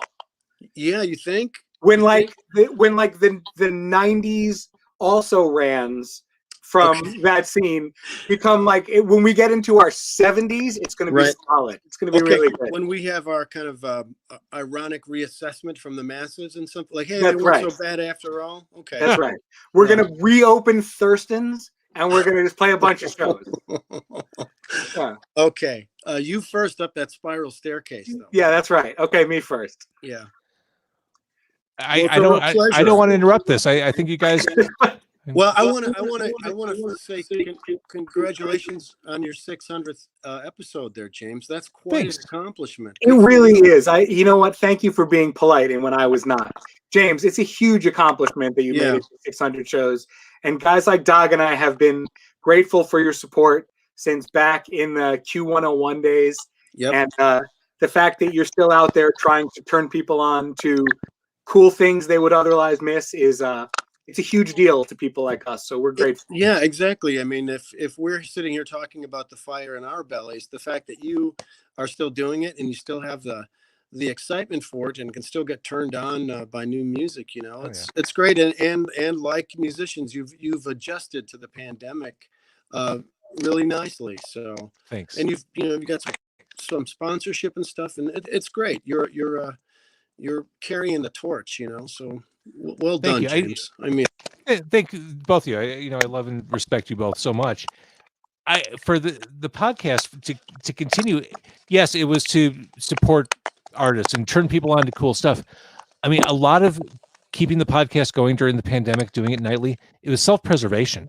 It was part of it was just born out of the need to keep myself and my brain occupied, to keep the creative part of my head engaged, as opposed to spending every night doom scrolling through social media or scrolling through Netflix, praying for something to catch my interest. I mean, a lot of it was selfish. A lot of it was just keeping this going means I have a sense of purpose every night as I'm sheltering in place. But yes, I mean, the grander thought of curating and turning people on to music, that's always been very important and very, very much something I was interested in doing. Well, you're still doing it, and it's very, very commendable. Well done. Well done. Thank you. Well done indeed. I mean, like, you guys have existed as independent artists. You figured out how to navigate things, put stuff out on your own, navigate the internet, and that's what podcasting is. It's a new way to do radio. It's an independent way to do radio. I couldn't figure out the mic before. It was the computer's fault, and it was, I think, a little uncool of David Singer there to just hop in, kick me off. Had a conspiracy feel to it. Like, look, Doug, you can ask anybody. I'm a dick. Everybody knows that. That's kind of my thing. Yeah. Hey, man, I invented that. So, Doug, this is an exciting day. Today's the day that Joe Hill came out. Joe Hill is coming out officially Friday. I thought it was today. Yeah, no. We sent it out to the cool people in advance, but it's coming out on Friday. We wanted to time it sort of with May Day, and also with what was supposed to be the record release date for our album "Work in Love" a year ago on the 30th. And as everybody knows, everything got canceled, and we still haven't been able to kind of officially book the record release show / 1 year anniversary of the album's release. So it's just a weird thing, But we had this record, the single that we recorded, because invited to play at DePaul University, like a humanities festival, when they were doing a tribute to Woodstock. And rather than choose a big kind of jam, a Sly Stone song or something, we chose a Joan Baez song, but we put a little bit of a rock spin on it. So you put a lot of bit of a rock spin on it. Yeah, it feels pretty good. And I have a friend who has sent it to Joan, and I'm awaiting her response. So we'll see. Oh, that'd be mind blowing. Yeah, it would be cool. And I said Joe Chill earlier. That's the guy who murdered Batman's parents. It's Joe Hill. You're into the comic books and superhero stuff. You know all these things too. In addition to know everything about music, you know all about that stuff too, right? I'm good for those things. As you guys will appreciate as parents, I'm useless with everything else. Yeah. Like my daughter will bring home math homework from school, and my ability to help her with homework stopped about 4 or 5 years ago. Yeah, I'm out. Yeah. I mean, you can talk about comic books, and Doug can teach us about solidarity with the workers of the world. Which is an important thing that gets, shunted to the side a lot. But it's nice to know that other people are making political music at a time when it's completely out of vogue. Well, isn't it crazy? I've said this before. I'm surprised there wasn't more political music over the past year. It seemed like if there was any time in modern history post Woodstock for politics to emerge in song, this past year was it. And I was surprised there wasn't more. Well, I mean, because it sort of defied satire and the unwillingness of anybody to be convinced of anything. The post-truth society has rendered political music sort of inert for a while. But now that the veil is lifting a little bit, there are those of us out there who are trying to say something about the state of the world. And Dog My Record's a little bit about those concerns as well. So you'll find songs now about the carceral state and policing on my record, and I assume about workers and unions and solidarity on a Joe Hill record. And we've kept our head down for a while trying to survive, and now it's time for us to take up the mantle again, as far as I'm concerned. I think that there was a period when this all started, when it was not quite a political experience. It was sort of a common enemy for all of us. It didn't seem to last too long before it got politicized. And also there was a bit of a what the hell is going on? There was a kind of a weird inertia that settled in with everyone that as we kind of got our energy back to start creating again. It took a few months to kind of figure out what was going on for me, and then it really felt important to sort of get back out there and start creating and writing and things like that. So I think that I think our two records had we put out records in 2018 and 2020, and those were both right in the heart of the Trump era, and there's a lot of reaction to that on both of our records. And we were kind of fueled by some deep emotions about the state of the world at that point. So and we're all sort of trying to reemerge now and figure out how to make music, where to make it, and reinventing it, I suppose, or adjusting to the new ways of doing things. So, but yeah, there's a lot of political thought in our music, a lot of that. So now, Doug, one of the most recent times I hung out with you, we went to the Who concert. Yeah, out in Tinley Park. You're doing a bunch of Who songs with Jason Narducy. I am, on Pete's birthday, May 19th. We've done a couple of Pete shows before over the years, and we're playing out at Hey Nani in Arlington Heights, which is a nice little room. And we're doing a couple of shows there on Pete's actual birthday. So that's cool. We're just getting our set lists in order and about to, now that we're both vaccinated, practice in person. So can I make a request for that? I really like the Pete vocal led version of Love Ain't for Keepin', which is like a kind of like a B-side track that's done at the record plant with I think Leslie West on lead guitar. I think that's like the definitive version of that song, and I think I'd love to hear you guys do that one. I believe that's on the list. I don't want to give away anything, but I believe that is on the list. So You're. I'm not legally allowed in Arlington Heights for reasons that I can't go into here. But Really? yeah, I was. Yeah. Well, if you can you be in Mount Prospect and open a window and listen out the. Yeah, that's no problem. Okay. Yeah. There's an Andy's custard in Mount Prospect, I believe. They're Well, delicious. now you're speaking my language. Yeah. Frozen See? custard is really descended upon this region in the past decade or so, and it's quite a good welcome. treat. I'm partial to the Glenview Dairy Bar. Are you familiar with Glenview? Yeah, we make the trip out from. I live more or less in Logan Square. We drive to the Glenview Dairy Bar for their really delectable. I will see your dairy bar and raise you a Lincolnwood Dairy Star.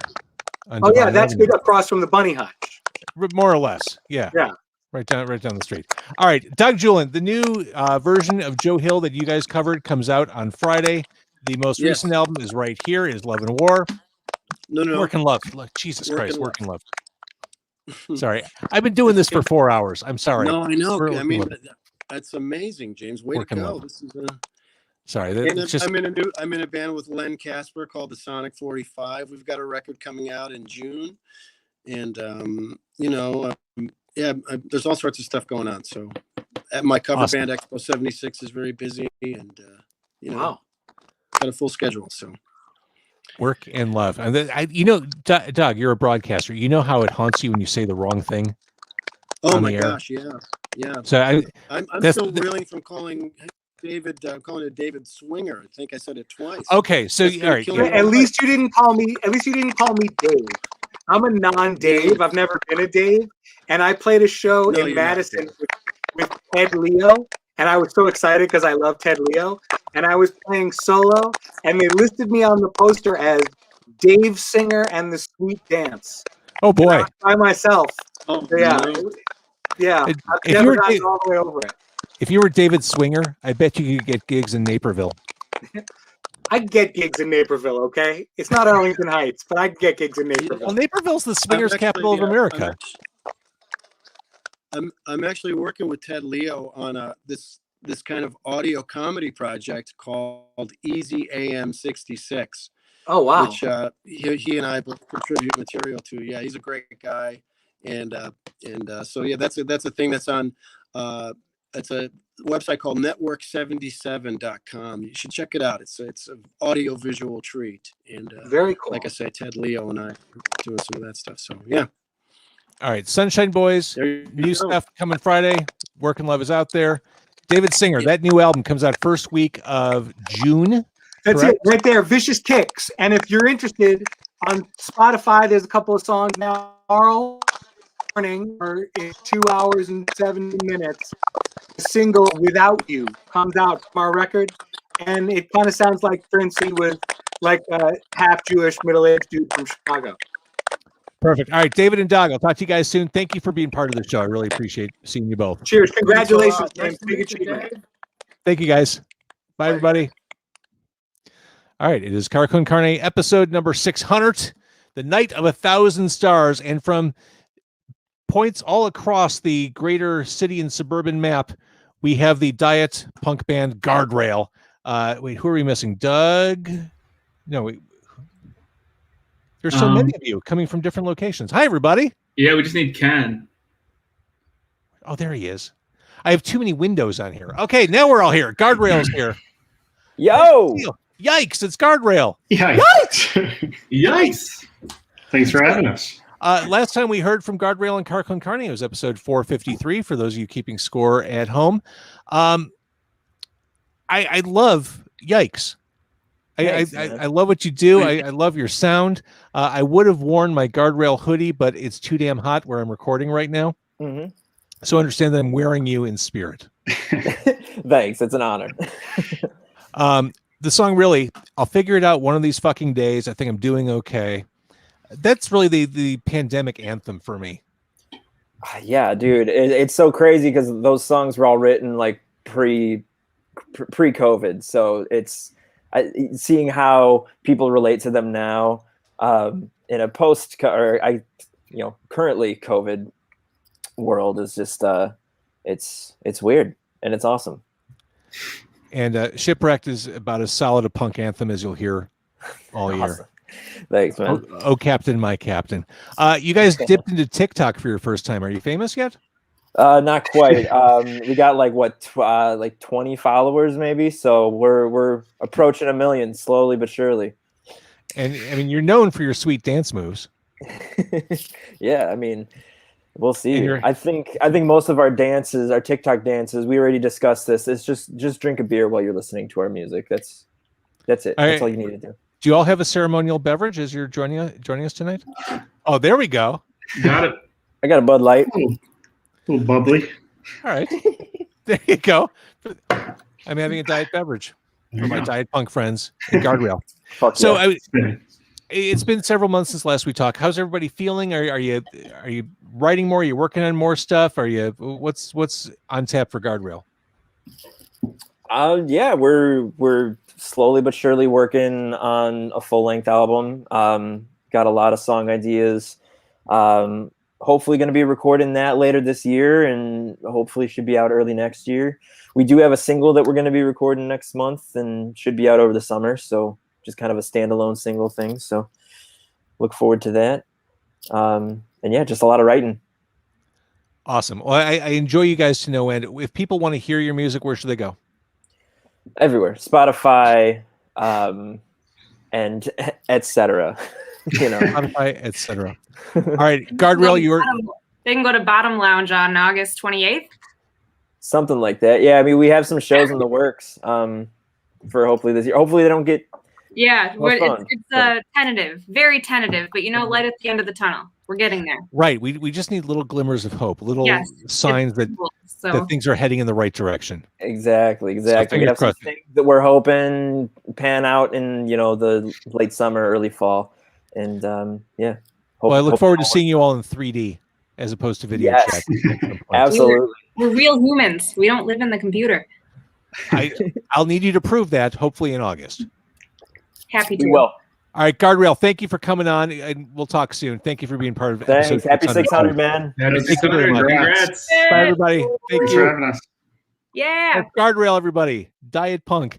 Car Con Carne, sponsored by our friends at Siren Records in McHenry. I'm James Van Oslo. If you're just joining, we are on hour 4 hours and 17 minutes, and we have a long way to go. In fact, I am thrilled. I'm ecstatic. I am elated to reconnect with this man, Jesse Valenciana. He is the king of food writing, and he knows everything about food and beer and lifestyle. I mean, I first came to know him as the man behind Man BQ, or a man behind Man BQ, a social movement like none other. He's also behind Feast City, which is, in his words, a collective driven by chefs, home cooks, drink professionals, producers, and purveyors who tell the stories of food and drink through shared experiences, with the goal to open minds and educate the curious and professional alike.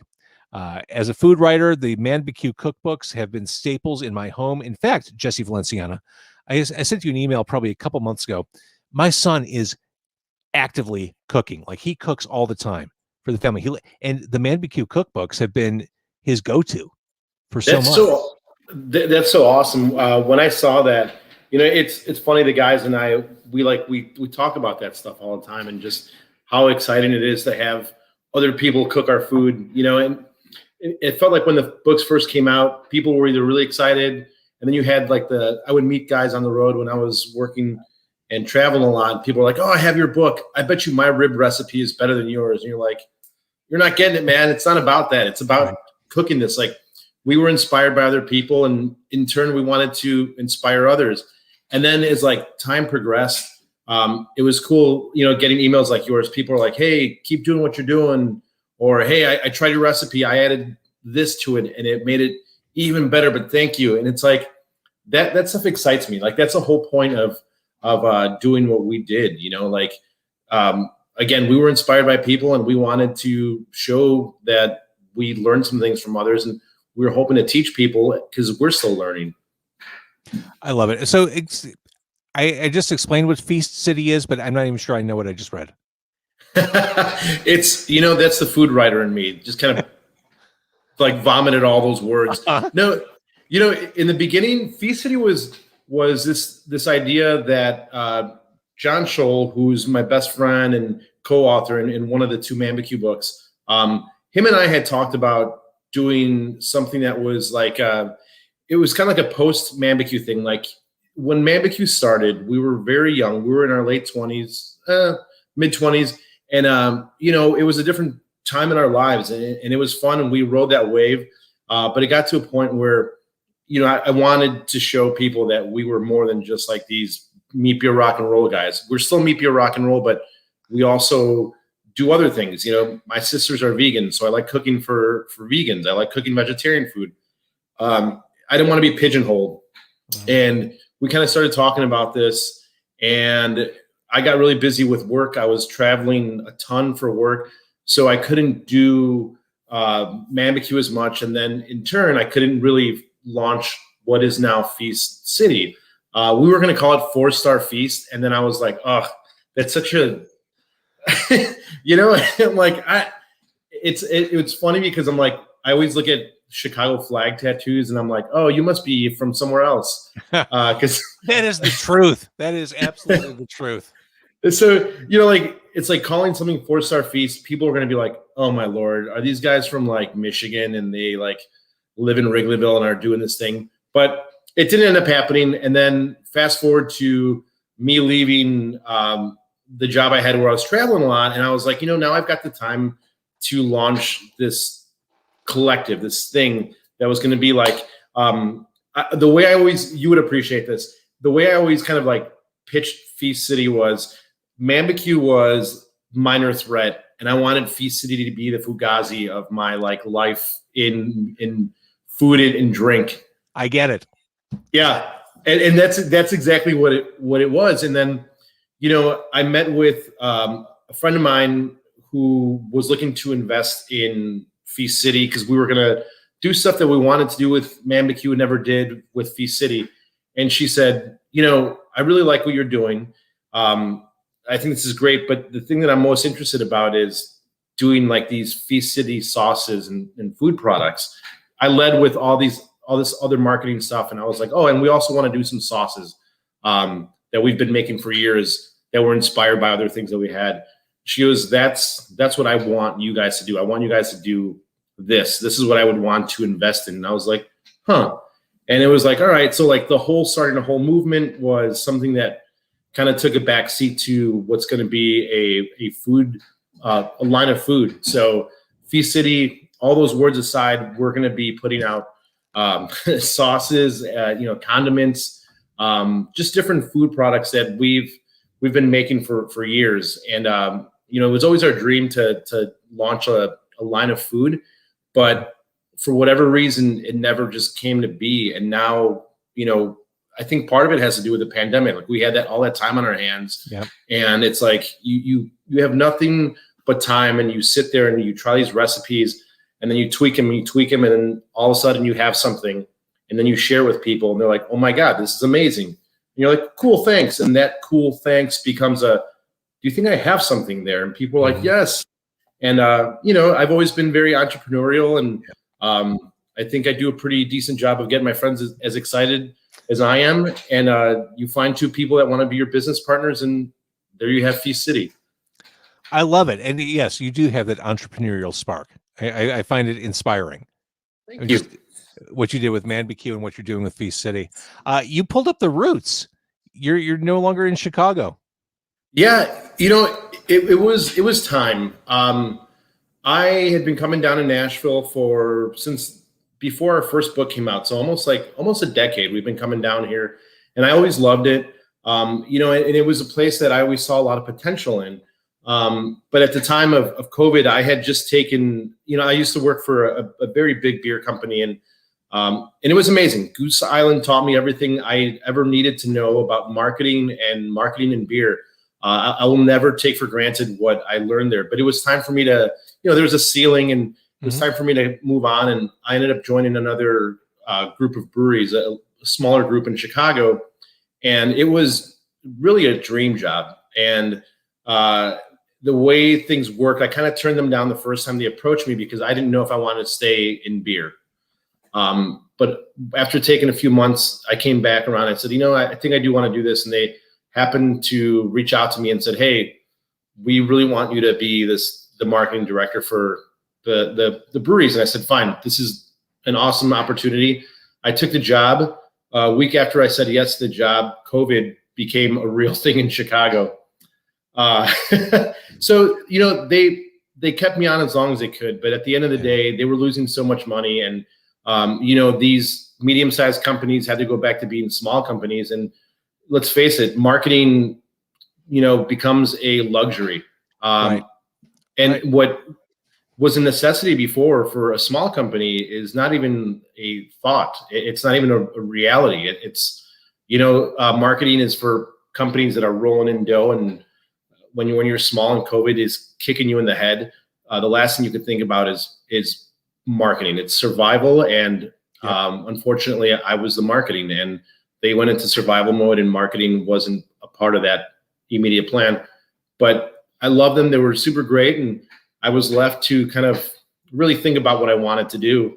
And then on top of all this, I met essentially the woman of my dreams, and she lives in Nashville. And I was like, okay, well, I could either be in Chicago without the woman of my dreams, or I can be in Nashville with the woman of my dreams. And, you know, like it just, that outweighed everything. And I love Chicago. I'm born and raised Chicago, and I'll never forget that. But Nashville is, I think it's fitting me very well. I really like it down here. The people are nice. The music scene, people love music. And I thought, you know, in Chicago, like music is such a huge deal, but down here, people seem to love it, you know, even more, which I never thought could be possible. But that's the reality here. It's really cool. I've only been to Nashville once, and it was a few years ago, but certainly a cool place to live. The time I went there, it seemed like everything was under construction. Like things were being built, like industry was just exploding everywhere I looked when I went through the town. And the food scene there is great. Obviously, the music. I mean, I get it, and we miss you here, but I get it. It's, you know, you whenever you want to come down here, you'll always have a home down here.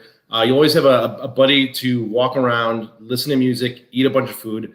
So I would love for you to come visit, man. It's so cool because there's such a rich music history down here. Oh, yeah. You know, and I'm in the middle of all of it, and it's cool to see the growth because being from Chicago, it's like you kind of know what to expect. But one of the things that I really love about being down here is the food scene is still in its infancy. There's a lot of really cool things going on. You know, Chicago's very old compared to Nashville as far as food and culture. So that's where I feel like I can do something. My girlfriend and we cook a lot, and we had been cooking a lot of things, and kind of almost half jokingly, we're like, we should start like an Instagram account, but we hate influencers. So we're like, we don't want to be like this influencer couple. We just want to like share what we're doing. You know, and like we're homesick, so we want to share what we're doing. And we talked, and we came up with this thing called Homesick together. And I started meeting people in the food world down here, and people were like, well, what are you doing down here? I'm like, I'm just kind of trying to figure it out. And they're like, well, what do you like to do? I'm like, my girlfriend and I cook a lot. And they're like, what kind of food do you cook? I'm like, well, I've written 2 books, and I cook about all this stuff. Or I cook all this different stuff. And one thing led to another. We got offered to do a pop-up with like the hottest food truck down here. Did 2 pop-ups, sold out of a bunch of awesome food, and just started approaching people and just being friends and friendly. And people were like, oh, you should do a pop-up here. You should do pop-up here. So now I've got one coming up on Saturday at a brewery called Various Artists. And we've got one lined up for the end of May at this new really cool bar in another part of town. It's a place called Otto's. So, you know, it went from like this passion to this real thing, and it's very akin to what Mambacue was. That's exactly what I was going to say. I love hearing that. All right, so I guess we know what's on tap for you, so to speak. You're busy. Yeah, a little busy. I love it. All right, so my plan is 1, to keep track of what you're doing because it seems like you're on a roll. 2, find a way to get my ass to Nashville so we can hang out. Yes, please. All right, Jesse, I'm so glad we got to reconnect. It's been 459 episodes since last we saw you, or 559. So thanks for doing this, and we'll definitely talk soon. Dude, congratulations. Keep killing it. I miss you, bud, and I'll see you soon. All right, later. Thanks, Jesse. Bye. Man. Car Con Carne, episode 600. That is Jesse Valenciana, man behind Feast City. Also, before that, one of the co-founders of Man BQ, which was a social movement like none other. Meat, beer, rock and roll. And I'm telling you, so wildly influential. My son uses their cookbooks. Car Con Carne, continuing on with the band Super Kick. Hi, guys. Got to fix your mic. Oh, there we are. Now say Tom. Hello, happy 600th episode, James. Yeah, it's so good to see you. Thank you. Great to see you guys too. I probably said this in an email. If I haven't said it, I'm going to make up for that right now. Sure Thing is one of my favorite songs released in the past year. No way. Thanks, Thank James. you. Oh man. Yeah. It is a quiet, sweet song. Who's Laura Jean Anderson? Because she's great on that. She was a great. So our manager Richard, shout out to Richard, you might be watching.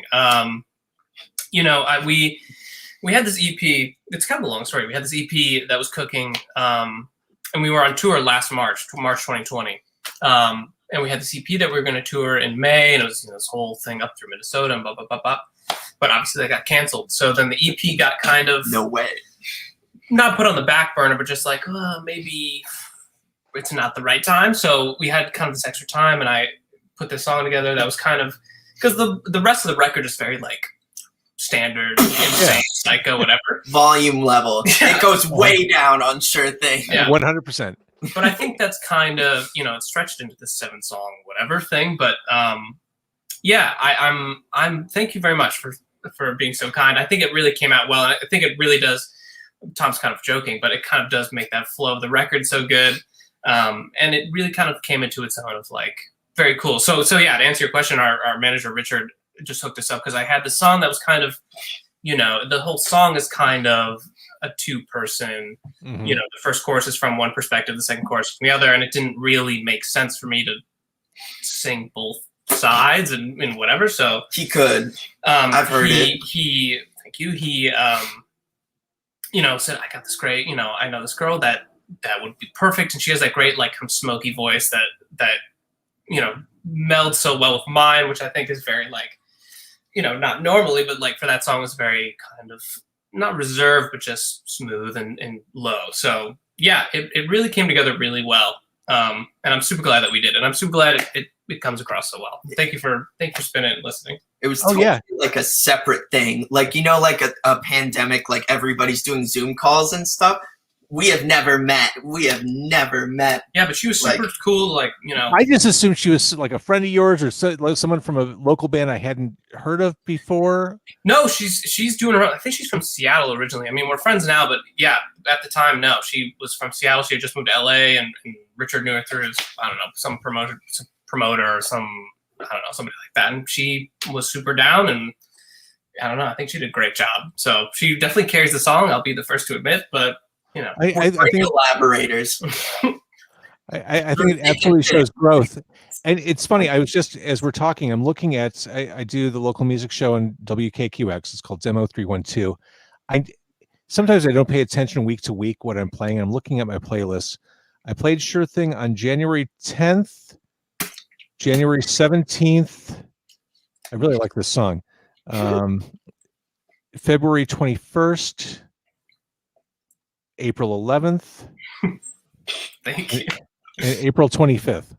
Yeah. I mean, it sounds like a radio song to me. Mm-hmm. That's extremely kind of you to say. It's a radio song to us too. Well, agreed. I like to do that kind of stuff in my downtime or whatever, but it's never been like a super kick thing to do. Kind of a more like we have more mellow songs, but they're usually like the 12th track at the end and whatever. So yeah, it was a different experience to have it be so like front and center, but I'm super glad that you dig it so much and you've been spinning it. That's super. And let's be clear, it's no Jock Jam 97, which is your teen spirit. Yes, I mean that's a little more up tempo, you might say. Yeah, so it rocks. The only thing that we've really been kind of working on in quarantine, not the only thing, but is trying to figure out how to incorporate Sure Thing into like the full band set list thing because it's you can figure it out. Drop, but I think we got it. I mean, I think we've been practicing quite a bit. So. We've done it before. Yeah, We did an acoustic set not too long ago, and it fit in That pretty translates well. It felt very natural. It's a great like breakup of the set list, you know, just because it's like I don't know, a variant of our regular style, but we're very comfortable moving in a bunch of different directions. So we've been kind of like experimenting and writing new stuff and just trying to branch. Off, I guess is what I mean. Like we branched out a little bit. And it's like, oh, maybe we can do something like this. I just realized, for the people who are watching on YouTube or Facebook, can you show the Super Kick merch? Oh yeah, I have it on right now. This is fucking great. Good. Oh, and then man. Tom, let's pull this one down. Oh, there's more. There's more, everybody. This is a quarantine special. I would say they're on back order. Custom. Yeah, me and my girlfriend made these. Made with love. So, you know. What am I looking at? It's a Super Kick. So this is a long sort of inside joke, but the Japanese are really into professional wrestling. So they have the Super Kick, but this is what it Super Kick says. So that's amazing. Blue t-shirt, bleach tie-dye, and then paint permanent. It's like professional merchandise made by us. Professional music made by us. Content. Interviews. We do it all. Jesus. That shirt is like Google Translate in t-shirt form. No, it's not. I purposely decided, like, I tried to translate it, but I literally had to like go to the website of New Japan Wrestling, and I looked it up, and I made sure it was official because I knew that there'd be some Google Translate shit in there that wouldn't pay off. That's fantastic. All right, so Super Kick, I look forward to seeing you in person. I look forward to seeing how Sure Thing has worked into your fully plugged set when we emerge from this collective fog we're under. But I enjoy your band, and I really appreciate you chiming in for episode 600 tonight. Of course. Thank you so much for having us. I mean, you're really holding it down for 4.5 hours and longer. So congrats. Also, 600's a hell of a run so far. So thank you. Way to go, Scott. Nice work. All right, we'll talk to you guys soon. Thank you. That's Super Kick on Car Con Carne, episode 600, the Night of 1,000 Stars. Starting to wind down, but we can't go off into the sunset without talking to David Drages of Outrageous. Do you always wear a blazer for professional appearances? Yeah, I only dress up for rock and roll. You know, my day jobs work from home, so I usually. Here's actually, I got a haircut just for you. This is what I looked like earlier today. I see the difference. I feel like I just got called into HR and I'm about to lose my job. I'm actually trying to sell you a used Pontiac. I don't. What kind of financing do you offer? You know, in Rocktober we offer 0% APR, but you have to wait till then. That's my favorite month of the year. That's my favorite time of the year. Outrageous, episode 203. That was the landmark perform inside a car on a dealership floor episode. And for that alone, you will forever be known by me as a wonderful sport. You showed up and you brought the rock to a stationary vehicle in the heart of a dealership that wasn't really sure what was going on. It was wonderful. It was glorious. And they gave us some really cool pens too. You remember that? I do remember the pens. That's how they get you. First they give you a pen. Next thing you're driving off in a $30,000 car. That's how that works. Right. That's right. But seeing you on stage, and we miss seeing you on stage. You're a man whose sheer charisma could shift our planets out of orbit. You're all charisma on stage, all smiles.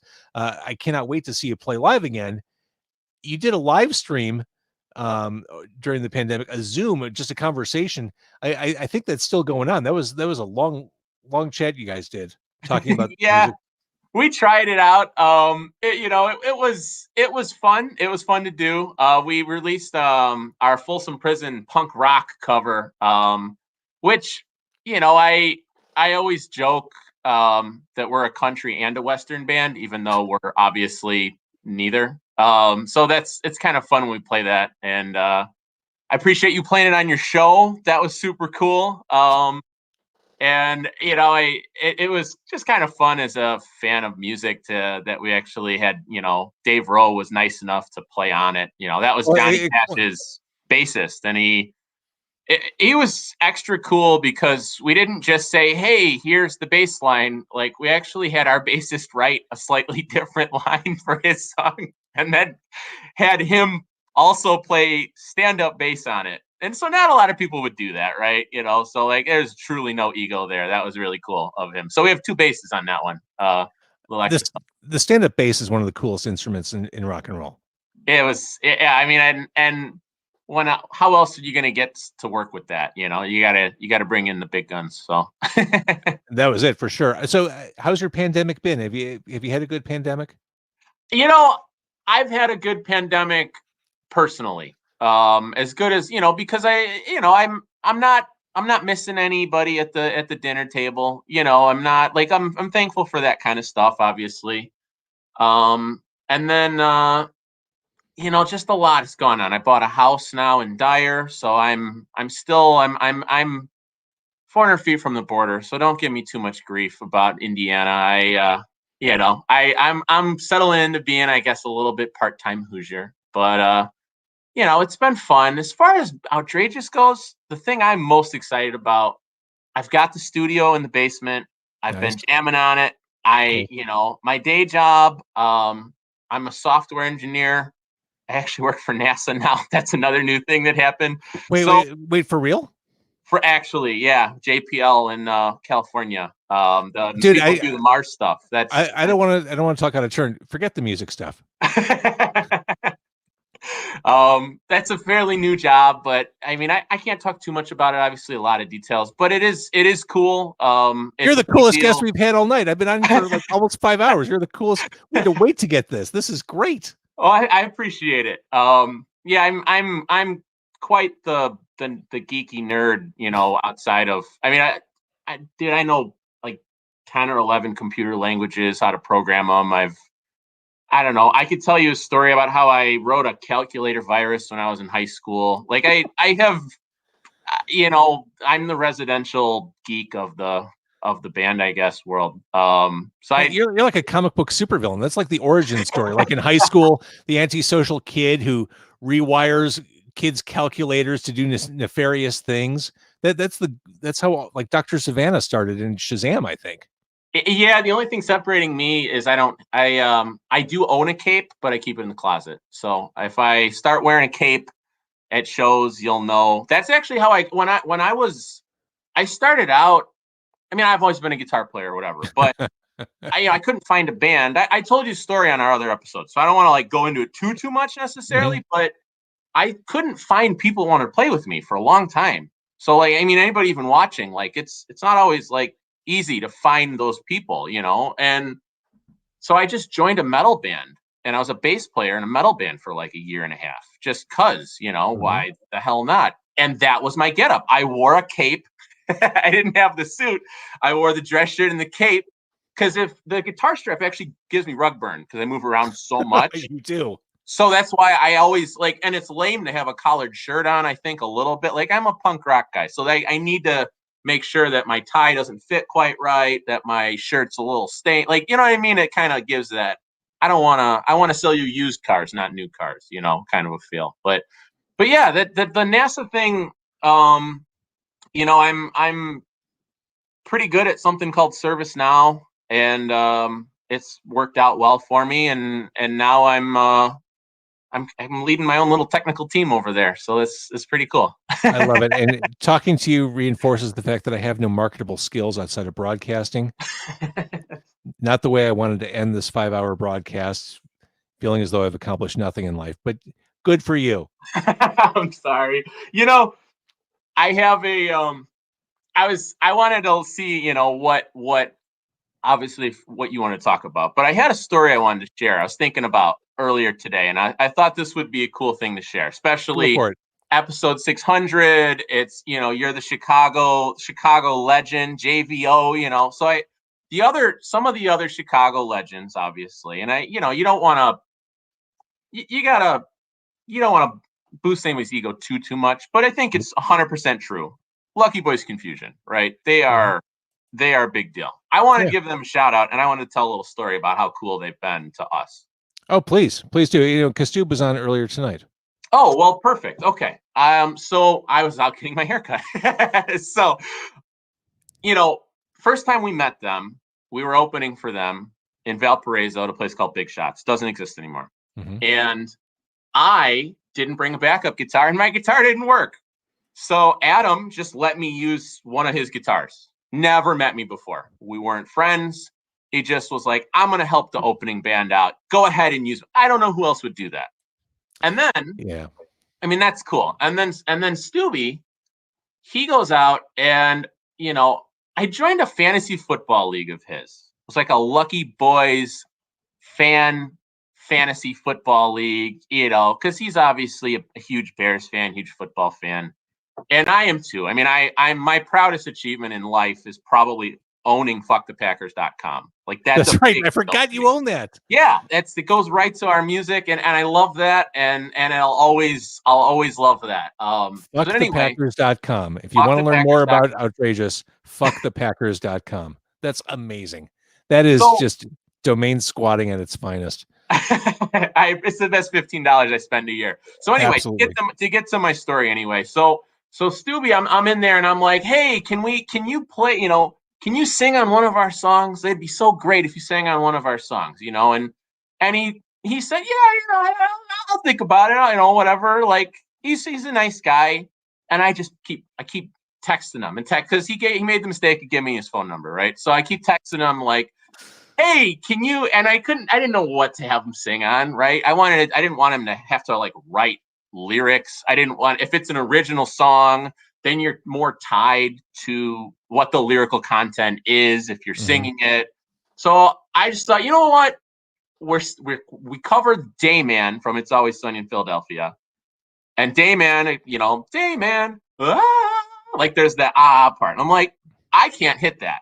Not in the way I want, right? So I'm like, I know this is stupid, but can you come to a studio and just go, a bunch of times? And so he calls me. Finally, I guess he was bored one Friday, and he's like, you know what? I'll do it. I'll be ready in an hour. And I'm a Burbs kid.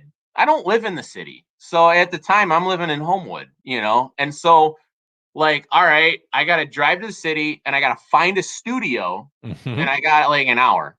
And luckily I made some calls, Mystery Street Recording, we get to go in there. I pick him up. I think he was at a bar. We pick him up and he goes in there and he's looking at me and he's like, so coach me. What do you want me to do? And I'm like, you're Stubby. Like, I don't know. Like, yeah, I'm the producer of this song, but come on. Like, I don't know. I don't have the confidence to give you advice on how to sing better. Like, that's ridiculous. But I tried my best and he did his thing. And then just at the end, he goes, all right, I've got an idea and I can only do it one time because I'm going to throw my voice out when I do it. And I'm like, okay. And it was studio magic.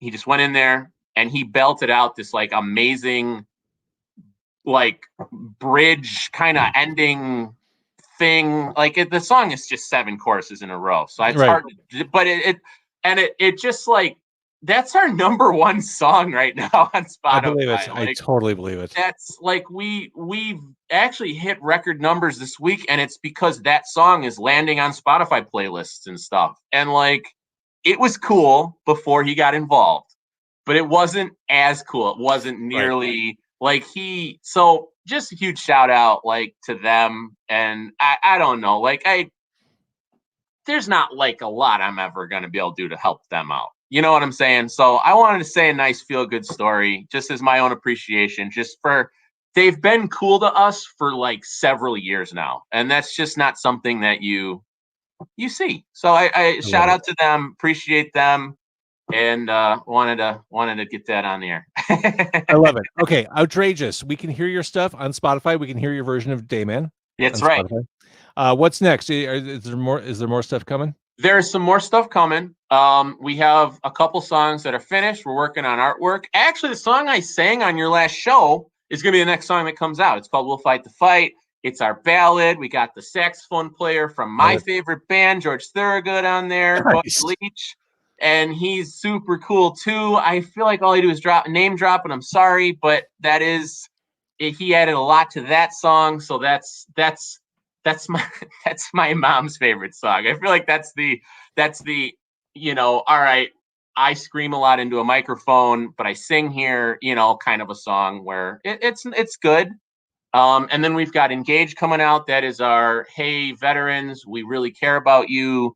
Please, we're here for you. Kind of, it's a more meaningful time. You know what I mean? Kind of a song. There's a lot of suicides and stuff, and that's kind of we wrote that with a veteran friend of ours. We, always when we play that live, we always try to say, hey, make some veteran friends. Reach out, talk to these people. Like they're awesome, and we really appreciate them, and that's all it takes sometimes. It's just they just need to know somebody gives a shit once in a while. So that's our message with that, and that's coming out. And I'm just having a ton of fun in the basement. So there's going to be a lot more, a lot quicker. After I feel I'm going to learn quickly, I think, what I'm doing down there. I hope so. Awesome. All right, David, thank you for being part of episode 600. Great to see you. Put on a t-shirt, for fuck's sake. It's 10:21 at night. Feel better. I'm wearing sweatpants. Okay, I feel a little bit better. All right, great seeing you. We'll look forward to new music. Thank you, David Drages of Outrageous. It is Car Con Carne, episode 600. I see the light at the end of the tunnel as we're approaching the 5-hour mark. Joined by, is it just Mickey from Till Morning? Yeah, it's just me. The other dudes are in Arizona. Oh, really? Yeah. The Parkers of Till Morning are MIA, which is fine. Yeah, they ditched me. I can think of no better way to close the guest list, the guest roster, than Mickey of Till Morning making his second appearance. This is like if you're familiar with Live Aid and the way that played out in the 1980s. Phil Collins played in London, then jumped on the Concorde and played in Washington, D.C. That's like you tonight. You were here with Blood People earlier, and now you're to close the show. You're here representing Till Morning. You're the I'm all over the place. And Phil Collins played drums. Yes. This is crazy. You are the Phil Collins of Car Con Carne. I hope so. So since the Parkers aren't here, what's going on with Till Morning? We're working on a lot of new music. That's pretty much what has kept us going through all of this. I mean, we got some music videos under our belt that we're just figuring out when we're going to release and how we're going to release it. If it's going to coincide with doing an EP or an album, or we don't know. Okay, still sounds like a big fat hit to me. Yeah, and we got more of those. I bet. Yeah. I bet a lot of melody coming out of yeah. Those. It's nice to be behind those guys while they're playing. Yeah, I bet. And I saw you play with Till Morning. It was the Mess show, right? Yeah, that was like my second show at the band, something like that. Before the world broke, that was like January of 2020. Yeah, I mean, I literally joined the band at the beginning of 2020, so there was a good 3 months before the world shut down. Right, and I caught you in that brief window. Yeah, and then since then we've just been writing and recording. Love it. All right, we'll keep looking for new Till Morning music. Mickey, thank you for bookending or being a part of the show twice. Yeah, I even sat in my car for this one. Well, I appreciate that. Always good to see you. I hope we stay Likewise. in touch. All right, I'm going to wrap things up, but thank you for joining yet again, and say hi to the Parkers for me. Absolutely. All right, have a good night. That's Mickey from Till Morning. Also, Mickey from Blood People. I'm going to bring producer Giorgio back on if he doesn't mind. Not at all. There's a part of me that kind of wants to stretch this out for another 7 minutes just to say it was 5 hours long. I don't know if I have another 7 minutes in me. I mean, I got 1 minute. Hold on. Are you going to bring the dog back? There it is. I want to thank Giorgio publicly, who really helped out for no reward other than just a way to kill a night. So True. Thank you, Giorgio. I had nothing better to do, so. That was fun. Thank you for your help. That was awesome. And, congrats. I can't believe you did this for 5 hours either. Seamlessly. I don't know about seamlessly. Well, it gets a little hairy when people don't show up. It's like, that's true. I have no content. It's not like I have show prep prepared. It's not like a radio show. Well, let's talk about this news story. I've got nothing. I don't know where to go now, but more or less it worked out. And I want to thank all the people who showed up tonight. And it was probably like 25 different guests. So that was awesome. All right, Giorgio, I'm going to send you on your way. Thank you. Thank you. And thank you for watching and for listening. If you watched for any part of this 5 hours, greatly appreciated. Car Con Carne continues again tomorrow night, episode 601 with Mike Vanderbilt. And at some point, it will return to the car, and we'll keep doing shows just like this, streamed. Thank you for your support. Thank you for if you listened or watched it all over the past 7 years. I greatly appreciate it, and hope you'll be there for the next 600. Thanks again for watching. I need to go to sleep. Thank you.